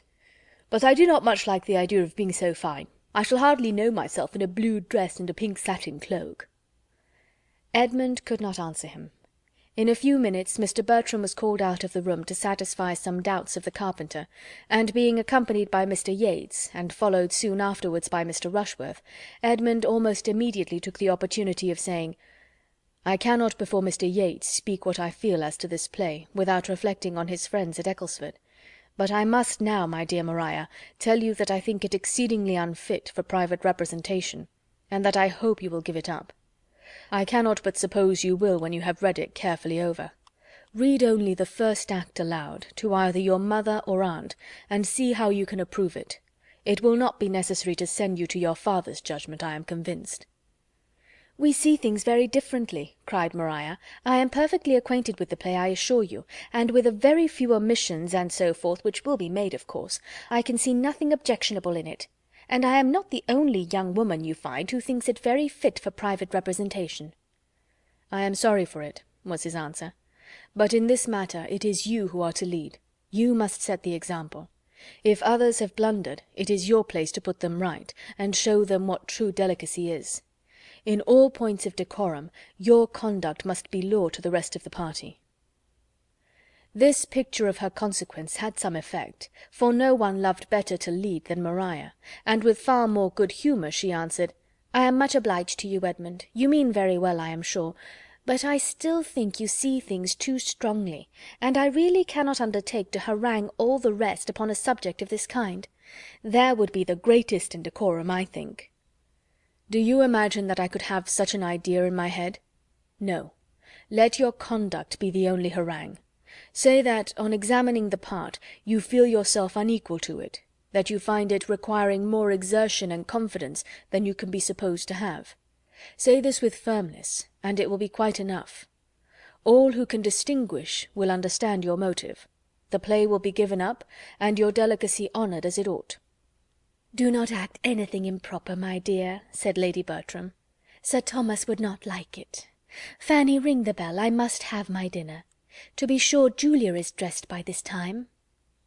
"I am convinced, madam," said Edmund, preventing Fanny, "that Sir Thomas would not like it." "There, my dear, do you hear what Edmund says?" "If I were to decline the part," said Maria with renewed zeal, "Julia would certainly take it." "What!" cried Edmund, "if she knew your reasons?" "Oh, she might think the difference between us, the difference in our situations, that she need not be so scrupulous as I might feel necessary. I am sure she would argue so. No, you must excuse me. I cannot retract my consent. It is far too settled. Everybody would be so disappointed. Tom would be quite angry. And if we are so very nice, we shall never act anything." "I was just going to say the very same thing," said Mrs. Norris. "If every play is to be objected to, you will act nothing, and the preparations will all be so much money thrown away, and I am sure that would be a discredit to us all. I do not know the play, but as Maria says, if there is anything a little too warm, and it is so with most of them, it can be easily left out. We must not be over precise, Edmund. As Mr. Rushworth is to act too, there can be no harm. I only wish Tom had known his own mind when the carpenters began, for there was the loss of half a day's work about those side doors. The curtain will be a good job, however. The maids do their work very well, and I think we shall be able to send back some dozens of the rings. There is no occasion to put them so very close together. I am of some use, I hope, in preventing waste, and making the most of things. There should always be one steady head to superintend so many young ones. I forgot to tell Tom of something that happened to me this very day. I had been looking about me in the poultry yard, and was just coming out, when who should I see but Dick Jackson making up to the servants' hall with 2 bits of deal board in his hand, bringing them to father, you may be sure. Mother had chanced to send him of a message to father, and then father had bid him bring up 2 bits of board, for he could not know how to do without them.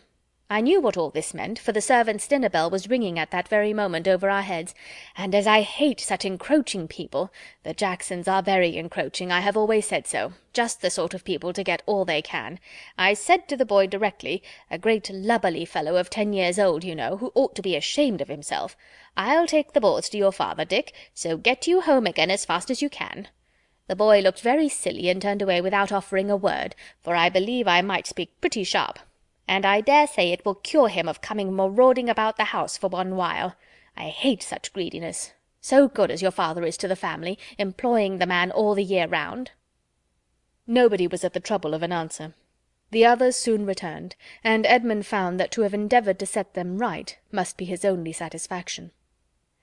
Dinner passed heavily. Mrs. Norris related again her triumph over Dick Jackson, but neither play nor preparation were otherwise much talked of, for Edmund's disapprobation was felt even by his brother, though he would not have owned it. Maria, wanting Henry Crawford's animating support, thought the subject better avoided. Mr. Yates, who was trying to make himself agreeable to Julia, found her gloom less impenetrable on any topic than that of his regret at her secession from their company; and Mr. Rushworth, having only his own part and his own dress in his head, had soon talked away all that could be said of either. But the concerns of the theatre were suspended only for an hour or two. There was still a great deal to be settled, and the spirits of evening giving fresh courage, Tom, Maria, and Mr. Yates, soon after their being reassembled in the drawing-room, seated themselves in committee at a separate table with the play open before them, and were just getting deep in the subject when a most welcome interruption was given by the entrance of Mr. and Miss Crawford, who, late and dark and dirty as it was, could not help coming, and were received with the most grateful joy. "Well, how do you go on?" and "What have you settled?" and "Oh, we can do nothing without you," followed the first salutations, and Henry Crawford was soon seated with the other 3 at the table, while his sister made her way to Lady Bertram, and with pleasant attention was complimenting her. "I must really congratulate your ladyship," said she, "on the play being chosen, for though you have borne it with exemplary patience, I am sure you must be sick of all our noise and difficulties. The actors may be glad, but the bystanders must be infinitely more thankful for a decision, and I do sincerely give you joy, madam, as well as Mrs. Norris, and everybody else who is in the same predicament," glancing half fearfully, half slyly beyond Fanny to Edmund. She was very civilly answered by Lady Bertram, but Edmund said nothing.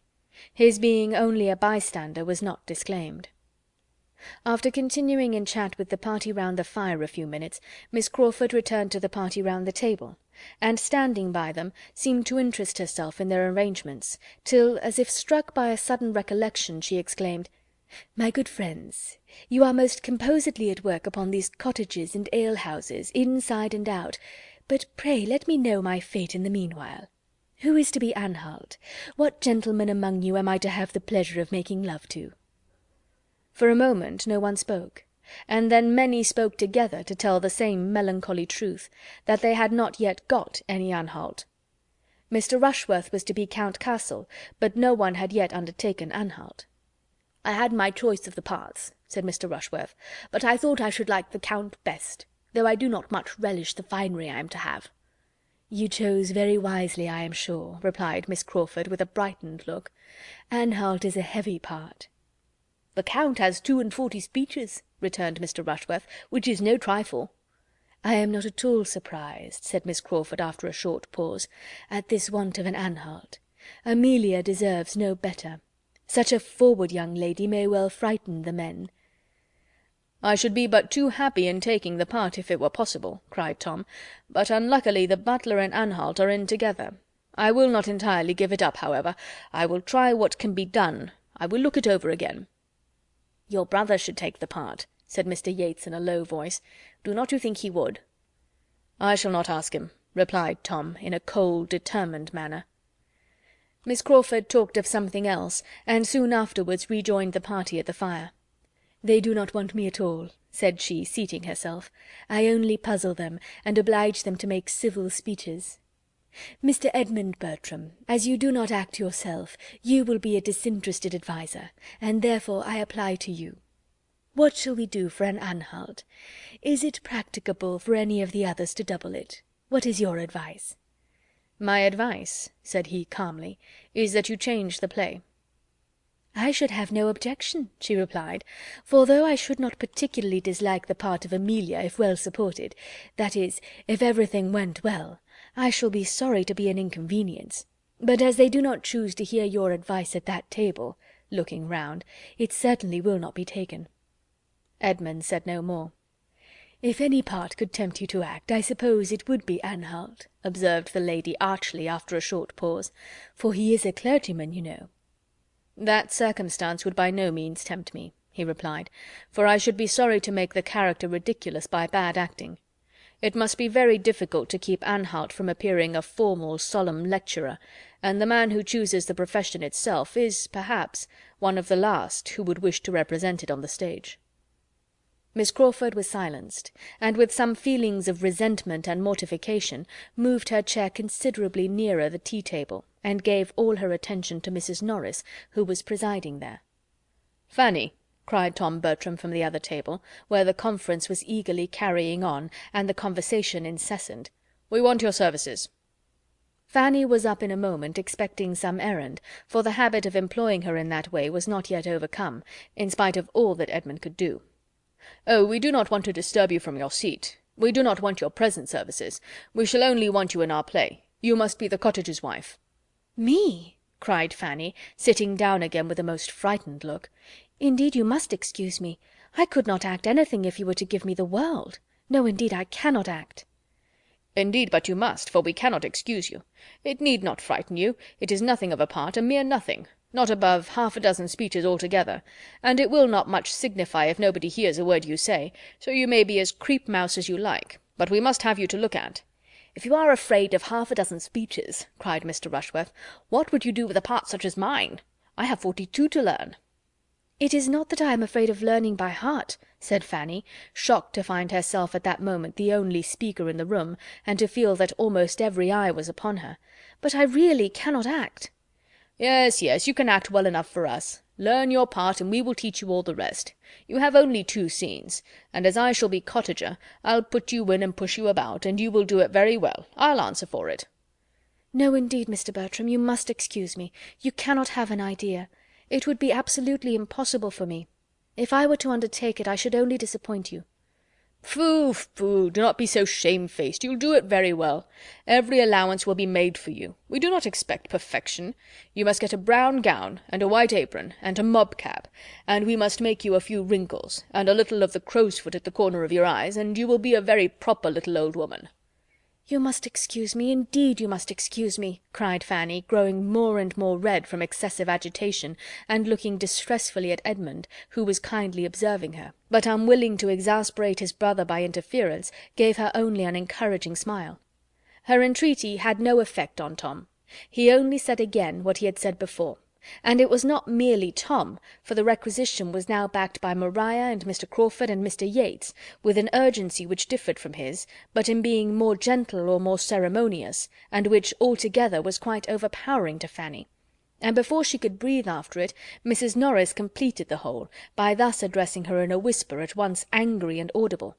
"What a piece of work here is about nothing! I am quite ashamed of you, Fanny, to make such a difficulty of obliging your cousins in a trifle of this sort. So kind as they are to you. Take the part with a good grace, and let us hear no more of the matter, I entreat." "Do not urge her, madam," said Edmund. "It is not fair to urge her in this manner. You see she does not like to act. Let her choose for herself, as well as the rest of us. Her judgment may be quite as safely trusted. Do not urge her any more." "I am not going to urge her," replied Mrs. Norris sharply, "but I shall think her a very obstinate, ungrateful girl, if she does not do what her aunt and cousins wish her. Very ungrateful indeed, considering who and what she is." Edmund was too angry to speak, but Miss Crawford, looking for a moment with astonished eyes at Mrs. Norris, and then at Fanny, whose tears were beginning to show themselves, immediately said with some keenness, "I do not like my situation. This place is too hot for me," and moved away her chair to the opposite side of the table, close to Fanny, saying to her in a kind low whisper as she placed herself, "Never mind, my dear Miss Price. This is a cross evening. Everybody is cross and teasing. But do not let us mind them," and with pointed attention continued to talk to her and endeavour to raise her spirits, in spite of being out of spirits herself.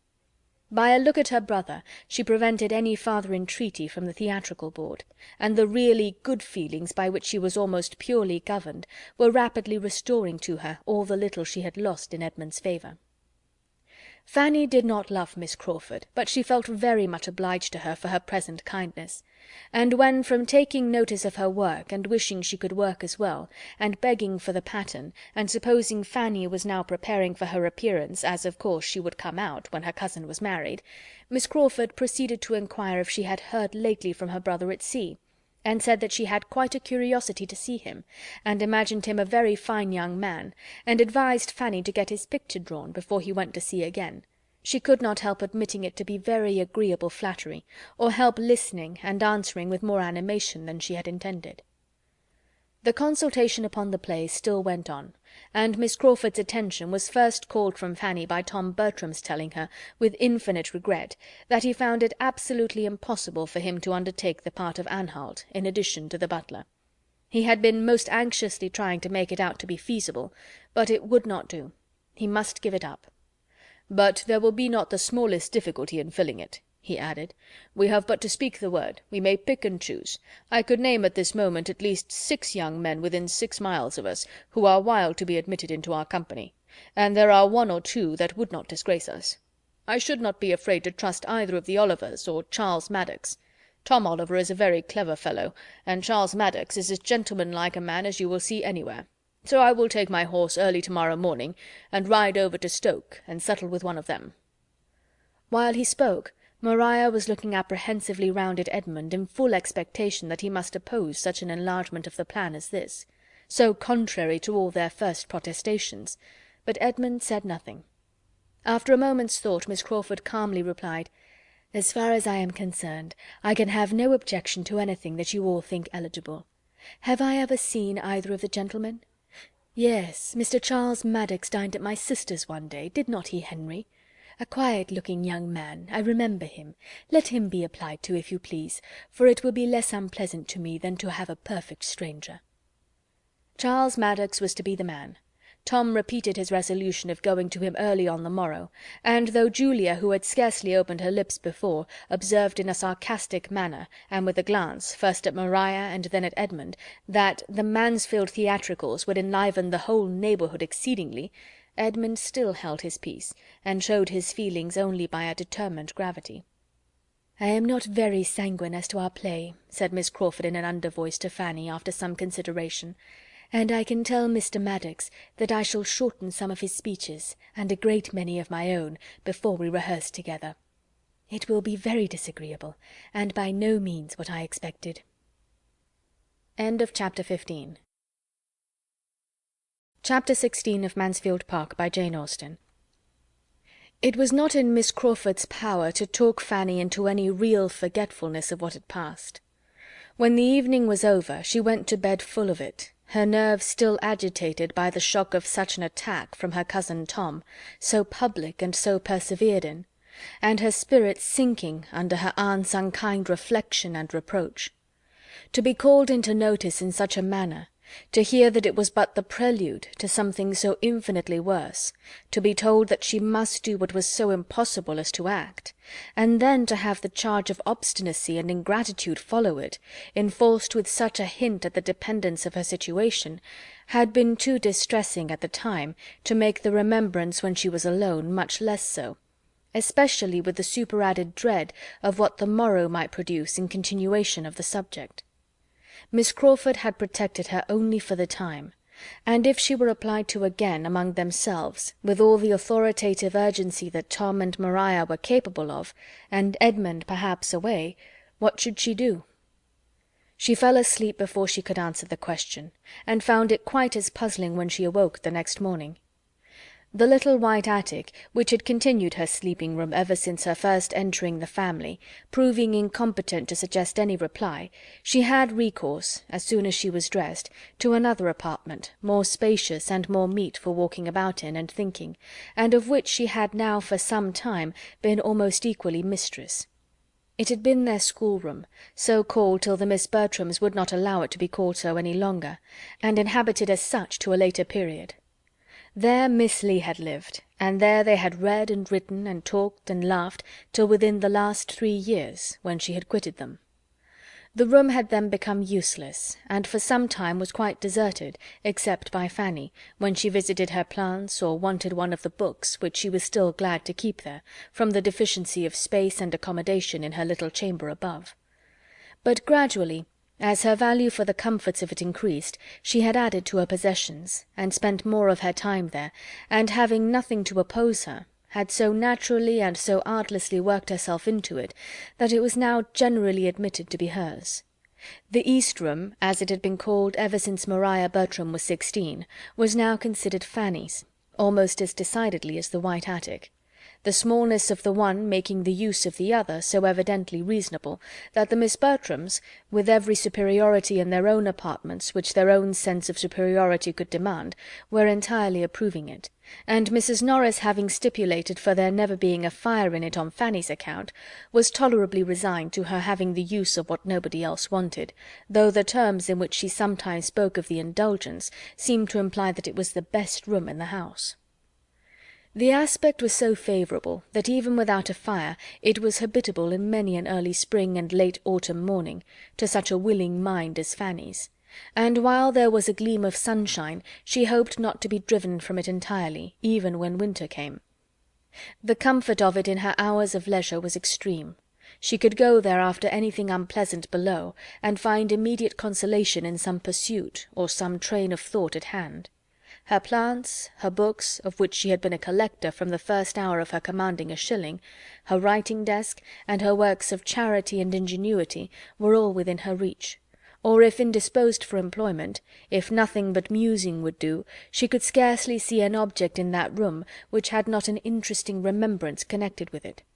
Everything was a friend, or bore her thoughts to a friend, and though there had sometimes been much of suffering to her, though her motives had often been misunderstood, her feelings disregarded, and her comprehension undervalued, though she had known the pains of tyranny, of ridicule and neglect, yet almost every recurrence of either had led to something consolatory.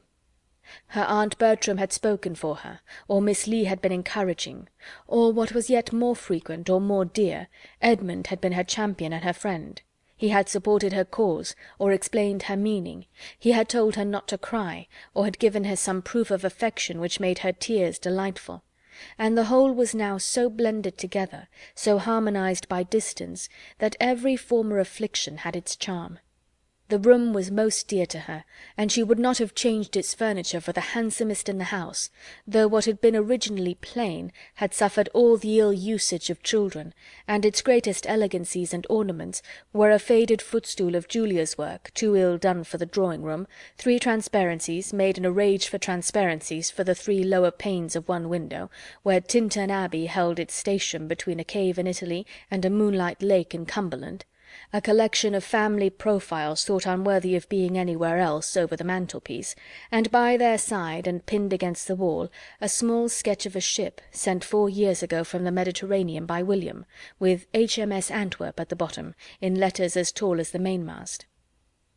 To this nest of comforts Fanny now walked down to try its influence on an agitated, doubting spirit, to see if by looking at Edmund's profile she could catch any of his counsel, or by giving air to her geraniums she might inhale a breeze of mental strength herself. But she had more than fears of her own perseverance to remove.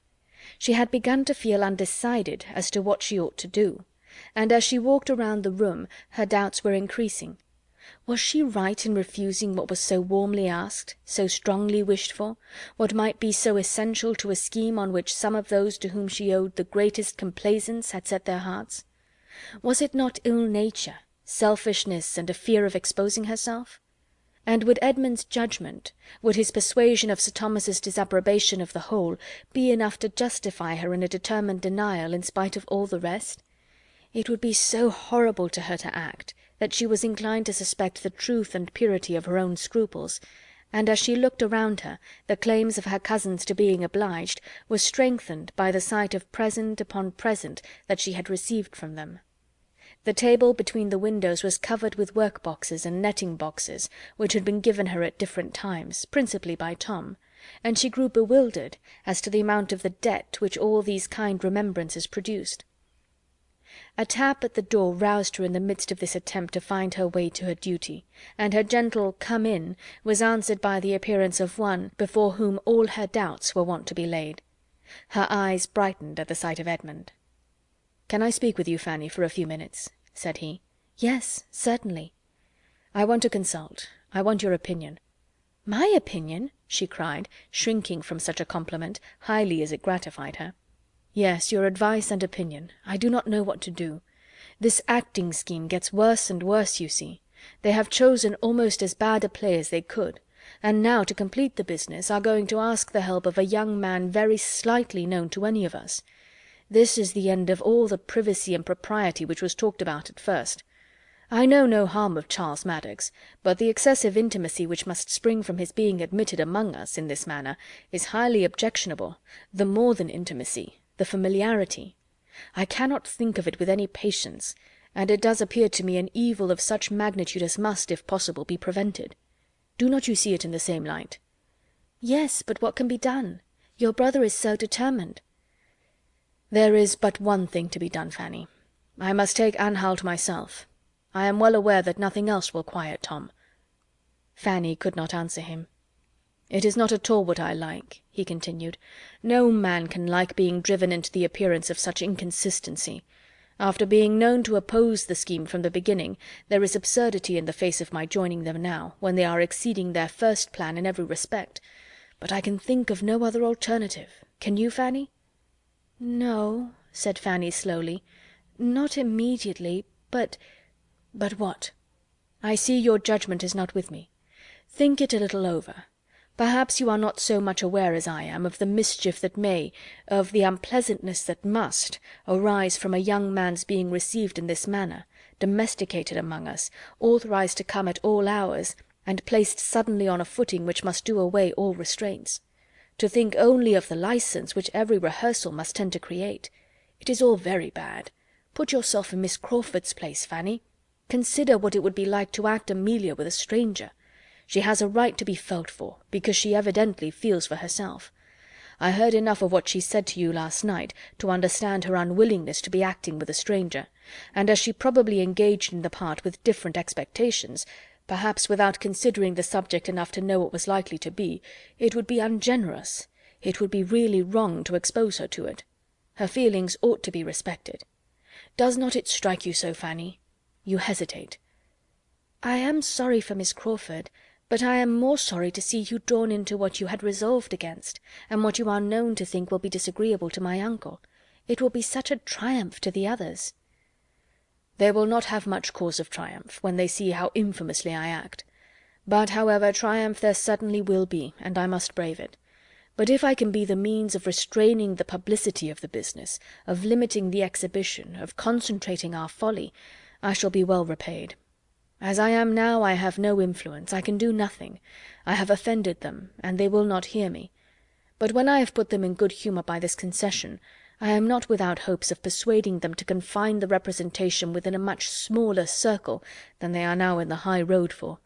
This will be a material gain. My object is to confine it to Mrs. Rushworth and the Grants. Will not this be worth gaining?" "Yes, it will be a great point." "But still it has not your approbation.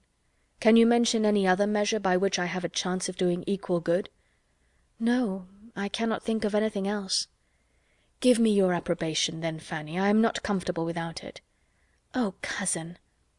"If you are against me, I ought to distrust myself.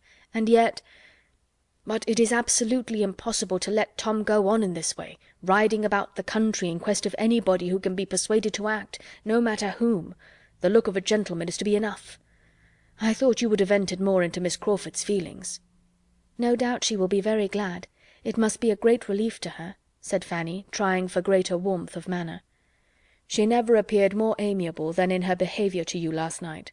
It gave her a very strong claim on my goodwill." "She was very kind indeed, and I am glad to have her spared." She could not finish the generous effusion. Her conscience stopped her in the middle, but Edmund was satisfied. "I shall walk down immediately after breakfast," said he, "and am sure of giving pleasure there. And now, dear Fanny, I will not interrupt you any longer. You want to be reading. But I could not be easy till I had spoken to you, and come to a decision. Sleeping or waking, my head has been full of this matter all night. It is an evil, but I am certainly making it less than it might be. If Tom is up, I shall go to him directly and get it over. And when we meet at breakfast, we shall all be in high good humour at the prospect of acting the fool together with such unanimity. You, in the meanwhile, will be taking a trip into China, I suppose. How does Lord Macartney go on?" Opening a volume on the table, and then taking up some others. "And here are Crabbe's Tales and the Idler at hand to relieve you if you tire of your great book. I admire your little establishment exceedingly, and as soon as I am gone, you will empty your head of all this nonsense of acting, and sit comfortably down to your table. But do not stay here to be cold." He went, but there was no reading, no China, no composure for Fanny. He had told her the most extraordinary, the most inconceivable, the most unwelcome news, and she could think of nothing else. To be acting! After all his objections, objections so just and so public, after all that she had heard him say, and seen him look, and known him to be feeling! Could it be possible? Edmund so inconsistent? Was he not deceiving himself? Was he not wrong? Alas, it was all Miss Crawford's doing. She had seen her influence in every speech, and was miserable. The doubts and alarms as to her own conduct, which had previously distressed her, and which had all slept while she listened to him, were become of little consequence now. This deeper anxiety swallowed them up. Things should take their course, she cared not how it ended. Her cousins might attack, but could hardly tease her. She was beyond their reach. And if at last obliged to yield, no matter, it was all misery now. End of Chapter 16. Chapter 17 of Mansfield Park, by Jane Austen. It was indeed a triumphant day to Mr. Bertram and Maria. Such a victory over Edmund's discretion had been beyond their hopes, and was most delightful. There was no longer anything to disturb them in their darling project, and they congratulated each other in private on the jealous weakness to which they attributed the change, with all the glee of feelings gratified in every way. Edmund might still look grave, and say he did not like the scheme in general, and must disapprove the play in particular. Their point was gained, he was to act, and he was driven to it by the force of selfish inclinations only. Edmund had descended from that moral elevation which he had maintained before, and they were both as much the better as the happier for the descent. They behaved very well, however, to him on the occasion, betraying no exultation beyond the lines about the corners of the mouth, and seemed to think it as great an escape to be quit of the intrusion of Charles Maddox as if they had been forced into admitting him against their inclination. To have it quite in their own family circle was what they had particularly wished. A stranger among them would have been the destruction of all their comfort. And when Edmund, pursuing that idea, gave a hint of his hope as to the limitation of the audience, they were ready, in the complaisance of the moment, to promise anything. It was all good humour and encouragement. Mrs. Norris offered to contrive his dress. Mr. Yates assured him that Anne Halt's last scene with the Baron admitted a good deal of action and emphasis, and Mr. Rushworth undertook to count his speeches. "Perhaps," said Tom, "Fanny may be more disposed to oblige us now. Perhaps you may persuade her." "No, she is quite determined. She will certainly not act." "Oh, very well." And not another word was said. But Fanny felt herself again in danger, and her indifference to the danger was beginning to fail her already. There were not fewer smiles at the parsonage than at the park on this change in Edmund. Miss Crawford looked very lovely in hers, and entered with such an instantaneous renewal of cheerfulness into the whole affair as could have but one effect on him. He was certainly right in respecting such feelings, he was glad he had determined on it. And the morning wore away in satisfactions very sweet, if not very sound. One advantage resulted from it to Fanny. At the earnest request of Miss Crawford, Mrs. Grant had with her usual good humour agreed to undertake the part for which Fanny had been wanted, and this was all that occurred to gladden her heart during the day. And even this, when imparted by Edmund, brought a pang with it, for it was Miss Crawford to whom she was obliged, it was Miss Crawford whose kind exertions were to excite her gratitude, and whose merit in making them was spoken of with a glow of admiration. She was safe, but peace and safety were unconnected here. Her mind had never been farther from peace. She could not feel that she had done wrong herself, but she was disquieted in every other way. Her heart and her judgment were equally against Edmund's decision. She could not acquit his unsteadiness, and his happiness under it made her wretched. She was full of jealousy and agitation. Miss Crawford came with looks of gaiety which seemed an insult, with friendly expressions towards herself which she could hardly answer calmly. Everybody around her was gay and busy, prosperous and important. Each had their object of interest, their part, their dress, their favourite scene, their friends and confederates. All were finding employment in consultations and comparisons, or diversion in the playful conceits they suggested. She alone was sad and insignificant. She had no share in anything. She might go or stay. She might be in the midst of their noise, or retreat from it to the solitude of the east room, without being seen or missed. She could almost think anything would have been preferable to this.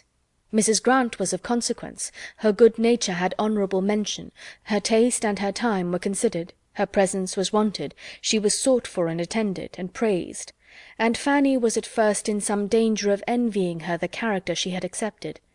But reflection brought better feelings, and showed her that Mrs. Grant was entitled to respect which could never have belonged to her, and that had she received even the greatest, she could never have been easy in joining a scheme which, considering only her uncle, she must condemn altogether. Fanny's heart was not absolutely the only saddened one amongst them, as she soon began to acknowledge herself. Julia was a sufferer too, though not quite so blamelessly. Henry Crawford had trifled with her feelings, but she had very long allowed, and even sought, his attentions, with a jealousy of her sister so reasonable as ought to have been their cure; and now that the conviction of his preference for Maria had been forced on her, she submitted to it without any alarm for Maria's situation, or any endeavour at rational tranquillity for herself. She either sat in gloomy silence, wrapped in such gravity as nothing could subdue, no curiosity touch, no wit amuse, or allowing the attentions of Mr. Yates, was talking with forced gaiety to him alone, and ridiculing the acting of the others.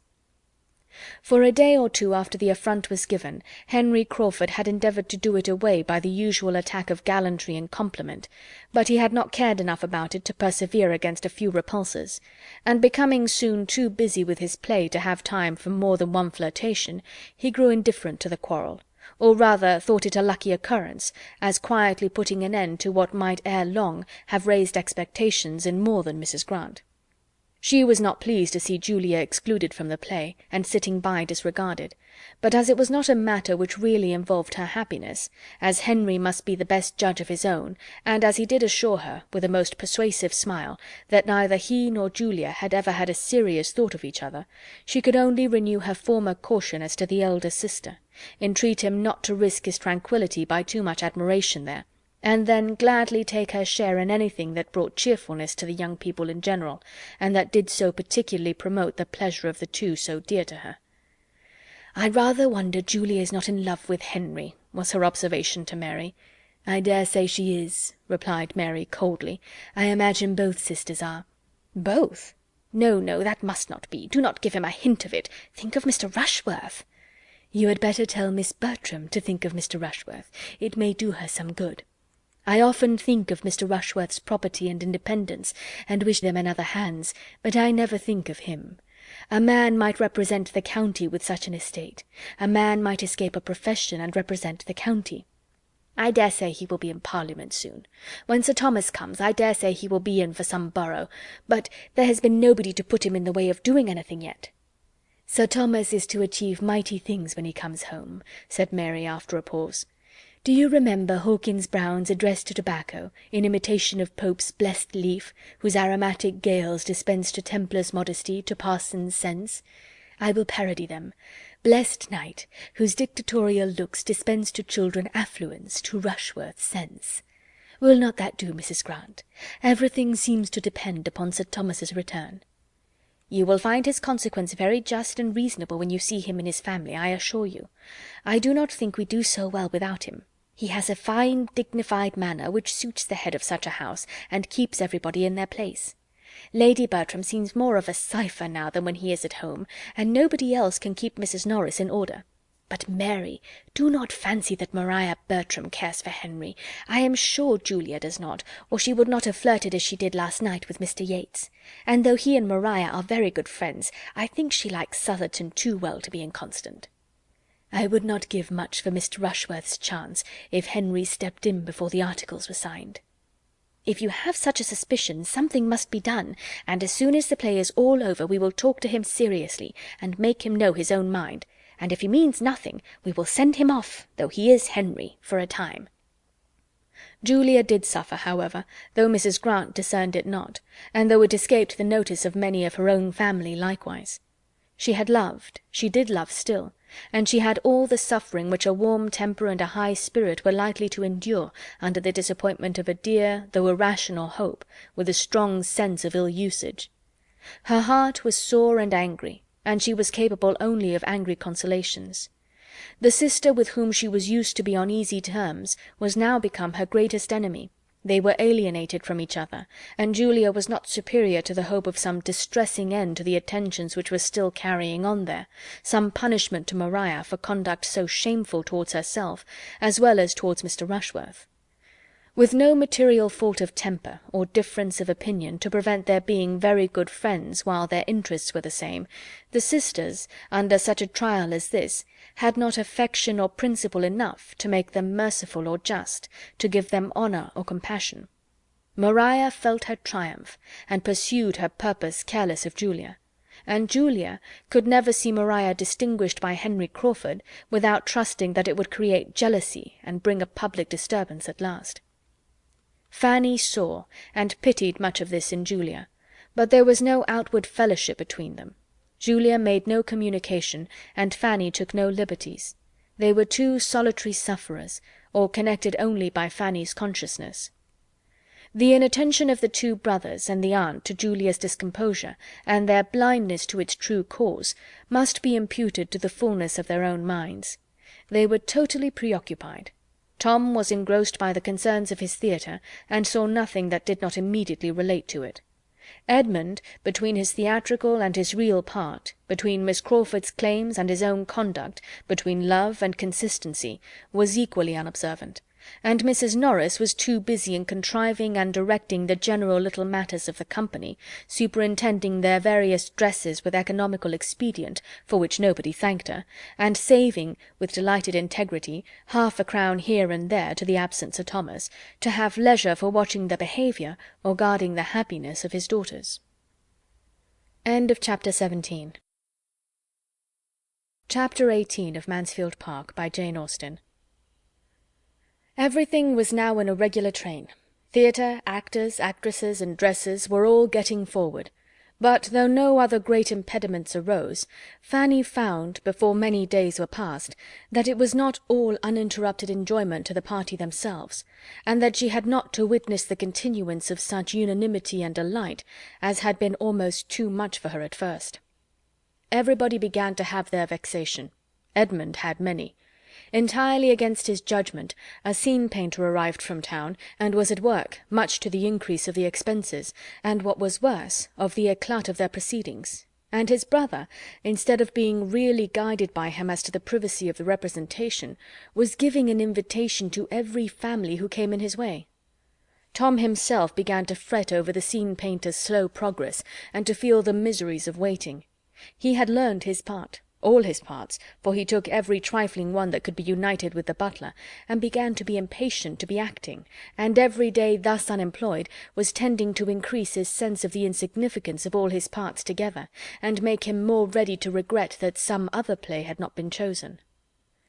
Fanny, being always a very courteous listener, and often the only listener at hand, came in for the complaints and distresses of most of them.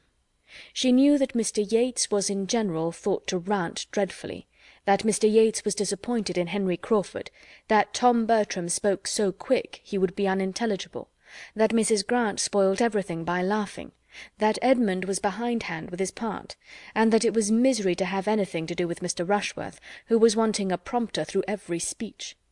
She knew also that poor Mr. Rushworth could seldom get anybody to rehearse with him.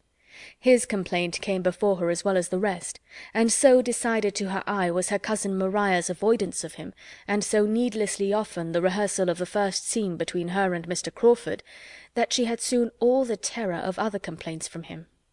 So far from being all satisfied and all enjoying, she found everybody requiring something they had not, and giving occasion of discontent to the others. Everybody had a part either too long or too short. Nobody would attend as they ought, nobody would remember on which side they were to come in, nobody but the complainer would observe any directions. Fanny believed herself to derive as much innocent enjoyment from the play as any of them. Henry Crawford acted well, and it was a pleasure to her to creep into the theatre and attend the rehearsal of the first act, in spite of the feelings it excited in some speeches from Maria. Maria she also thought acted well, too well. After the first rehearsal or two, Fanny began to be their only audience, and sometimes as prompter, sometimes as spectator, was often very useful. As far as she could judge, Mr. Crawford was considerably the best actor of all. He had more confidence than Edmund, more judgment than Tom, more talent and taste than Mr. Yates.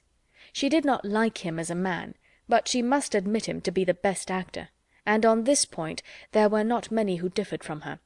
Mr. Yates, indeed, exclaimed against his tameness and insipidity, and the day came at last when Mr. Rushworth turned to her with a black look, and said, "Do you think there's anything so very fine in all this? For the life and soul of me, I cannot admire him, and between ourselves, to see such an undersized little mean-looking man set up for a fine actor is very ridiculous in my opinion."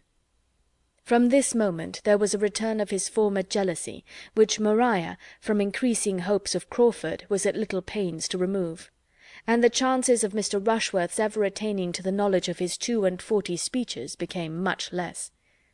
As to his ever making anything tolerable of them, nobody had the smallest idea of that, except his mother. She, indeed, regretted that his part was not more considerable, and deferred coming over to Mansfield till they were forward enough in their rehearsal to comprehend all his scenes; but the others aspired at nothing beyond his remembering the catchword, and the first line of his speech, and being able to follow the prompter through the rest. Fanny, in her pity and kind-heartedness, was at great pains to teach him how to learn, giving him all the helps and directions in her power, trying to make an artificial memory for him, and learning every word of his part herself, but without his being the much forwarder. Many uncomfortable, anxious, apprehensive feelings she certainly had, but with all these, and other claims on her time and attention, she was as far from finding herself without employment or utility amongst them as without a companion in uneasiness; quite as far from having no demand on her leisure as on her compassion. The gloom of her first anticipations was proved to have been unfounded. She was occasionally useful to all. She was perhaps as much at peace as any. There was a great deal of needlework to be done, moreover, in which her help was wanted, and that Mrs. Norris thought her quite as well off as the rest was evident by the manner in which she claimed it. "Come, Fanny," she cried, "these are fine times for you, but you must not always be walking from one room to the other and doing the lookings-on, at your ease, in this way. I want you here. I have been slaving myself till I can hardly stand, to contrive Mr. Rushworth's cloak without sending for any more satin, and now I think you may give me your help in putting it together. There are but 3 seams. You may do them in a trice. It would be lucky for me if I had nothing but the executive part to do. You are best off, I can tell you, but if nobody did more than you, we should not get on very fast." Fanny took the work very quietly, without attempting any defence, but her kinder Aunt Bertram observed on her behalf, "One cannot wonder, sister, that Fanny should be delighted. It is all new to her, you know. You and I used to be very fond of a play ourselves, and so am I still. And as soon as I am a little more at leisure, I mean to look in at their rehearsals too. What is the play about, Fanny? You have never told me." "Oh, sister, pray do not ask her now, for Fanny is not one of those who can talk and work at the same time. It is about lovers' vows." "I believe," said Fanny to her Aunt Bertram, "there will be 3 acts rehearsed to-morrow evening, and that will give you an opportunity of seeing all the actors at once." "You had better stay till the curtain is hung," interposed Mrs. Norris. "The curtain will be hung in a day or 2. There is very little sense in a play without a curtain, and I am much mistaken if you do not find it draw up into very handsome festoons." Lady Bertram seemed quite resigned to waiting. Fanny did not share her aunt's composure. She thought of the morrow a great deal, for if the 3 acts were rehearsed, Edmund and Miss Crawford would then be acting together for the first time. The 3rd act would bring a scene between them which interested her most particularly, and which she was longing and dreading to see how they would perform.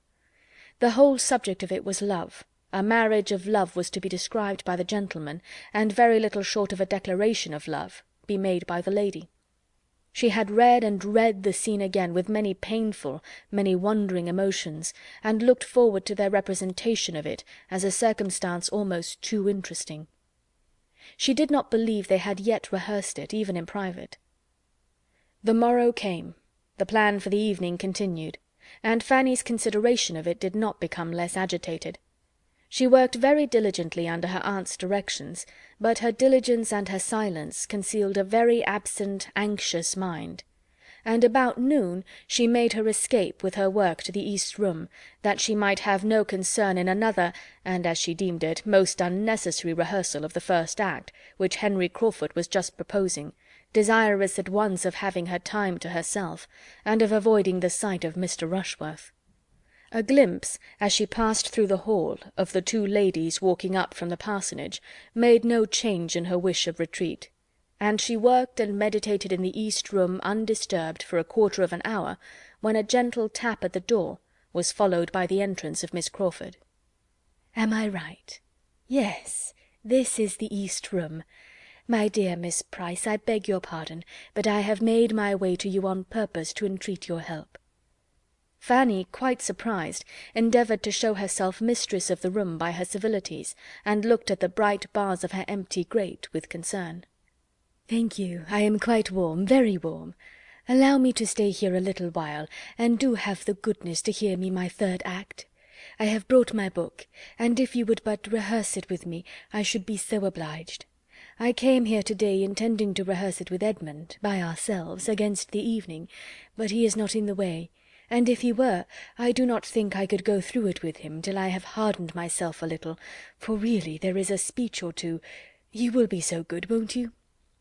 Fanny was most civil in her assurances, though she could not give them in a very steady voice. "Have you ever happened to look at the part I mean?" continued Miss Crawford, opening her book. "Here it is. I did not think much of it at first, but, upon my word, there, look at that speech, and that, and that! How am I ever to look at him in the face and say such things? Could you do it? But then he is your cousin, which makes all the difference. You must rehearse it with me, that I may fancy you him and get on by degrees. You have a look of his sometimes." "Have I? I will do my best with the greatest readiness, but I must read the part, for I can say very little of it." "None of it, I suppose?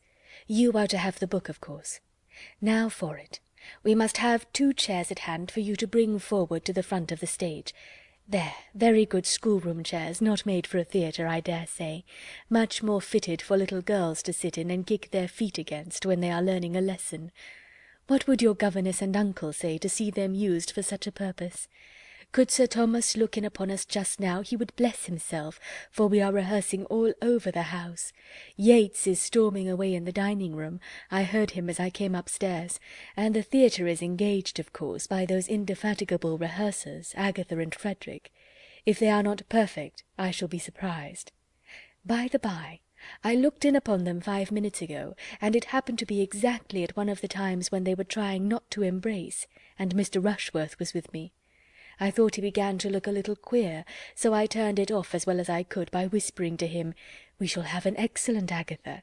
There is something so maternal in her manner, so completely maternal in her voice and countenance. Was not that well done of me?" He brightened up directly. Now for my soliloquy.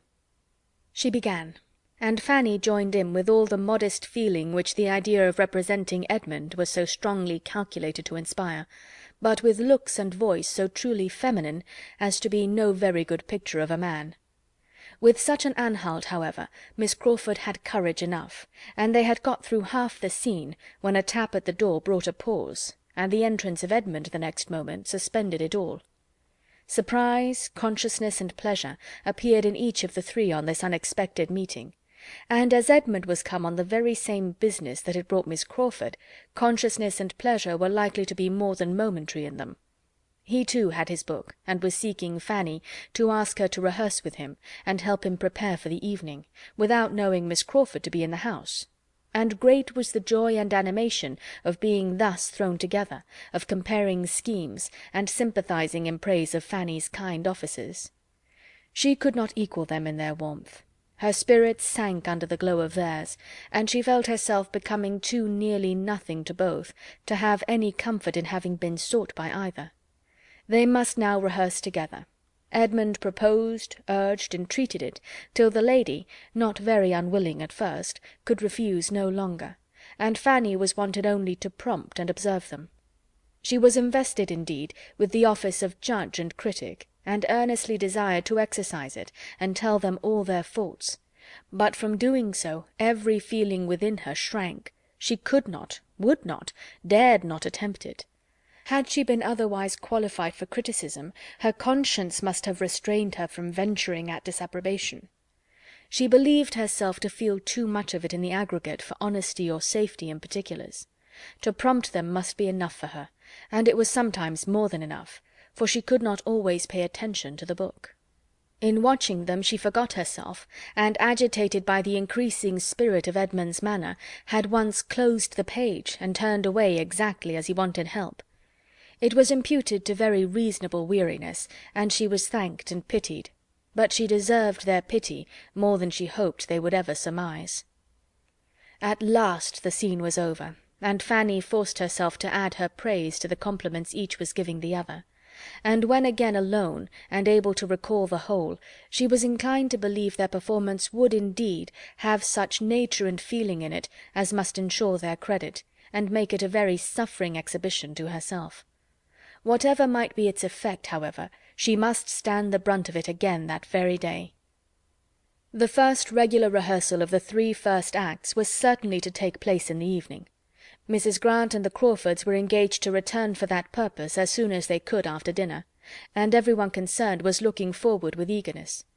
There seemed a general diffusion of cheerfulness on the occasion. Tom was enjoying such an advance towards the end, Edmund was in spirits from the morning's rehearsal, and little vexations seemed everywhere smoothed away. All were alert and impatient. The ladies moved soon, the gentlemen soon followed them, and with the exception of Lady Bertram, Mrs. Norris, and Julia, everybody was in the theatre at an early hour, and having lighted it up as well as its unfinished state admitted, were waiting only the arrival of Mrs. Grant and the Crawfords to begin. They did not wait long for the Crawfords, but there was no Mrs. Grant. She could not come.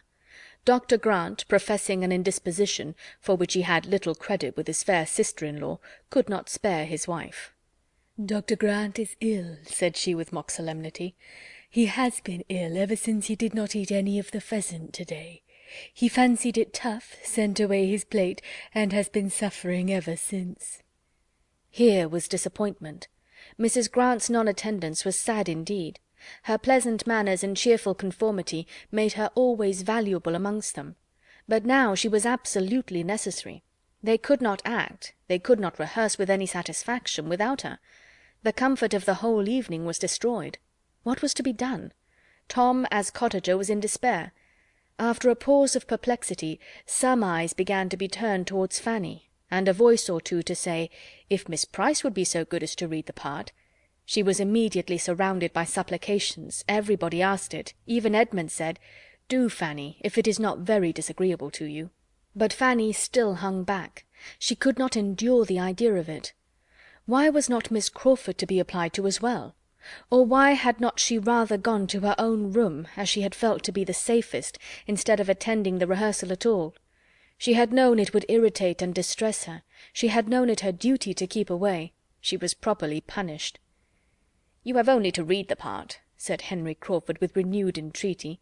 "And I do believe she can say every word of it," added Maria, "for she could put Mrs. Grant right the other day in 20 places. Fanny, I am sure you know the part."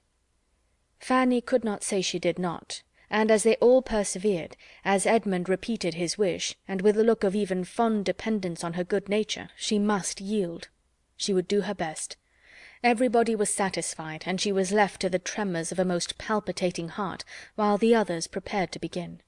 They did begin, and being too much engaged in their own noise to be struck by unusual noise in the other part of the house, had proceeded some way, when the door of the room was thrown open, and Julia, appearing at it, with a face all aghast, exclaimed, "My father is come! He is in the hall at this moment!"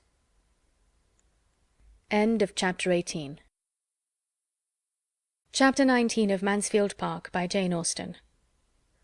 How is the consternation of the party to be described? To the greater number it was a moment of absolute horror. Sir Thomas in the house! All felt the instantaneous conviction. Not a hope of imposition or mistake was harboured anywhere. Julia's looks were an evidence of the fact that made it indisputable. And after the first starts and exclamations, not a word was spoken for half a minute. Each with an altered countenance was looking at some other, and almost each was feeling it a stroke the most unwelcome, most ill-timed, most appalling. Mr. Yates might consider it only as a vexatious interruption for the evening, and Mr. Rushworth might imagine it a blessing, but every other heart was sinking under some degree of self-condemnation or undefined alarm. Every other heart was suggesting, "What will become of us? What is to be done now?" It was a terrible pause, and terrible to every ear, with the corroborating sounds of opening doors and passing footsteps. Julia was the first to move and speak again. Jealousy and bitterness had been suspended. Selfishness was lost in the common cause. But at the moment of her appearance, Frederick was listening with looks of devotion to Agatha's narrative, and pressing her hand to his heart. And as soon as she could notice this, and see that, in spite of the shock of her words, he still kept his station, and retained her sister's hand, her wounded heart swelled again with injury, and looking as red as she had been white before, she turned out of the room, saying, "I need not be afraid of appearing before him." Her going roused the rest, and at the same moment the two brothers stepped forward, feeling the necessity of doing something. A very few words between them were sufficient. The case admitted no difference of opinion. They must go to the drawing-room directly. Maria joined them with the same intent, just then the stoutest of the three, for the very circumstance which had driven Julia away was to her the sweetest support. Henry Crawford's retaining her hand at such a moment of such peculiar proof and importance, was worth ages of doubt and anxiety. She held it as an earnest of the most serious determination, and was equal even to encounter her father. They walked off, utterly heedless of Mr. Rushworth's repeated question of "Shall I go too? Had not I better go too? Will not it be right for me to go too?" But they were no sooner through the door than Henry Crawford undertook to answer the anxious inquiry, and encouraging him by all means to pay his respects to Sir Thomas without delay, sent him after the others with delighted haste. Fanny was left with only the Crawfords and Mr. Yates. She had been quite overlooked by her cousins, and as her own opinion of her claims on Sir Thomas's affection was much too humble to give her any idea of classing herself with his children, she was glad to remain behind, and gain a little breathing time. Her agitation and alarm exceeded all that was endured by the rest, by the right of a disposition which not even innocence could keep from suffering. She was nearly fainting. All her former habitual dread of her uncle was returning, and with it compassion for him and for almost every one of the party on the developments before him, with solicitude on Edmund's account indescribable. She had found a seat where in excessive trembling she was enduring all these fearful thoughts, while the other three, no longer under any restraint, were giving vent to their feelings of vexation, lamenting over such an unlooked-for premature arrival as a most untoward event, and without mercy wishing poor Sir Thomas had been twice as long on his passage, or were still in Antigua. The Crawfords were more warm on the subject than Mr. Yates, from better understanding the family, and judging more clearly of the mischief that must ensue. The ruin of the play was to them a certainty. They felt the total destruction of the scheme to be inevitably at hand, while Mr. Yates considered it only as a temporary interruption, a disaster for the evening, and could even suggest the possibility of the rehearsal being renewed after tea, when the bustle of receiving Sir Thomas were over, and he might be at leisure to be amused by it. The Crawfords laughed at the idea, and having soon agreed on the propriety of their walking quietly home and leaving the family to themselves, proposed Mr. Yates's accompanying them and spending the evening at the parsonage. But Mr. Yates, having never been with those who thought much of parental claims or family confidence, could not perceive that anything of the kind was necessary, and therefore thanking them, said he preferred remaining where he was, that he might pay his respects to the old gentleman handsomely since he was come, and besides he did not think it would be fair by the others to have everybody run away. Fanny was just beginning to collect herself, and to feel that if she stayed longer behind it might seem disrespectful, when this point was settled, and being commissioned with the brother and sister's apology, saw them preparing to go as she quitted the room herself to perform the dreadful duty of appearing before her uncle. Too soon did she find herself at the drawing-room door, and after pausing a moment for what she knew would not come, for a courage which the outside of no door had ever supplied to her, she turned the lock in desperation, and the lights of the drawing-room and all the collected family were before her. As she entered, her own name caught her ear. Sir Thomas was at that moment looking round him and saying, "But where is Fanny? I do not see my little Fanny," and on perceiving her came forward with a kindness which astonished and penetrated her, calling her his dear Fanny, kissing her affectionately, and observing with decided pleasure how much she was grown. Fanny knew not how to feel, nor where to look. She was quite oppressed. He had never been so kind, so very kind to her in his life. His manner seemed changed, his voice was quick from the agitation of joy, and all that had been awful in his dignity seemed lost in tenderness. He led her nearer the light, and looked at her again, inquired particularly after her health, and then, correcting himself, observed that he need not inquire, for her appearance spoke sufficiently on that point. A fine blush having succeeded the previous paleness of her face, he was justified in his belief of her equal improvement in health and beauty. He inquired next after her family, especially William, and his kindness altogether was such as made her reproach herself for loving him so little, and thinking his return a misfortune. And when, on having courage to lift her eyes to his face, she saw that he was grown thinner, and had the burnt, fagged, worn look of fatigue and a hot climate, every tender feeling was increased, and she was miserable in considering how much unsuspected vexation was probably ready to burst on him. Sir Thomas was indeed the life of the party, who at his suggestion now seated themselves round the fire. He had the best right to be the talker, and the delight of his sensations in being again in his own house, in the centre of his family, after such a separation, made him communicative and chatty in a very unusual degree, and he was ready to give every information as to his voyage, and answer every question of his two sons almost before it was put. His business in Antigua had latterly been prosperously rapid, and he came directly from Liverpool, having had an opportunity of making his passage thither in a private vessel, instead of waiting for the packet; and all the little particulars of his proceedings and events, his arrivals and departures, were most promptly delivered, as he sat by Lady Bertram and looked with heartfelt satisfaction on the faces around him, interrupting himself more than once, however, to remark on his good fortune in finding them all at home, coming unexpectedly as he did, all collected together exactly as he could have wished, but dared not depend on. Mr. Rushworth was not forgotten; a most friendly reception and warmth of hand-shaking had already met him, and with pointed attention he was now included in the objects most intimately connected with Mansfield. There was nothing disagreeable in Mr. Rushworth's appearance, and Sir Thomas was liking him already. By not one of the circle was he listened to with such unbroken, unalloyed enjoyment as by his wife, who was really extremely happy to see him, and whose feelings were so warmed by his sudden arrival as to place her nearer agitation than she had been for the last 20 years. She had been almost fluttered for a few minutes, and still remained so sensibly animated as to put away her work, move Pug from her side, and give all her attention, and all the rest of her sofa, to her husband. She had no anxieties for anybody to cloud her pleasure. Her own time had been irreproachably spent during his absence.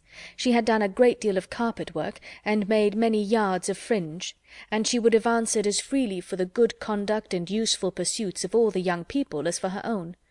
It was so agreeable to her to see him again, and hear him talk, to have her ear amused and her whole comprehension filled by his narratives, that she began particularly to feel how dreadfully she must have missed him, and how impossible it would have been for her to bear a lengthened absence. Mrs. Norris was by no means to be compared in happiness to her sister. Not that she was incommoded by many fears of Sir Thomas's disapprobation when the present state of his house should be known, for her judgment had been so blinded that, except by the instinctive caution with which she had whisked away Mr. Rushworth's pink satin cloak as her brother-in-law entered, she could hardly be said to show any sign of alarm. But she was vexed by the manner of his return. It had left her nothing to do. Instead of being sent for out of the room, and seeing him first, and having to spread the happy news throughout the house, Sir Thomas, with a very reasonable dependence perhaps on the nerves of his wife and children, had sought no confidant but the butler, and had been following him almost instantaneously into the drawing-room. Mrs. Norris felt herself defrauded of an office on which she had always depended, whether his arrival or his death were to be the thing unfolded, and was now trying to be in a bustle without having anything to bustle about, and labouring to be important where nothing was wanted but tranquillity and silence. Would Sir Thomas have consented to eat, she might have gone to the housekeeper with troublesome directions, and insulted the footman with injunctions of dispatch; but Sir Thomas resolutely declined all dinner. He would take nothing, nothing till tea came; he would rather wait for tea. Still Mrs. Norris was at intervals urging something different, and in the most interesting moment of his passage to England, when the alarm of a French privateer was at the height, she burst through his recital with the proposal of soup. "Sure, my dear Sir Thomas, a basin of soup would be a much better thing for you than tea. Do have a basin of soup." Sir Thomas could not be provoked. "Still the same anxiety for everybody's comfort, my dear Mrs. Norris," was his answer. "But indeed I would rather have nothing but tea." "Well then, Lady Bertram, suppose you speak for tea directly. Suppose you hurry badly a little. He seems behind to-night." She carried this point, and Sir Thomas's narrative proceeded.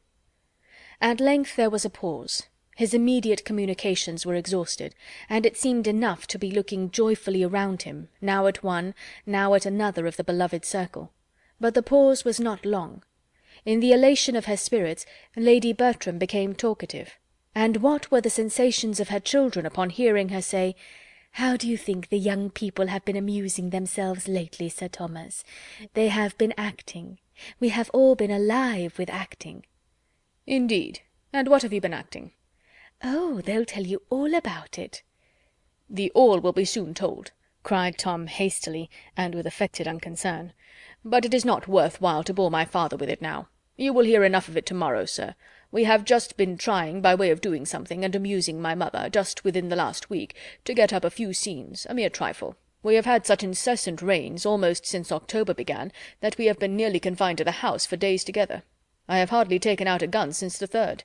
Tolerable sport the first 3 days, but there has been no attempting anything since. The first day I went over to Mansfield Wood, and Edmund took the copses beyond Easton, and we brought home 6 brace between us, and might each have killed 6 times as many, but we respect your pheasants, sir, I assure you, as much as you could desire.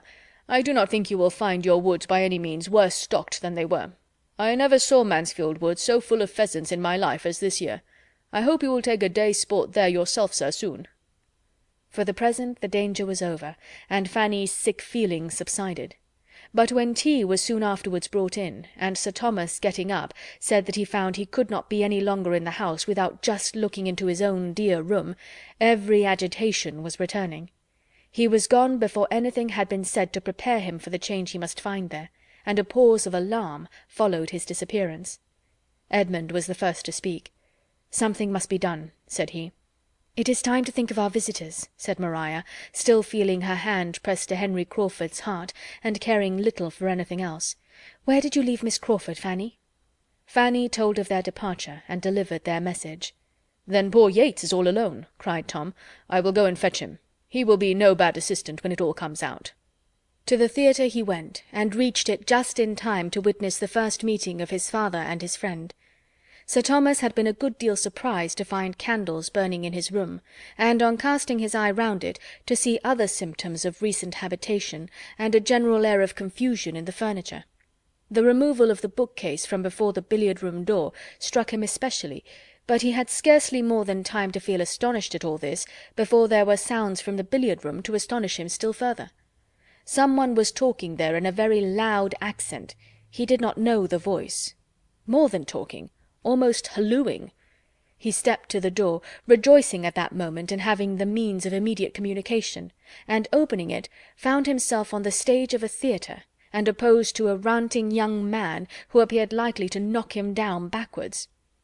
At the very moment of Yates perceiving Sir Thomas, and giving perhaps the very best start he had ever given in the whole course of his rehearsals, Tom Bertram entered at the other end of the room, and never had he found greater difficulty in keeping his countenance.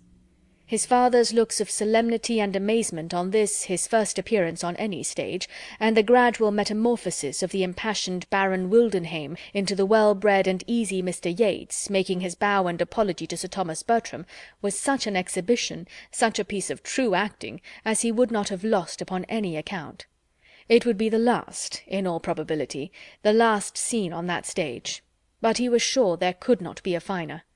The house would close with the greatest éclat. There was little time, however, for the indulgence of any images of merriment. It was necessary for him to step forward too, and assist the introduction, and with many awkward sensations he did his best. Sir Thomas received Mr. Yates with all the appearance of cordiality which was due to his own character, but was really as far from pleased with the necessity of the acquaintance as with the manner of its commencement.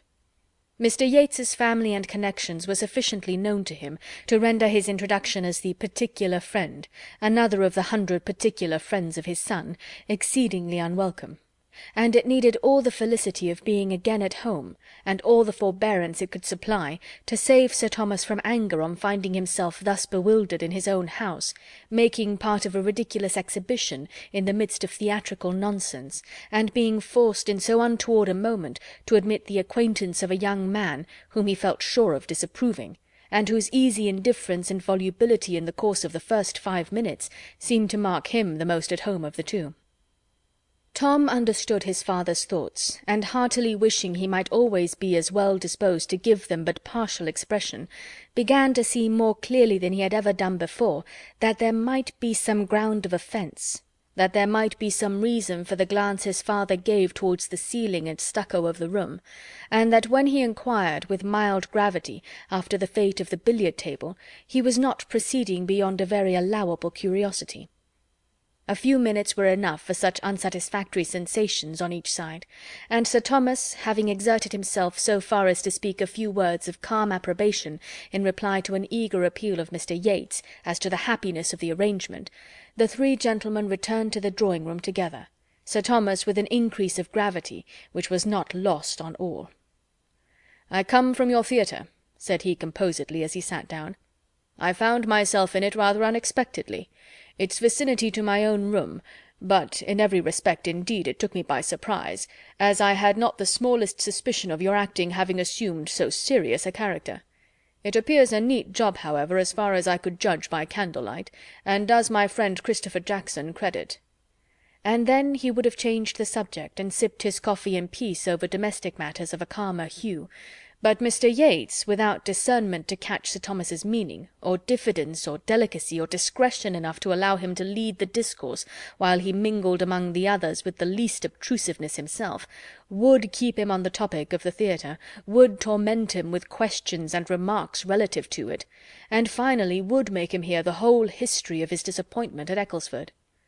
Sir Thomas listened most politely, but found much to offend his ideas of decorum, and confirm his ill opinion of Mr. Yates's habits of thinking, from the beginning to the end of the story, and when it was over, could give him no other assurance of sympathy than what a slight bow conveyed. "This was, in fact, the origin of our acting," said Tom after a moment's thought. "My friend Yates brought the infection from Ecclesford, and it spread as those things always spread, you know, sir, the faster probably from your having so often encouraged the sort of thing in us formerly. It was like treading old ground again." Mr. Yates took the subject from his friend as soon as possible, and immediately gave Sir Thomas an account of what they had done and were doing, told him of the gradual increase of their views, the happy conclusion of their first difficulties, and present promising state of affairs, relating everything with so blind an interest as made him not only totally unconscious of the uneasy movements of many of his friends as they sat, the change of countenance, the fidget, the hem of unquietness, but prevented him even from seeing the expression of the face on which his own eyes were fixed, from seeing Sir Thomas's dark brow contract as he looked with inquiring earnestness at his daughters and Edmund, dwelling particularly on the latter, and speaking a language, a remonstrance, a reproof, which he felt at his heart. Not less acutely was it felt by Fanny, who had edged back her chair behind her aunt's end of the sofa, and, screened from notice herself, saw all that was passing before her. Such a look of reproach at Edmund from his father she could never have expected to witness, and to feel that it was in any degree deserved was an aggravation indeed. Sir Thomas's look implied, "On your judgment, Edmund, I depended. What have you been about?" She knelt in spirit to her uncle, and her bosom swelled to utter, "Oh, not to him! Look so to all the others, but not to him!" Mr. Yates was still talking. "To own the truth, Sir Thomas, we were in the middle of a rehearsal when you arrived this evening. We were going through the first 3 acts, and not unsuccessfully upon the whole. Our company is now so dispersed from the Crawfords being gone home that nothing more can be done to-night, but if you will give us the honour of your company to-morrow evening, I should not be afraid of the result. We bespeak your indulgence, you understand, as young performers. We bespeak your indulgence." "My indulgence shall be given, sir," replied Sir Thomas gravely, "but without any other rehearsal." And with a relenting smile he added, "I come home to be happy and indulgent." Then turning away towards any or all of the rest, he tranquilly said, "Mr. and Miss Crawford were mentioned in my last letters from Mansfield. Do you find them agreeable acquaintance?" Tom was the only one at all ready with an answer, but he being entirely without particular regard for either, without jealousy either in love or acting, could speak very handsomely of both. Mr. Crawford was a most pleasant gentlemanlike man, his sister a sweet, pretty, elegant, lively girl. Mr. Rushworth could be silent no longer. "I do not say he is gentlemanlike, considering, but you should tell your father he is not above 5 feet 8, or he will be expecting a well-looking man." Sir Thomas did not quite understand this, and looked with some surprise at the speaker. "If I must say what I think," continued Mr. Rushworth, "in my opinion it is very disagreeable to be always rehearsing. It is having too much of a good thing. I am not so fond of acting as I was at first. I think we are a great deal better employed sitting comfortably here among ourselves and doing nothing." Sir Thomas looked again, and then replied with an approving smile, I am happy to find our sentiments on this subject so much the same. It gives me sincere satisfaction. That I should be cautious and quick-sighted, and feel many scruples which my children do not feel, is perfectly natural, and equally so that my value for domestic tranquillity, for a home which shuts out noisy pleasures, should much exceed theirs. But at your time of life to feel all this is a most favourable circumstance for yourself and for everybody connected with you, and I am sensible of the importance of having an ally of such weight." Sir Thomas meant to be giving Mr. Rushworth's opinion in better words than he could find himself. He was aware that he must not expect a genius in Mr. Rushworth, but as a well-judging, steady young man, with better notions than his elocution would do justice to, he intended to value him very highly. It was impossible for many of the others not to smile. Mr. Rushworth hardly knew what to do with such meaning, but by looking as he really felt, most exceedingly pleased with Sir Thomas's good opinion, and saying scarcely anything, he did his best towards preserving that good opinion a little longer. End of chapter 19. Chapter 20 of Mansfield Park by Jane Austen. Edmund's first object the next morning was to see his father alone, and give him a fair statement of the whole acting scheme, defending his own share in it as far only as he could then, in a soberer moment, feel his motives to deserve, and acknowledging with perfect ingenuousness that his concession had been attended with such partial good as to make his judgment in it very doubtful. He was anxious, while vindicating himself, to say nothing unkind of the others. But there was only one amongst them whose conduct he could mention without some necessity of defence or palliation. "We have all been more or less to blame," said he, "every one of us, excepting Fanny. Fanny is the only one who has judged rightly throughout, who has been consistent. Her feelings have been steadily against it from first to last. She never ceased to think of what was due to you. You will find Fanny everything you could wish." Sir Thomas saw all the impropriety of such a scheme among such a party, and at such a time, as strongly as his son had ever supposed he must. He felt it too much indeed for many words, and having shaken hands with Edmund, meant to try to lose the disagreeable impression, and forget how much he had been forgotten himself, as soon as he could, after the house had been cleared of every object enforcing the remembrance, and restored to its proper state. He did not enter into any remonstrance with his other children. He was more willing to believe they felt their error than to run the risk of investigation. The reproof of an immediate conclusion of everything, the sweep of every preparation, would be sufficient. There was one person, however, in the house whom he could not leave to learn his sentiments merely through his conduct. He could not help giving Mrs. Norris a hint of his having hoped that her advice might have been interposed to prevent what her judgment must certainly have disapproved. The young people had been very inconsiderate in forming the plan. They ought to have been capable of a better decision themselves, but they were young, and excepting Edmund, he believed of unsteady characters, and with greater surprise, therefore, he must regard her acquiescence in their wrong measures, her countenance of their unsafe amusements, than that such measures and such amusements should have been suggested. Mrs. Norris was a little confounded, and as nearly being silenced as ever she had been in her life, for she was ashamed to confess having never seen any of the impropriety which was so glaring to Sir Thomas, and would not have admitted that her influence was insufficient, that she might have talked in vain. Her only resource was to get out of the subject as fast as possible, and turn the current of Sir Thomas's ideas into a happier channel.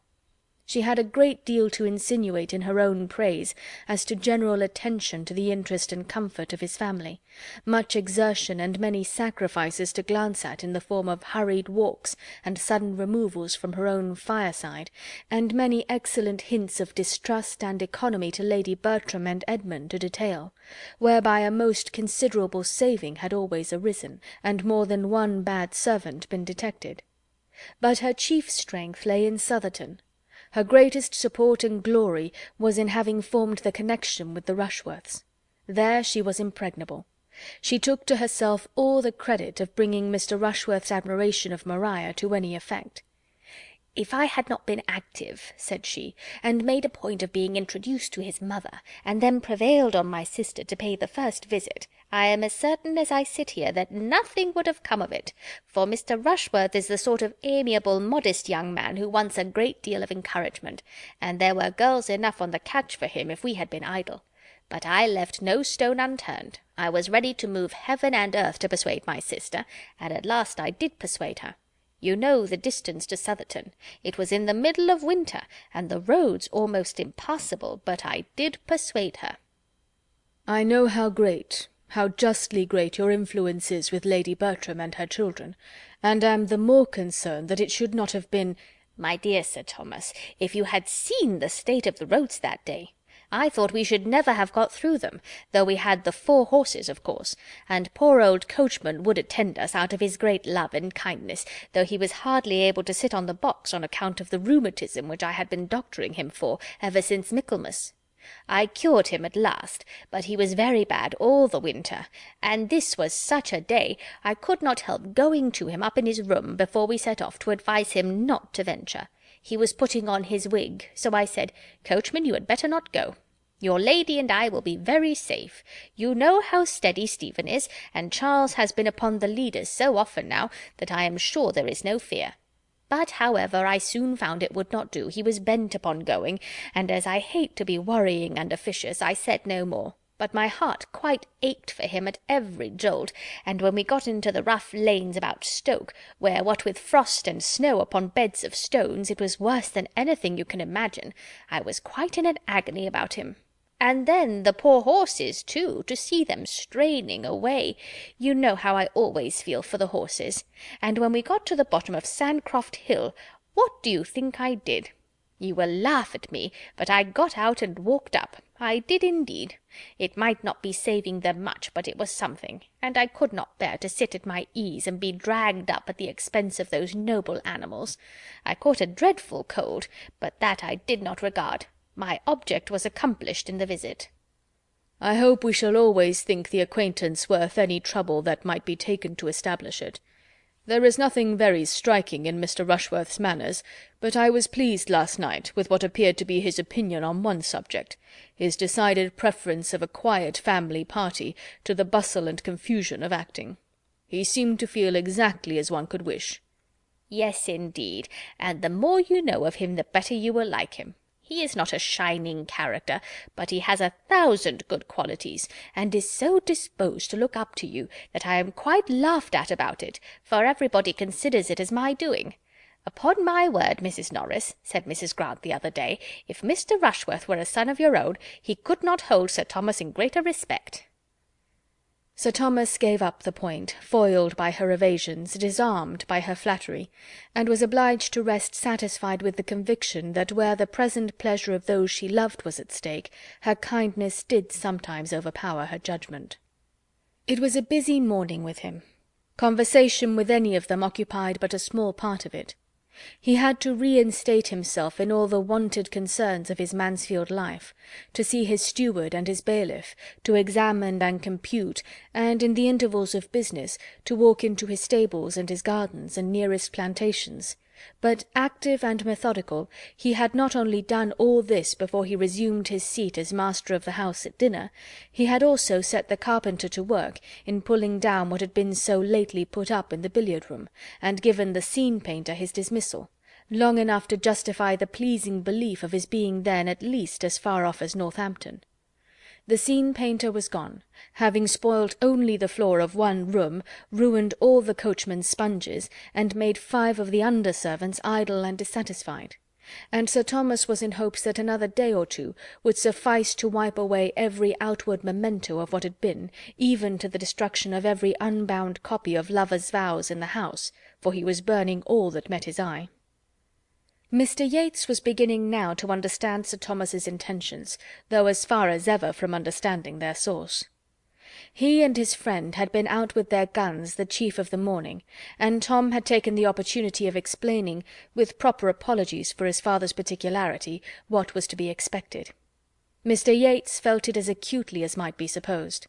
To be a second time disappointed in the same way was an instance of very severe ill luck, and his indignation was such that, had it not been for delicacy toward his friend and his friend's youngest sister, he believed he should certainly attack the baronet on the absurdity of his proceedings, and argue him into a little more rationality. He believed this very stoutly while he was in Mansfield Wood, and all the way home, but there was a something in Sir Thomas, when they sat round the same table, which made Mr. Yates think it wiser to let him pursue his own way, and feel the folly of it without opposition. He had known many disagreeable fathers before, and often been struck with the inconveniences they occasioned, but never in the whole course of his life had he seen one of that class so unintelligibly moral, so infamously tyrannical as Sir Thomas. He was not a man to be endured but for his children's sake, and he might be thankful to his fair daughter Julia that Mr. Yates did yet mean to stay a few days longer under his roof. The evening passed with external smoothness, though almost every mind was ruffled, and the music which Sir Thomas called for from his daughters helped to conceal the want of real harmony. Maria was in a good deal of agitation. It was of the utmost consequence to her that Crawford should now lose no time in declaring himself, and she was disturbed that even a day should be gone by without seeming to advance that point. She had been expecting to see him the whole morning, and all the evening too was still expecting him. Mr. Rushworth had set off early with the great news for Southerton, and she had fondly hoped for such an immediate éclaircissement as might save him the trouble of ever coming back again. But they had seen no one from the parsonage, not a creature, and had heard no tidings beyond a friendly note of congratulation and inquiry from Mrs. Grant to Lady Bertram. It was the first day for many, many weeks in which the families had been wholly divided. 24 hours had never passed before since August began, without bringing them together in some way or other. It was a sad, anxious day, and the morrow, though differing in the sort of evil, did by no means bring less. A few moments of feverish enjoyment were followed by hours of acute suffering. Henry Crawford was again in the house. He walked up with Dr. Grant, who was anxious to pay his respects to Sir Thomas, and at rather an early hour they were ushered into the breakfast-room, where were most of the family. Sir Thomas soon appeared, and Maria saw with delight and agitation the introduction of the man she loved to her father. Her sensations were indefinable, and so were they a few minutes afterwards, upon hearing Henry Crawford, who had a chair between herself and Tom, ask the latter in an under voice whether there were any plan for resuming the play after the present happy interruption, with a courteous glance at Sir Thomas, because in that case he should make a point of returning to Mansfield at any time required by the party. He was going away immediately, being to meet his uncle at Bath without delay, but if there were any prospect of a renewal of lovers' vows, he should hold himself positively engaged, he should break through every other claim, he should absolutely condition with his uncle for attending them whenever he might be wanted. The play should not be lost by his absence. "From Bath, Norfolk, London, York, wherever I may be," said he, "I will attend you from any place in England, at an hour's notice." It was well at that moment that Tom had to speak, and not his sister. He could immediately say with easy fluency, "I am sorry you are going, but as to our play, that is all over, entirely at an end," looking significantly at his father. "The painter was sent off yesterday, and very little will remain of the theatre to-morrow. I knew how that would be from the first. It is early for Bath. You will find nobody there." "It is about my uncle's usual time." "When do you think of going?" "I may perhaps get as far as Banbury to-day." "Whose stables do you use at Bath?" was the next question, and while this branch of the subject was under discussion, Maria, who wanted neither pride nor resolution, was preparing to encounter her share of it with tolerable calmness. To her he soon turned, repeating much of what he had already said, with only a softened air and stronger expressions of regret. But what availed his expressions or his air? He was going, and if not voluntarily going, voluntarily intending to stay away. For excepting what might be due to his uncle, his engagements were all self-imposed. He might talk of necessity, but she knew his independence. The hand which had so pressed hers to his heart, the hand and the heart were alike motionless and passive now. Her spirit supported her, but the agony of her mind was severe. She had not long to endure what arose from listening to language which his actions contradicted, or to bury the tumult of her feelings under the restraint of society; for general civilities soon called his notice from her, and the farewell visit, as it then became openly acknowledged, was a very short one. He was gone. He had touched her hand for the last time, he had made his parting bow, and she might seek directly all that solitude could do for her. Henry Crawford was gone from the house, and within 2 hours afterwards from the parish. And so ended all the hopes his selfish vanity had raised in Maria and Julia Bertram. Julia could rejoice that he was gone. His presence was beginning to be odious to her, and if Maria gained him not, she was now cool enough to dispense with any other revenge. She did not want exposure to be added to desertion. Henry Crawford gone, she could even pity her sister. With a purer spirit did Fanny rejoice in the intelligence. She heard it at dinner, and felt it a blessing. By all the others it was mentioned with regret, and his merits honoured with due gradation of feeling, from the sincerity of Edmund's too partial regard to the unconcern of his mother, speaking entirely by rote. Mrs. Norris began to look about her, and wonder that his falling in love with Julia had come to nothing, and could almost fear that she had been remiss herself in forwarding it. But with so many to care for, how was it possible for even her activity to keep pace with her wishes? Another day or two, and Mr. Yates was gone likewise. In his departure Sir Thomas felt the chief interest. Wanting to be alone with his family, the presence of a stranger superior to Mr. Yates must have been irksome. But of him, trifling and confident, idle and expensive, it was every way vexatious. In himself he was wearisome, but as the friend of Tom and the admirer of Julia he became offensive. Sir Thomas had been quite indifferent to Mr. Crawford's going or staying, but his good wishes for Mr. Yates having a pleasant journey, as he walked with him to the hall door, were given with genuine satisfaction. Mr. Yates had stayed to see the destruction of every theatrical preparation at Mansfield, the removal of everything appertaining to the play. He left the house in all the soberness of its general character, and Sir Thomas hoped, in seeing him out of it, to be rid of the worst object connected with the scheme, and the last that must be inevitably reminding him of its existence. Mrs. Norris contrived to remove one article from his sight that might have distressed him. The curtain, over which she had presided with such talent and such success, went off with her to her cottage, where she happened to be particularly in want of green baize. Chapter 21 of Mansfield Park, by Jane Austen. Sir Thomas's return made a striking change in the ways of the family, independent of lovers' vows. Under his government Mansfield was an altered place.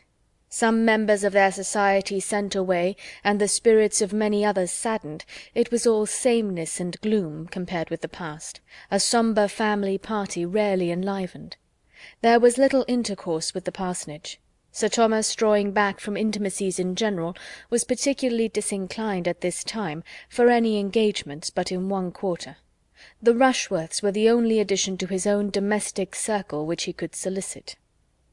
Edmund did not wonder that such should be his father's feelings, nor could he regret anything but the exclusion of the Grants. "But they," he observed to Fanny, "have a claim. They seem to belong to us. They seem to be part of ourselves. I could wish my father were more sensible of their very great attention to my mother and sisters while he was away. I am afraid they may feel themselves neglected. But the truth is that my father hardly knows them. They had not been here a twelvemonth when he left England. If he knew them better, he would value their society as it deserves, for they are, in fact, exactly the sort of people he would like. We are sometimes a little in want of animation among ourselves. My sisters seem out of spirits, and Tom is certainly not at his ease. Dr. and Mrs. Grant would enliven us, and make our evenings pass away with more enjoyment, even to my father." "Do you think so?" said Fanny. "In my opinion, my uncle would not like any addition. I think he values the very quietness you speak of, and that the repose of his own family circle is all he wants. And it does not appear to me that we are more serious than we used to be. I mean, before my uncle went abroad. As well as I can recollect, it was always much the same. There was never much laughing in his presence, or if there is any difference, it is not more, I think, than such an absence has a tendency to produce at first. There must be a sort of shyness, but I cannot recollect that our evenings formerly were ever merry, except when my uncle was in town. No young people's are, I suppose, when those they look up to are at home. "I believe you are right, Fanny," was his reply, after a short consideration. "I believe our evenings are rather returned to what they were, than assuming a new character. The novelty was in their being lively. Yet how strong the impression that only a few weeks will give! I have been feeling as if we had never lived so before." "I suppose I am graver than other people," said Fanny. "The evenings do not appear long to me. I love to hear my uncle talk of the West Indies. I could listen to him for an hour together. It entertains me more than many other things have done. But then I am unlike other people, I dare say." "Why should you dare say that?" smiling. "Do you want to be told that you are only unlike other people in being more wise and discreet? But when did you or anybody ever get a compliment from me, Fanny? Go to my father if you want to be complimented. He will satisfy you. Ask your uncle what he thinks, and you will hear compliments enough, and though they may be chiefly on your person, you must put up with it, and trust to his seeing as much beauty of mind in time." Such language was so new to Fanny that it quite embarrassed her. "Your uncle thinks you very pretty, dear Fanny, and that is the long and the short of the matter. Anybody but myself would have made something more of it, and anybody but you would resent that you had not been thought very pretty before. But the truth is that your uncle never did admire you till now, and now he does. Your complexion is so improved, and you have gained so much countenance, and your figure—nay, Fanny, do not turn away about it. It is but an uncle. If you cannot bear an uncle's admiration, what is to become of you? You must really begin to harden yourself to the idea of being worth looking at. You must try not to mind growing up into a pretty woman." "Oh, don't talk so, don't talk so," cried Fanny, distressed by more feelings than he was aware of. But seeing that she was distressed, he had done with the subject, and only added more seriously, "Your uncle is disposed to be pleased with you in every respect, and I only wish you would talk to him more. You are one of those who are too silent in the evening circle." "But I do talk to him more than I used. I am sure I do. Did not you hear me ask him about the slave trade last night?" "I did, and was in hopes the question would be followed up by others. It would have pleased your uncle to be inquired of farther." "And I longed to do it, but there was such a dead silence, and while my cousins were sitting by without speaking a word, or seeming at all interested in the subject, I did not I thought it would appear as if I wanted to set myself off at their expense, by showing a curiosity and pleasure in his information, which he must wish his own daughters to feel." "Miss Crawford was very right in what she said of you the other day, that you seemed almost as fearful of notice and praise as other women were of neglect. We were talking of you at the parsonage, and those were her words. She has great discernment. I know nobody who distinguishes characters better. For so young a woman it is remarkable. She certainly understands you better than you are understood by the greater part of those who have known you so long, and with regard to some others, I can perceive, from occasional lively hints, the unguarded expressions of the moment, that she could define many as accurately, did not delicacy forbid it. I wonder what she thinks of my father. She must admire him as a fine-looking man, with most gentlemanlike, dignified, consistent manners, but perhaps, having seen him so seldom, his reserve may be a little repulsive. Could they be much together, I feel sure of their liking each other. He would enjoy her liveliness, and she has talent to value his powers. I wish they met more frequently. I hope she does not suppose there is any dislike on his side." "She must know herself too secure of the regard of all the rest of you," said Fanny with half a sigh, "to have any such apprehension. And Sir Thomas's wishing just at first to be only with his family is so very natural, that she can argue nothing from that. After a little while I dare say we shall be meeting again in the same sort of way, allowing for the difference of the time of year." "This is the 1st October that she has passed in the country since her infancy. I do not call Tunbridge or Cheltenham the country. And November is a still more serious month, and I can see that Mrs. Grant is very anxious for her not finding Mansfield dull as winter comes on." Fanny could have said a great deal, but it was safer to say nothing, and leave untouched all Miss Crawford's resources, her accomplishments, her spirits, her importance, her friends, lest it should betray her into any observations seemingly unhandsome. Miss Crawford's kind opinion of herself deserved at least a grateful forbearance, and she began to talk of something else. "To-morrow, I think, my uncle dines at Southerton, and you and Mr. Bertram too. We shall be quite a small party at home. I hope my uncle may continue to like Mr. Rushworth." "That is impossible, Fanny. He must like him less after to-morrow's visit, for we shall be 5 hours in his company. I should dread the stupidity of the day, if there were not a much greater evil to follow, the impression it must leave on Sir Thomas. He cannot much longer deceive himself. I am sorry for them all, and would give something that Rushworth and Maria had never met." In this quarter, indeed, disappointment was impending over Sir Thomas. Not all his good will for Mr. Rushworth, not all Mr. Rushworth's deference for him, could prevent him from soon discerning some part of the truth, that Mr. Rushworth was an inferior young man, as ignorant in business as in books, with opinions in general unfixed, and without seeming much aware of it himself. He had expected a very different son-in-law, and beginning to feel grave on Maria's account, tried to understand her feelings. Little observation there was necessary to tell him that indifference was the most favourable state they could be in. Her behaviour to Mr. Rushworth was careless and cold. She could not, did not like him. Sir Thomas resolved to speak seriously to her. Advantageous as would be the alliance, and long-standing and public as was the engagement, her happiness must not be sacrificed to it. Mr. Rushworth had perhaps been accepted on too short an acquaintance, and on knowing him better she was repenting. With solemn kindness Sir Thomas addressed her, told her his fears, inquired into her wishes, entreated her to be open and sincere, and assured her that every inconvenience should be braved, and the connection entirely given up, if she felt herself unhappy in the prospect of it. He would act for her, and release her. Maria had a moment's struggle as she listened, and only a moment's. When her father ceased, she was able to give her answer immediately, decidedly, and with no apparent agitation. She thanked him for his great attention, his paternal kindness, but he was quite mistaken in supposing she had the smallest desire of breaking through her engagement, or was sensible of any change of opinion or inclination since her forming it. She had the highest esteem for Mr. Rushworth's character and disposition, and could not have a doubt of her happiness with him. Sir Thomas was satisfied, too glad to be satisfied, perhaps, to urge the matter quite so far as his judgment might have dictated to others. It was an alliance which he could not have relinquished without pain, and thus he reasoned. Mr. Rushworth was young enough to improve. Mr. Rushworth must and would improve in good society. And if Maria could now speak so securely of her happiness with him, speaking certainly without the prejudice, the blindness of love, she ought to be believed.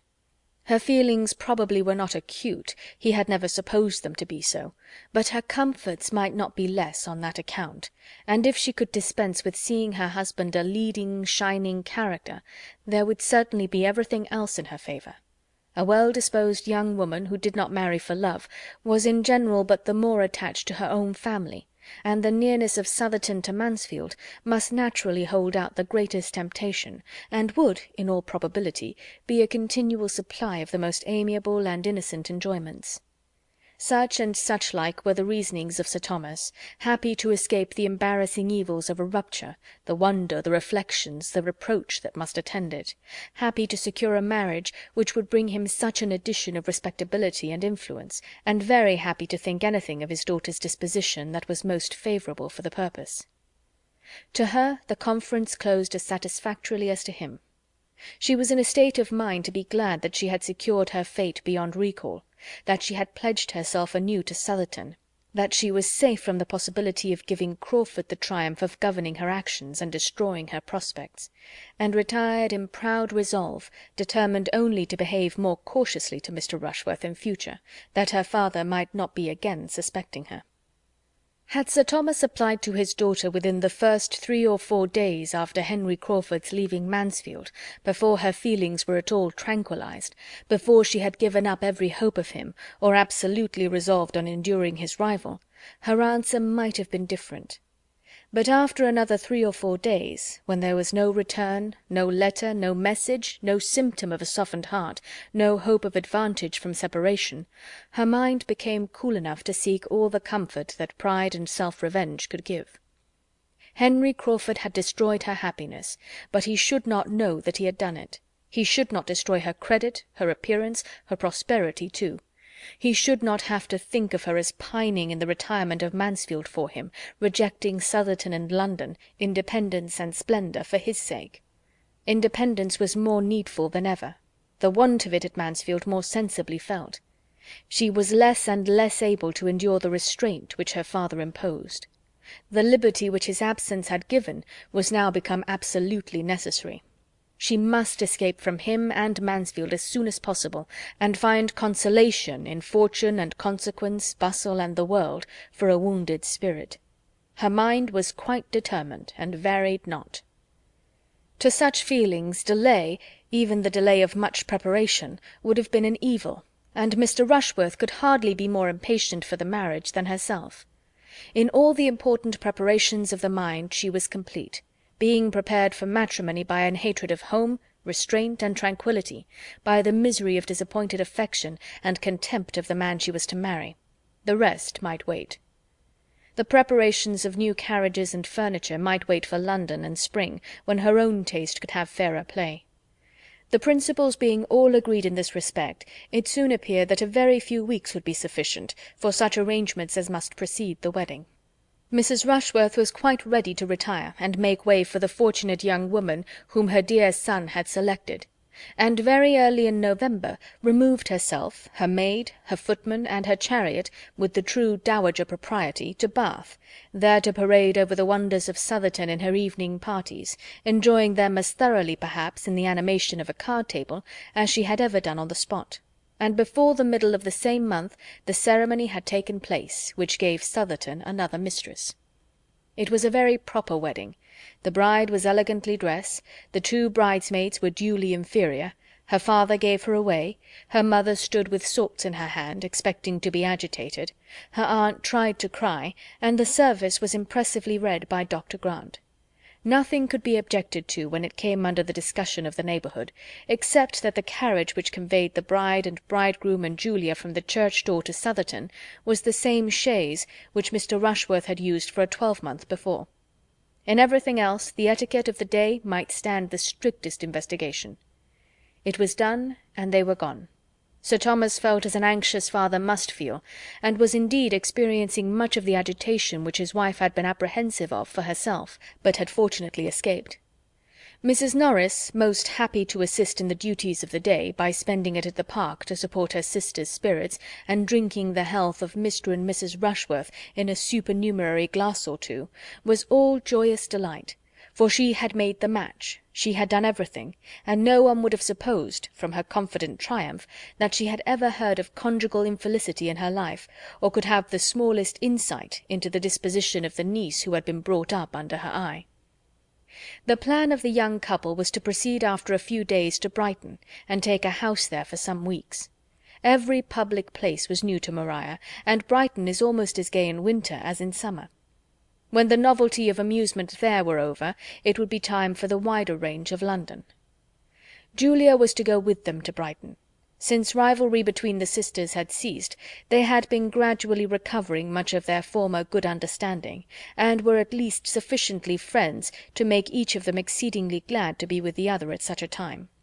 Some other companion than Mr. Rushworth was of the first consequence to his lady, and Julia was quite as eager for novelty and pleasure as Maria, though she might not have struggled through so much to obtain them, and could better bear a subordinate situation.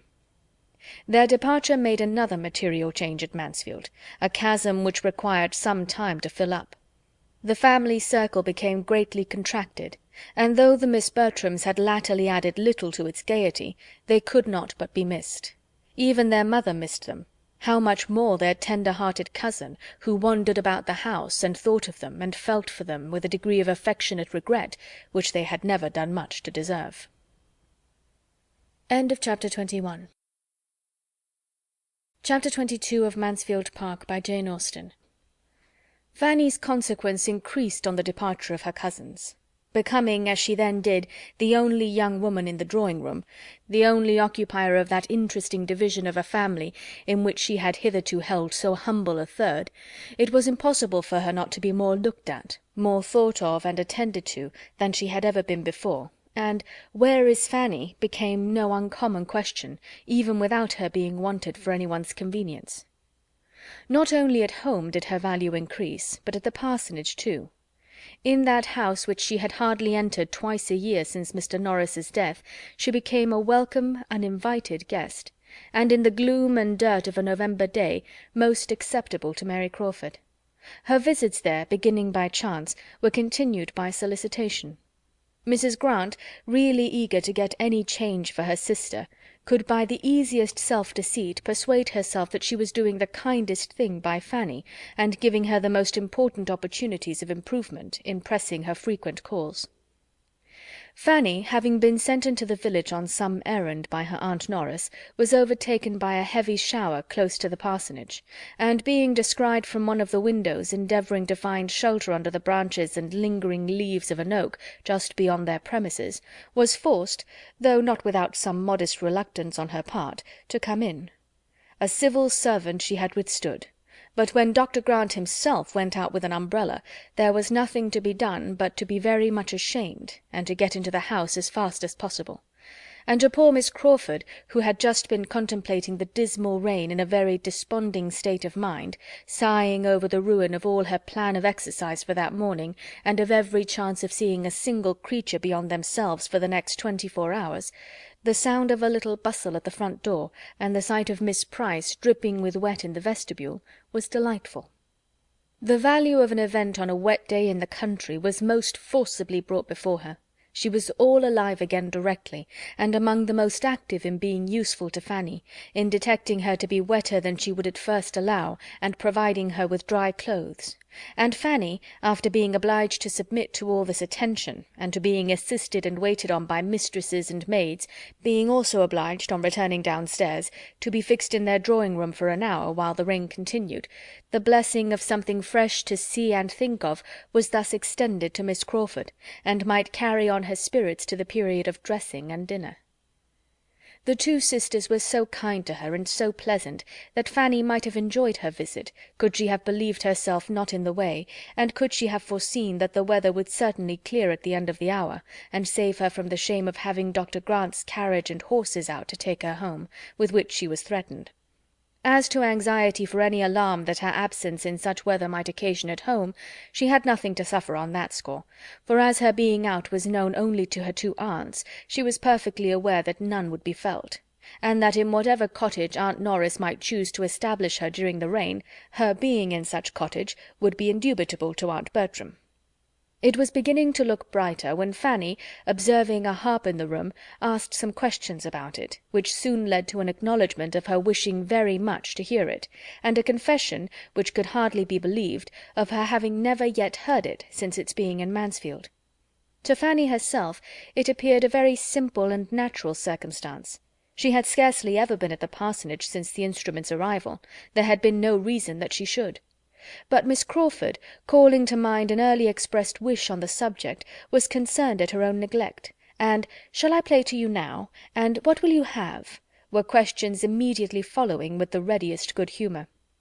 She played accordingly, happy to have a new listener, and a listener who seemed so much obliged, so full of wonder at the performance, and who showed herself not wanting in taste. She played till Fanny's eyes, straying to the window on the weather's being evidently fair, spoke what she felt must be done.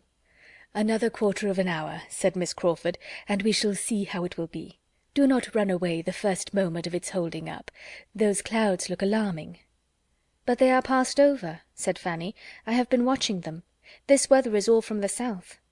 "South or north, I know a black cloud when I see it, and you must not set forward while it is so threatening. And besides, I want to play something more to you, a very pretty piece, and your cousin Edmund's prime favourite. You must stay and hear your cousin's favourite." Fanny felt that she must, and though she had not waited for that sentence to be thinking of Edmund, such a memento made her particularly awake to his idea, and she fancied him sitting in that room again and again, perhaps in the very spot where she sat now, listening with constant delight to the favourite air played, as it appeared to her, with superior tone and expression. And though pleased with it herself, and glad to like whatever was liked by him, she was more sincerely impatient to go away at the conclusion of it than she had been before. And on this being evident, she was so kindly asked to call again, to take them in her walk whenever she could, to come and hear more of the harp, that she felt it necessary to be done, if no objection arose at home. Such was the origin of the sort of intimacy which took place between them within the first fortnight after the Miss Bertrams' going away, an intimacy resulting principally from Miss Crawford's desire of something new, and which had little reality in Fanny's feelings. Fanny went to her every 2 or 3 days. It seemed a kind of fascination.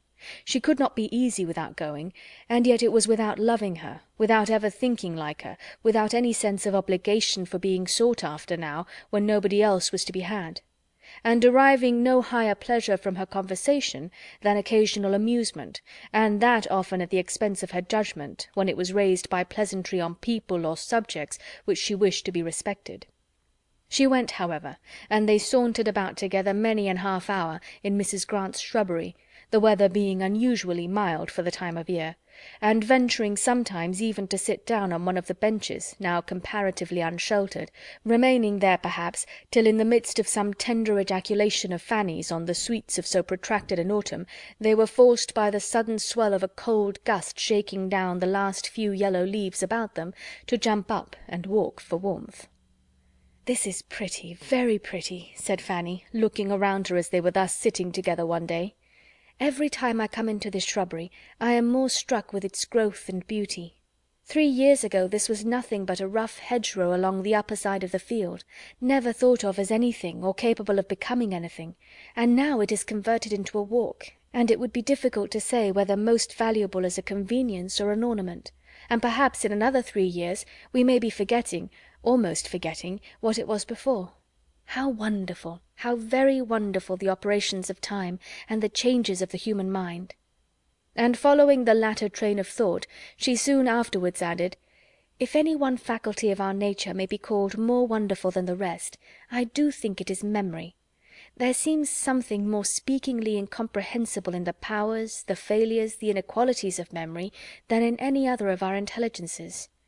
The memory is sometimes so retentive, so serviceable, so obedient; at others so bewildered and so weak, and at others again so tyrannic, so beyond control.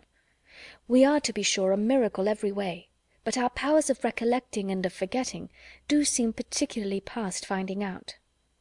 Miss Crawford, untouched and inattentive, had nothing to say, and Fanny, perceiving it, brought back her own mind to what she thought must interest. "It may seem impertinent in me to praise, but I must admire the taste Mrs. Grant has shown in all this.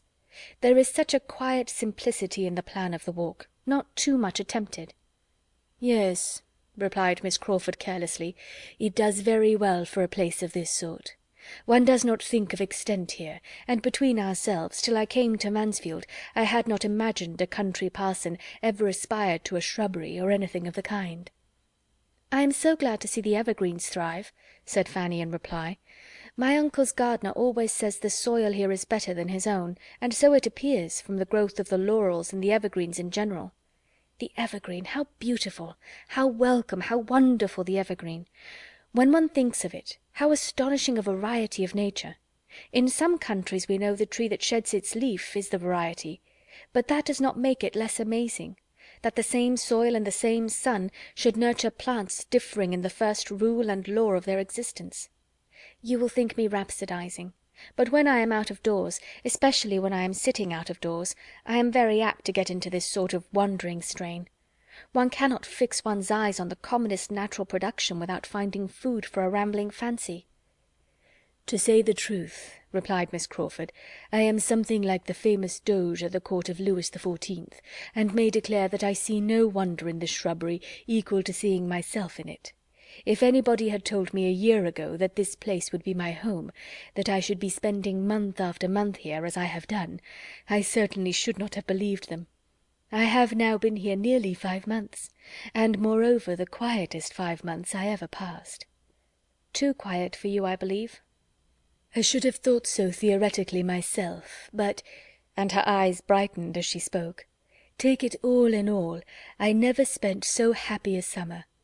But then," with a more thoughtful air and lowered voice, "there is no saying what it may lead to." Fanny's heart beat quick, and she felt quite unequal to surmising or soliciting anything more. Miss Crawford, however, with renewed animation, soon went on. "I am conscious of being far better reconciled to a country residence than I had ever expected to be. I can even suppose it pleasant to spend half the year in the country, under certain circumstances, very pleasant. An elegant, moderate-sized house in the centre of family connections, continual engagements among them, commanding the first society in the neighbourhood, looked up to perhaps as leading it even more than those of larger fortune, and turning from the cheerful round of such amusements to nothing worse than a tete-a-tete with the person one feels most agreeable in the world. There is nothing frightful in such a picture, is there, Miss Price? One need not envy the new Mrs. Rushworth with such a home as that." "Envy Mrs. Rushworth?" was all that Fanny attempted to say. "Come, come, it would be very unhandsome in us to be severe on Mrs. Rushworth, for I look forward to our owing her a great many gay, brilliant, happy hours. I expect we shall be all very much at Southerton another year. Such a match as Miss Bertram has made is a public blessing, for the first pleasures of Mr. Rushworth's wife must be to fill her house and give the best balls in the country." Fanny was silent, and Miss Crawford relapsed into thoughtfulness, till suddenly looking up at the end of a few minutes, she exclaimed, "Ah, here he is!" It was not Mr. Rushworth, however, but Edmund, who then appeared, walking towards them with Mrs. Grant. "My sister and Mr. Bertram, I am so glad your eldest cousin is gone, that he may be Mr. Bertram again. There is something in the sound of Mr. Edmund Bertram, so formal, so pitiful, so younger brother-like, that I detest it." "How differently we feel!" cried Fanny. "To me the sound of Mr. Bertram is so cold and nothing meaning, so entirely without warmth or character. It just stands for a gentleman, and that's all. But there is nobleness in the name of Edmund. It is a name of heroism and renown, of kings, princes, and knights, and seems to breathe the spirit of chivalry and warm affections." "I grant you the name is good in itself, and Lord Edmund or Sir Edmund sound delightfully, but sink it under the chill, the annihilation of a Mr., and Mr. Edmund is no more than Mr. John or Mr. Thomas. Well, shall we join and disappoint them of half their lecture upon sitting down out of doors at this time of year, by being up before they can begin?" Edmund met them with particular pleasure. It was the first time of his seeing them together since the beginning of that better acquaintance which he had been hearing of with great satisfaction. A friendship between two so very dear to him was exactly what he could have wished, and to the credit of the lovers' understanding be it stated, that he did not by any means consider Fanny as the only, or even as the greater gainer by such a friendship. "Well," said Miss Crawford, "and do not you scold us for our imprudence. What do you think we have been sitting down for, but to be talked to about it, and entreated and supplicated never to do so again?" "Perhaps I might have scolded," said Edmund, "if either of you had been sitting down alone, but while you do wrong together I can overlook a great deal." "They cannot have been sitting long," cried Mrs. Grant, "for when I went up for my shawl I saw them from the staircase window, and then they were walking." "And really," added Edmund, "the day is so mild that your sitting down for a few minutes can be hardly thought imprudent. Our weather must not always be judged by the calendar. We may sometimes take greater liberties in November than in May." "Upon my word," cried Miss Crawford, "you are two of the most disappointing and unfeeling kind of friends I ever met with. There is no giving you a moment's uneasiness. You do not know how much we have been suffering, nor what chills we have felt. But I have long thought Mr. Bertram one of the worst subjects to work on, in any little manoeuvre against common sense, that a woman could be plagued with. I had very little hope of him from the first, but you, Mrs. Grant, my sister, my own sister, I think I had a right to alarm you a little." Do not flatter yourself, my dearest Mary. You have not the smallest chance of moving me. I have my alarms, but they are quite in a different quarter, and if I could have altered the weather, you would have had a good sharp east wind blowing on you the whole time, for here are some of my plants which Robert will leave out because the nights are so mild, and I know the end of it will be that we shall have a sudden change of weather, a hard frost setting in all at once, taking everybody, at least Robert, by surprise, and I shall lose every one. And what is worse, cook has just been telling me that the turkey, which I particularly wish not to be dressed till Sunday, because I know how much more Dr. Grant would enjoy it on Sunday, after the fatigues of the day, will not keep beyond to-morrow. These are something like grievances, and make me think the weather most unseasonably close." "The sweets of housekeeping in a country village," said Miss Crawford archly. "Commend me to the nurseryman and the poulterer." "My dear child, commend Dr. Grant to the deanery of Westminster or St. Paul's, and I should be as glad of your nurseryman or poulterer as you could be. But we have no such people in Mansfield. What would you have me do?" "Oh, you can do nothing but what you do already. Be plagued very often, and never lose your temper." "Thank you. But there is no escaping these little vexations, Mary, live where we may, and when you are settled in town and I come to see you, I dare say I shall find you with yours, in spite of the nurseryman and the poulterer, or perhaps on their very account. Their remoteness and unpunctuality, or their exorbitant charges and frauds, will be drawing forth bitter lamentations." "I mean to be too rich to lament or to feel anything of the sort. A large income is the best recipe for happiness I ever heard of. It certainly may secure all the myrtle and turkey part of it." "You intend to be very rich," said Edmund, with a look which, to Fanny's eyes, had a great deal of serious meaning. "To be sure. Do not you? Do not we all?" "I cannot intend anything which it must be so completely beyond my power to command.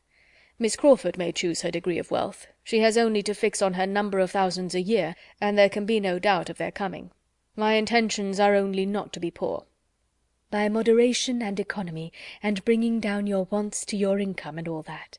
I understand you, and a very proper plan it is for a person at your time of life, with such limited means and indifferent connections. What can you want but a decent maintenance? You have not much time before you, and your relations are in no situation to do anything for you, or to mortify you by the contrast of their own wealth and consequence.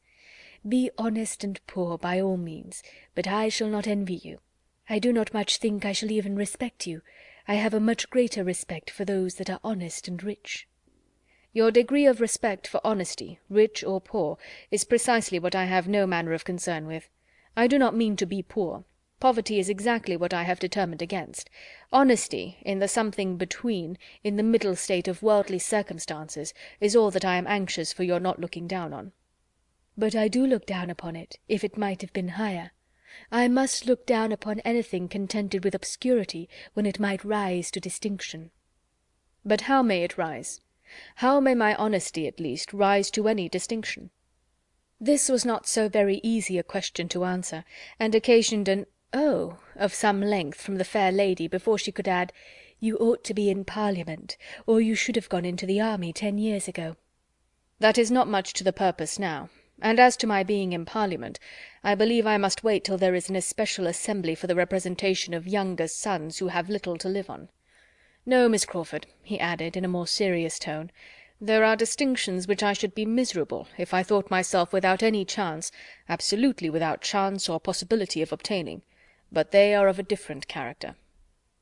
A look of consciousness as he spoke, and what seemed a consciousness of manner on Miss Crawford's side as she made some laughing answer, was sorrowful food for Fanny's observation, and finding herself quite unable to attend as she ought to Mrs. Grant, by whose side she was now following the others, she had nearly resolved on going home immediately, and only waited for courage to say so, when the sound of the great clock at Mansfield Park, striking 3, made her feel that she really had been much longer absent than usual, and brought the previous self-inquiry of whether she should take leave or not just then, and how, to a very speedy issue. With undoubting decision she directly began her adieus, and Edmund began at the same time to recollect that his mother had been inquiring for her, and that he had walked down to the parsonage on purpose to bring her back. Fanny's hurry increased, and without in the least expecting Edmund's attendance, she would have hastened away alone, but the general pace was quickened, and they all accompanied her into the house, through which it was necessary to pass. Dr. Grant was in the vestibule, and as they stopped to speak to him, she found from Edmund's manner that he did mean to go with her. He too was taking leave. She could not but be thankful. In the moment of parting, Edmund was invited by Dr. Grant to eat his mutton with him the next day, and Fanny had barely time for an unpleasant feeling on the occasion, when Mrs. Grant, with sudden recollection, turned to her and asked for the pleasure of her company too. This was so new an attention, so perfectly new a circumstance in the events of Fanny's life, that she was all surprise and embarrassment, and while stammering out her great obligation and her "but she did not suppose it would be in her power," was looking at Edmund for his opinion and help. But Edmund, delighted with her having such an happiness offered, and ascertaining with half a look and half a sentence that she had no objection but on her aunt's account, could not imagine that his mother would make any difficulty of sparing her, and therefore gave his decided open advice that the invitation should be accepted. And though Fanny would not venture, even on his encouragement, to such a flight of audacious independence, it was soon settled that if nothing were heard to the contrary, Mrs. Grant might expect her. "And you know what your dinner will be," said Mrs. Grant, smiling. "The turkey, and I assure you a very fine one; for, my dear," turning to her husband, "cook insists upon the turkey's being dressed to-morrow." very well," cried Dr. Grant, "all the better. I am glad to hear you have anything so good in the house. But Miss Price and Mr. Edmund Bertram, I dare say, would take their chance. We none of us want to hear the bill of fare. A friendly meeting, and not a fine dinner, is all we have in view. A turkey, or a goose, or a leg of mutton, or whatever you and your cook choose to give us." The two cousins walked home together, and except in the immediate discussion of this engagement, which Edmund spoke of with the warmest satisfaction, as so particularly desirable for her, in the intimacy which he saw with so much pleasure established, it was a silent walk; for having finished that subject, he grew thoughtful and indisposed for any other. Chapter 23 of Mansfield Park, by Jane Austen. "But why should Mrs. Grant ask Fanny?" said Lady Bertram. "How came she to think of asking Fanny? Fanny never dines there, you know, in this sort of way. I cannot spare her, and I am sure she does not want to go. Fanny, you do not want to go, do you?" "If you put such a question to her," cried Edmund, preventing his cousin speaking, "Fanny will immediately say no. But I am sure, my dear mother, she would like to go, and I can see no reason why she should not." "I cannot imagine why Mrs. Grant should think of asking her. She never did before. She used to ask your sisters now and then, but she never asked Fanny." "If you cannot do without me, ma'am," said Fanny, in a self-denying tone, "but my mother will have my father with her all the evening." "To be sure, so I shall." "Suppose you take my father's opinion, ma'am." "That's well thought of. So I will, Edmund. I will ask Sir Thomas as soon as he comes in whether I can do without her." "As you please, ma'am, on that head, but I meant my father's opinion as to the propriety of the invitation's being accepted or not, and I think he will consider it a right thing by Mrs. Grant, as well as by Fanny, that being the first invitation it should be accepted." "I do not know. We will ask him. But he will be very much surprised that Mrs. Grant should ask Fanny at all." There was nothing more to be said, or that could be said to any purpose, till Sir Thomas were present; but the subject involving, as it did, her own evening's comfort for the morrow, was so much uppermost in Lady Bertram's mind, that half an hour afterwards, on his looking in for a minute in his way from his plantation to his dressing-room, she called him back again, when he had almost closed the door, with "Sir Thomas, stop a moment, I have something to say to you." Her tone of calm languor, for she never took the trouble of raising her voice, was always heard and attended to, and Sir Thomas came back. Her story began, and Fanny immediately slipped out of the room, for to hear herself the subject of any discussion with her uncle was more than her nerves could bear. She was anxious, she knew, more anxious perhaps than she ought to be, for what was it, after all, whether she went or stayed? But if her uncle were to be a great while considering and deciding, and with very grave looks, and those grave looks directed to her, and at last decide against her, she might not be able to appear properly submissive and indifferent. Her cause meanwhile went on well. It began on Lady Bertram's part with "I have something to tell you which will surprise you. Mrs. Grant has asked Fanny to dinner." "Well?" said Sir Thomas, as if waiting more to accomplish the surprise. "Edmund wants her to go, but how can I spare her?" "She will be late," said Sir Thomas, taking out his watch. "But what is your difficulty?" Edmund found himself obliged to speak and fill up the blanks in his mother's story. He told the whole, and she had only to add, "So strange, for Mrs. Grant never used to ask her." "But is it not very natural," observed Edmund, "that Mrs. Grant should wish to procure so agreeable a visitor for her sister?" "Nothing can be more natural," said Sir Thomas, after a short deliberation; "nor, were there no sister in the case, could anything, in my opinion, be more natural. Mrs. Grant's showing civility to Miss Price, to Lady Bertram's niece, could never want explanation. The only surprise I can feel is that this should be the first time of its being paid. Fanny was perfectly right in giving only a conditional answer. She appears to feel as she ought. But as I conclude that she must wish to go, since all young people like to be together, I can see no reason why she should be denied the indulgence." "But can I do without her, Sir Thomas?" "Indeed, I think you may." "She always makes tea, you know, when my sister is not here." "Your sister, perhaps, may be prevailed on to spend the day with us, and I shall certainly be at home." "Very well, then. Fanny may go, Edmund."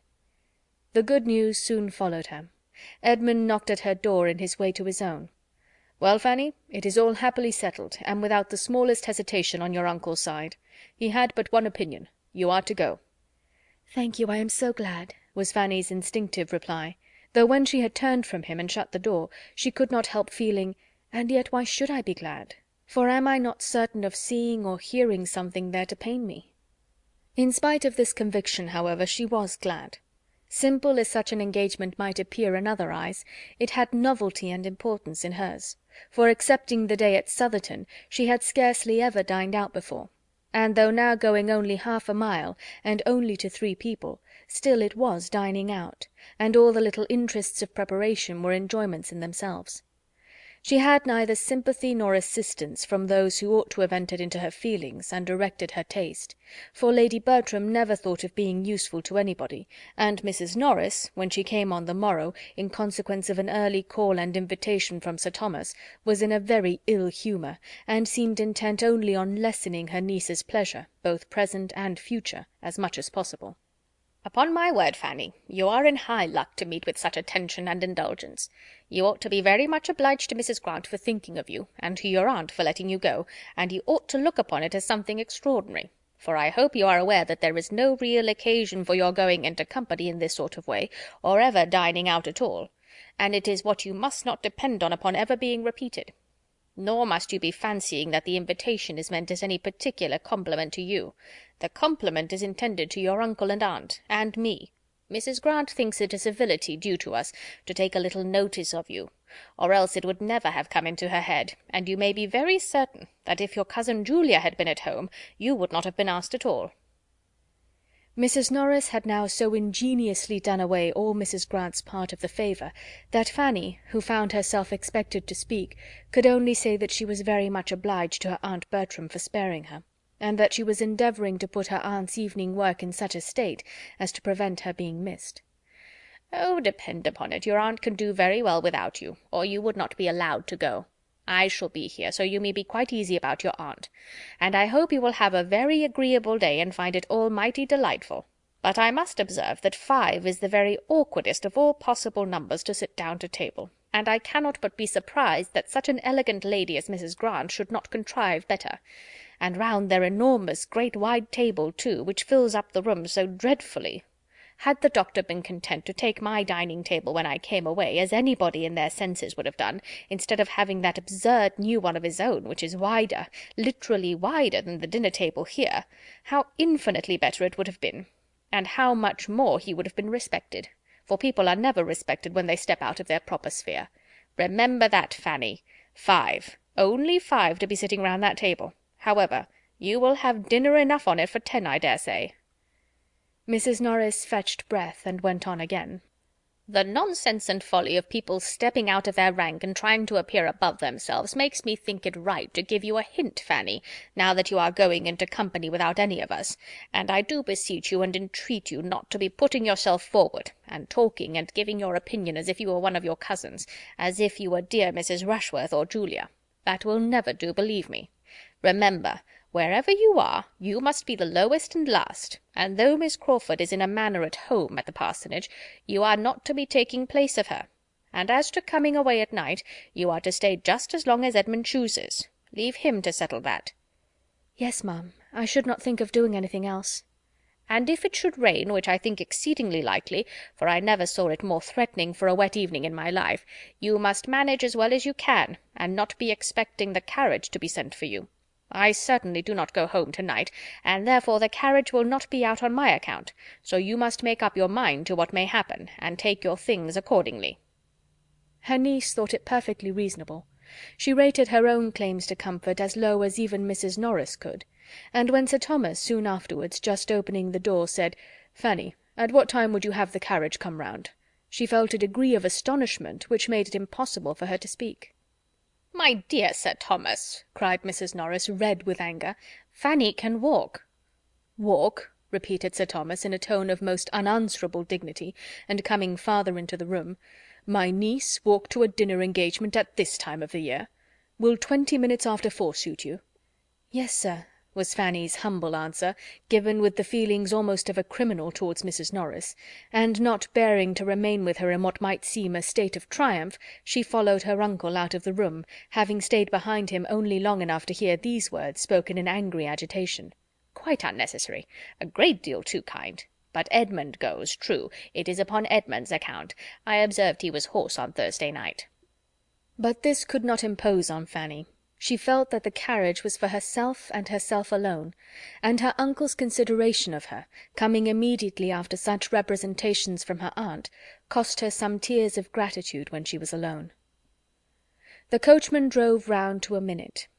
Another minute brought down the gentleman, and as the lady had, with a most scrupulous fear of being late, been many minutes seated in the drawing-room, Sir Thomas saw them off in as good time as his own correctly punctual habits required. "Now I must look at you, Fanny," said Edmund, with the kind smile of an affectionate brother, "and tell you how I like you. And as well as I can judge by this light, you look very nicely indeed. What have you got on?" "The new dress that my uncle was so good as to give me on my cousin's marriage. I hope it is not too fine, but I thought I ought to wear it as soon as I could, and that I might not have such another opportunity all the winter. I hope you do not think me too fine?" "A woman can never be too fine while she is all in white. No, I see no finery about you, nothing but what is perfectly proper. Your gown seems very pretty. I like these glossy spots. Has not Miss Crawford a gown something the same?" In approaching the parsonage they passed close by the stable-yard and coach-house. "Hey day," said Edmund, "here's company, here's a carriage. Who have they got to meet us?" And letting down the side-glass to distinguish, "'Tis Crawford's barouche, I protest. There are his own 2 men pushing it back into its old quarters. He is here, of course. This is quite a surprise, Fanny. I shall be very glad to see him." There was no occasion, there was no time for Fanny to say how very differently she felt, but the idea of having such another to observe her was a great increase of the trepidation with which she performed the very awful ceremony of walking into the drawing-room. In the drawing-room Mr. Crawford certainly was, having been just long enough arrived to be ready for dinner, and the smiles and pleased looks of the 3 others standing round him showed how welcome was his sudden resolution of coming to them for a few days on leaving Bath. A very cordial meeting passed between him and Edmund, and with the exception of Fanny, the pleasure was general, and even to her there might be some advantage in his presence, since every addition to the party must rather forward her favourite indulgence of being suffered to sit silent and unattended to. She was soon aware of this herself, for though she must submit, as her own propriety of mind directed, in spite of her aunt Norris's opinion, to being the principal lady in company, and to all the little distinctions consequent thereon, she found, while they were at table, such a happy flow of conversation prevailing in which she was not required to take any part, there was so much to be said between the brother and sister about Bath, so much between the 2 young men about hunting, so much of politics between Mr. Crawford and Dr. Grant, and of everything and altogether between Mr. Crawford and Mrs. Grant, as to leave her the fairest prospect of having only to listen in quiet, and of passing a very agreeable day. She could not compliment the newly arrived gentleman, however, with any appearance of interest in a scheme for extending his stay at Mansfield, and sending for his hunters from Norfolk, which, suggested by Dr. Grant, advised by Edmund, and warmly urged by the two sisters, was soon in possession of his mind, and which he seemed to want to be encouraged even by her to resolve on. Her opinion was sought as to the probable continuance of the open weather, but her answers were as short and indifferent as civility allowed. She could not wish him to stay, and would much rather not have him speak to her. Her two absent cousins, especially Maria, were much in her thoughts on seeing him, but no embarrassing remembrance affected his spirits. Here he was again on the same ground where all had passed before, and apparently as willing to stay and be happy without the Miss Bertrams as if he had never known Mansfield in any other state. She heard them spoken of by him only in a general way, till they were all reassembled in the drawing-room, when Edmund, being engaged apart in some matter of business with Dr. Grant, which seemed entirely to engross them, and Mrs. Grant occupied at the tea-table, he began talking of them with more particularity to his other sister. With a significant smile, which made Fanny quite hate him, he said, "So, Rushworth and his fair bride are at Brighton, I understand. Happy man." "Yes, they have been there about a fortnight, Miss Price, have they not? And Julia is with them." "And Mr. Yates, I presume, is not far off." "Mr. Yates? Oh, we hear nothing of Mr. Yates. I do not imagine he figures much in the letters to Mansfield Park. Do you, Miss Price? I think my friend Julia knows better than to entertain her father with Mr. Yates." "Poor Rushworth and his 42 speeches," continued Crawford. "Nobody can ever forget them. Poor fellow! I see him now, his toil and his despair. Well, I am much mistaken if his lovely Maria will ever want him to make 42 speeches to her," adding, with a momentary seriousness, "she is too good for him, much too good." And then, changing his tone again to one of gentle gallantry, and addressing Fanny, he said, "You were Mr. Rushworth's best friend. Your kindness and patience can never be forgotten. Your indefatigable patience in trying to make it possible for him to learn his part, in trying to give him a brain which nature had denied, to mix up an understanding for him out of the superfluity of your own. He might not have sense enough himself to estimate your kindness, but I may venture to say that it had honour from all the rest of the party." Fanny coloured and said nothing. "It is as a dream, a pleasant dream," he exclaimed, breaking forth again after a few minutes' musing. "I shall always look back on our theatricals with exquisite pleasure. There was such an interest, such an animation, such a spirit diffused. Everybody felt it. We were all alive. There was employment, hope, solicitude, bustle for every hour of the day. Always some little objection, some little doubt, some little anxiety to be got over. I never was happier." With silent indignation Fanny repeated to herself, "Never happier? Never happier than when doing what you must know was not justifiable. Never happier than when behaving so dishonourably and unfeelingly. Oh, what a corrupted mind!" "We were unlucky, Miss Price," he continued in a lower tone, to avoid the possibility of being heard by Edmund, and not at all aware of her feelings. "We certainly were very unlucky. Another week, only one other week, would have been enough for us. I think if we had had the disposal of events, if Mansfield Park had had the government of the winds just for a week or two about the equinox, there would have been a difference. Not that we would have endangered his safety by any tremendous weather, but only by a steady contrary wind, or a calm. I think, Miss Price, we would have indulged ourselves with a week's calm in the Atlantic at that season." He seemed determined to be answered, and Fanny, averting her face, said with a firmer tone than usual, "As far as I am concerned, sir, I would not have delayed his return for a day. My uncle disapproved it all so entirely when he did arrive, that in my opinion everything had gone quite far enough." She had never spoken so much at once to him in her life before, and never so angrily to any one, and when her speech was over she trembled and blushed at her own daring. He was surprised, but after a few moments' silent consideration of her, replied in a calmer, graver tone, and as if the candid result of conviction, "I believe you are right. It was more pleasant than prudent. We were getting too noisy." And then, turning the conversation, he would have engaged her on some other subject, but her answers were so shy and reluctant that he could not advance in any. Miss Crawford, who had been repeatedly eyeing Dr. Grant and Edmund, now observed, "Those gentlemen must have some very interesting point to discuss." "The most interesting in the world," replied her brother. "How to make money, how to turn a good income into a better.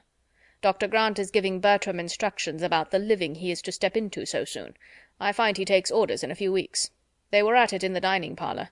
I am glad to hear Bertram will be so well off. He will have a very pretty income to make ducks and drakes with, and earned without much trouble. I apprehend he will not have less than 700 a year. 700 a year is a fine thing for a younger brother. And as of course he will still live at home, it will be all for his menu plaisir, and a sermon at Christmas and Easter, I suppose, will be the sum total of sacrifice." His sister tried to laugh off her feelings by saying, "Nothing amuses me more than the easy manner with which everybody settles the abundance of those who have a great deal less than themselves. You would look rather blank, Henry, if your menu plaisir were to be limited to 700 a year." "Perhaps I might. But all that you know is entirely comparative. Birthright and habit must settle the business. Bertram is certainly well off for a cadet of even a baronet's family. By the time he is 4 or 25, he will have 700 a year, and nothing to do for it." Miss Crawford could have said that there would be a something to do and to suffer for it, which she could not think lightly of, but she checked herself and let it pass, and tried to look calm and unconcerned when the two gentlemen shortly afterwards joined them. "Bertram," said Henry Crawford, "I shall make a point of coming to Mansfield to hear you preach your first sermon. I shall come on purpose to encourage a young beginner. When is it to be? Miss Price, will not you join me in encouraging your cousin? Will not you engage to attend with your eyes steadily fixed on him the whole time, as I shall do, not to lose a word, or only looking off just to note down any sentence preeminently beautiful? We will provide ourselves with tablets and a pencil. When will it be? You must preach at Mansfield, you know, that Sir Thomas and Lady Bertram may hear you." "I shall keep clear of you, Crawford, as long as I can," said Edmund, "for you would be more likely to disconcert me, and I should be more sorry to see you trying at it than almost any other man." "Will he not feel this?" thought Fanny. "No, he can feel nothing as he ought." The party being now all united, and the chief talkers attracting each other, she remained in tranquillity. And as a whist table was formed after tea, formed really for the amusement of Dr. Grant, by his attentive wife, though it was not to be supposed so, and Miss Crawford took her harp, she had nothing to do but listen, and her tranquillity remained undisturbed the rest of the evening, except when Mr. Crawford now and then addressed to her a question or observation, which she could not avoid answering. Miss Crawford was too much vexed by what had passed to be in a humour for anything but music. With that she soothed herself and amused her friend. The assurance of Edmund's being soon to take orders, coming upon her like a blow that had been suspended, and still hoped uncertain and at a distance, was felt with resentment and mortification. She was very angry with him. She had thought her influence more. She had begun to think of him, she felt that she had, with great regard, with almost decided intentions. But she would now meet him with his own cool feelings. It was plain that he could have no serious views, no true attachment, by fixing himself in a situation which he must know she would never stoop to. She would learn to match him in his indifference. She would henceforth admit his attentions without any idea beyond immediate amusement. If he could so command his affections, hers should do her no harm. Chapter 24 of Mansfield Park, by Jane Austen.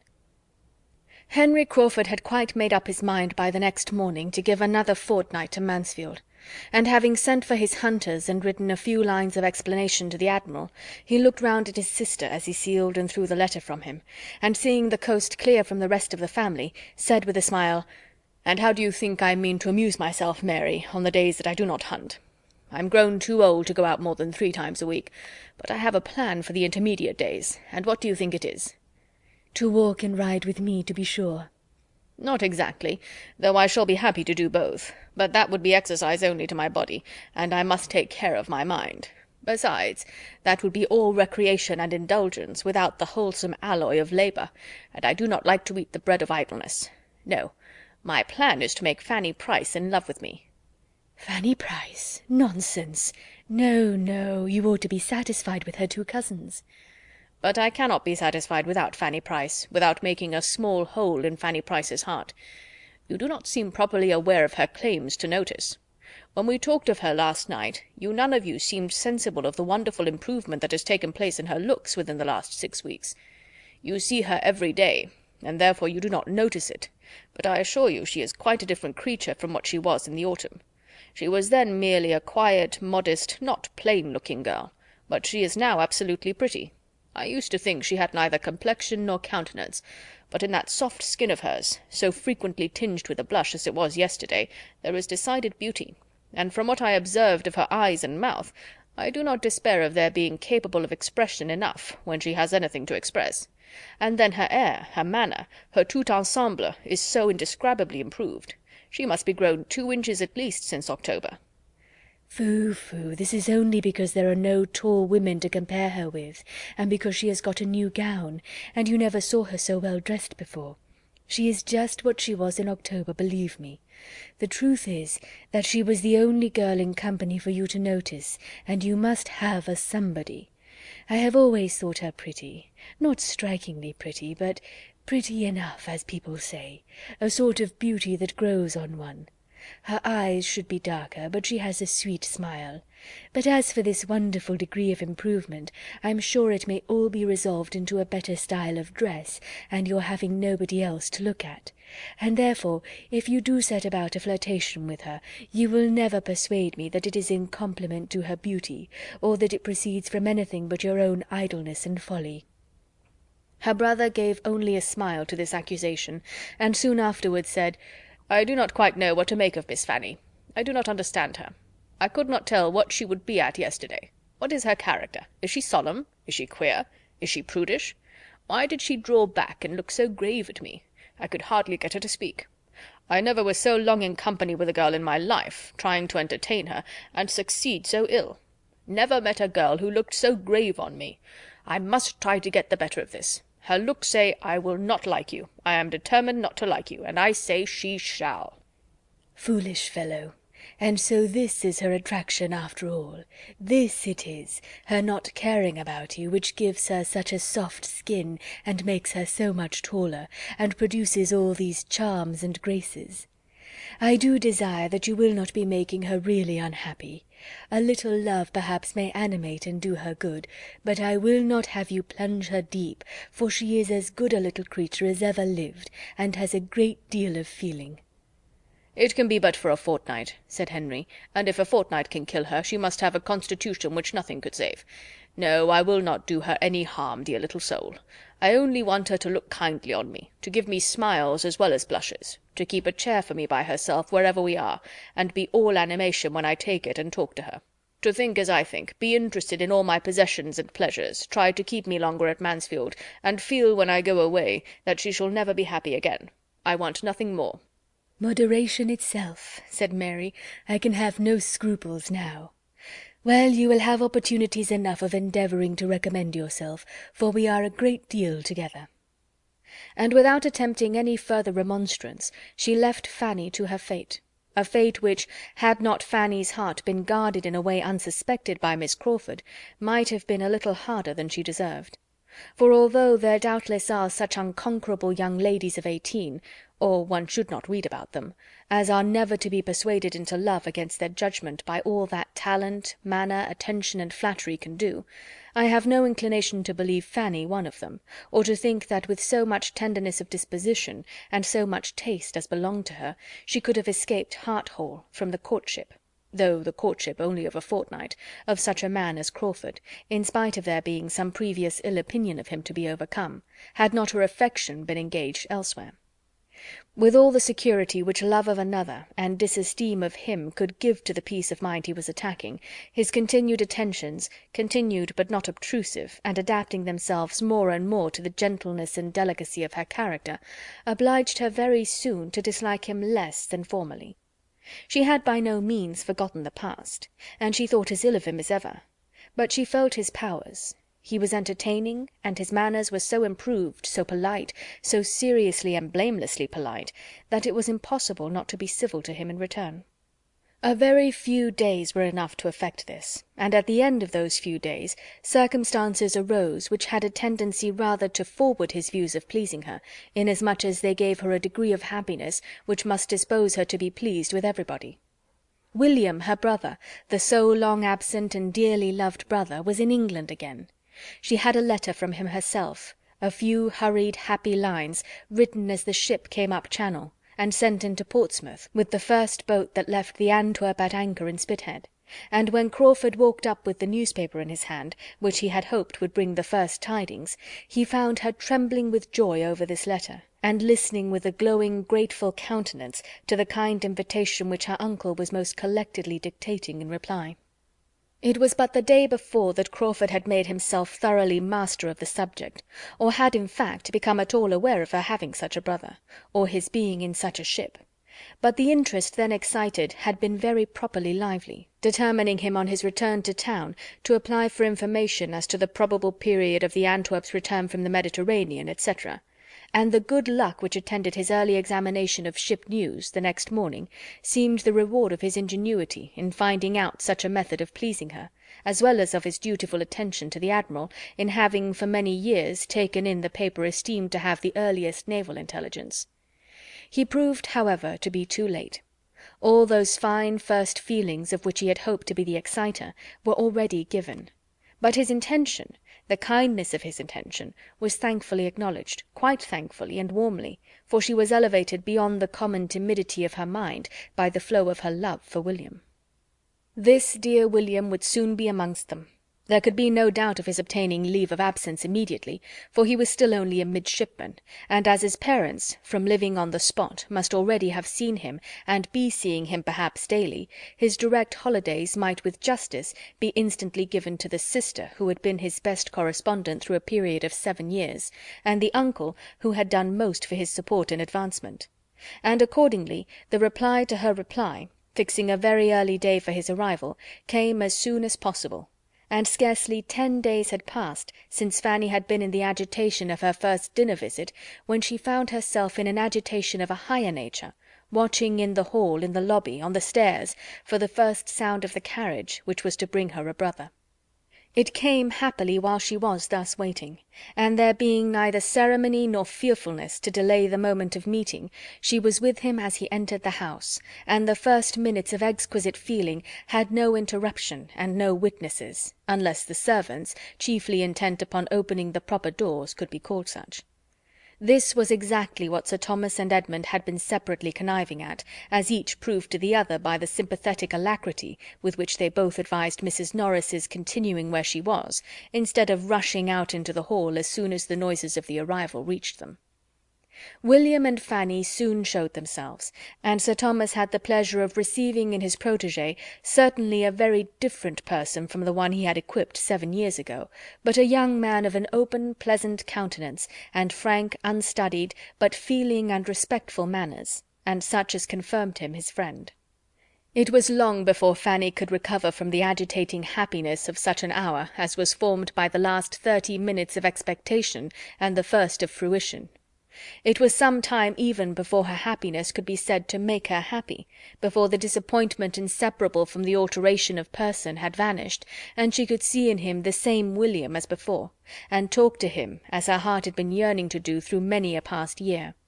That time, however, did gradually come, forwarded by an affection on his side as warm as her own, and much less encumbered by refinement or self-distrust.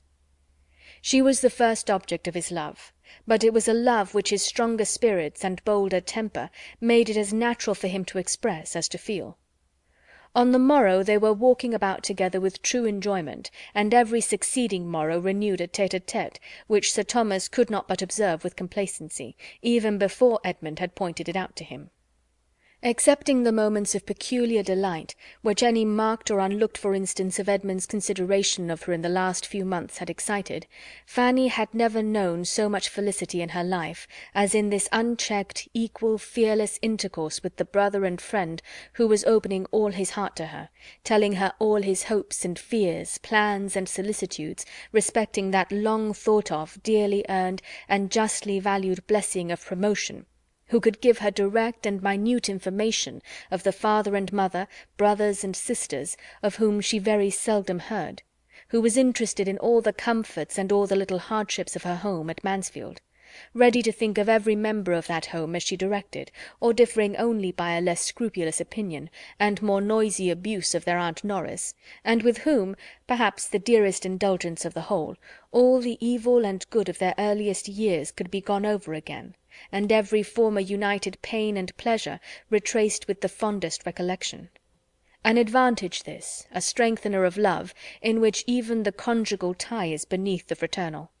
Children of the same family, the same blood, with the same first associations and habits, have some means of enjoyment in their power which no subsequent connections can supply; and it must be by a long and unnatural estrangement, by a divorce which no subsequent connection can justify, if such precious remains of the earliest attachments are ever entirely outlived.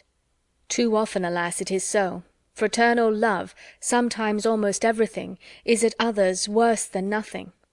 But with William and Fanny Price it was still a sentiment in all its prime and freshness, wounded by no opposition of interest, cooled by no separate attachment, and feeling the influence of time and absence only in its increase. An affection so amiable was advancing each in the opinion of all who had hearts to value anything good. Henry Crawford was as much struck with it as any.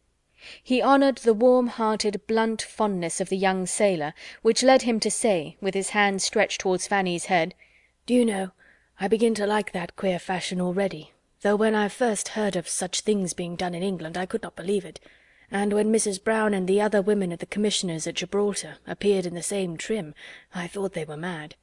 But Fanny can reconcile me to anything," and saw with lively admiration the glow of Fanny's cheek, the brightness of her eye, the deep interest, the absorbed attention, while her brother was describing any of the imminent hazards or terrific scenes which such a period at sea must supply. It was a picture which Henry Crawford had moral taste enough to value. Fanny's attractions increased twofold, for the sensibility which beautified her complexion and illumined her countenance was an attraction in itself. He was no longer in doubt of the capabilities of her heart. She had feeling, genuine feeling. It would be something to be loved by such a girl, to excite the first ardours of her young, unsophisticated mind. She interested him more than he had foreseen. A fortnight was not enough. His stay became indefinite. William was often called on by his uncle to be the talker. His recitals were amusing in themselves to Sir Thomas, but the chief object in seeking them was to understand the reciter, to know the young man by his histories, and he listened to his clear, simple, spirited details with full satisfaction, seeing in them the proof of good principles, professional knowledge, energy, courage, and cheerfulness, everything that could deserve or promise well. Young as he was, William had already seen a great deal. He had been in the Mediterranean, in the West Indies, in the Mediterranean again, had been often taken on shore by the favour of his captain, and in the course of 7 years had known every variety of danger which sea and war together could offer. With such means in his power he had a right to be listened to, and though Mrs. Norris could fidget about the room and disturb everybody in quest of 2 needlefuls of thread or a second-hand shirt-button in the midst of her nephew's account of a shipwreck or an engagement, everybody else was attentive, and even Lady Bertram could not hear of such horrors unmoved, or without sometimes lifting her eyes from her work to say, "Dear me, how disagreeable! I wonder anybody can ever go to sea." To Henry Crawford they gave a different feeling. He longed to have been at sea, and seen and done and suffered as much. His heart was warmed, his fancy fired, and he felt the highest respect for a lad who before he was 20 had gone through such bodily hardships and given such proofs of mind. The glory of heroism, of usefulness, of exertion, of endurance, made his own habits of selfish indulgence appear in shameful contrast, and he wished he had been a William Price, distinguishing himself and working his way to fortune and consequence with so much self-respect and happy ardour, instead of what he was. The wish was rather eager than lasting. He was roused from the reverie of retrospection and regret produced by it, by some inquiry from Edmund as to his plans for the next day's hunting, and he found it was as well to be a man of fortune at once with horses and grooms at his command. In one respect it was better, as it gave him the means of conferring a kindness where he wished to oblige. With spirits, courage, and curiosity up to anything, William expressed an inclination to hunt, and Crawford could mount him without the slightest inconvenience to himself, and with only some scruples to obviate in Sir Thomas, who knew better than his nephew the value of such a loan, and some alarms to reason away in Fanny. She feared for William, by no means convinced by all that he could relate of his own horsemanship in various countries, of the scrambling parties in which he had been engaged, the rough horses and mules he had ridden, or his many narrow escapes from dreadful falls, that he was at all equal to the management of a high-fed hunter in an English fox-chase. Nor till he returned safe and well, without accident or discredit, could she be reconciled to the risk, or feel any of that obligation to Mr. Crawford for lending the horse, which he had fully intended it should produce. When it was proved, however, to have done William no harm, she could allow it to be a kindness, and even reward the owner with a smile when the animal was 1 minute tendered to his use again, and the next, with the greatest cordiality, and in a manner not to be resisted, made over to his use entirely, so long as he remained in Northamptonshire. Chapter 24.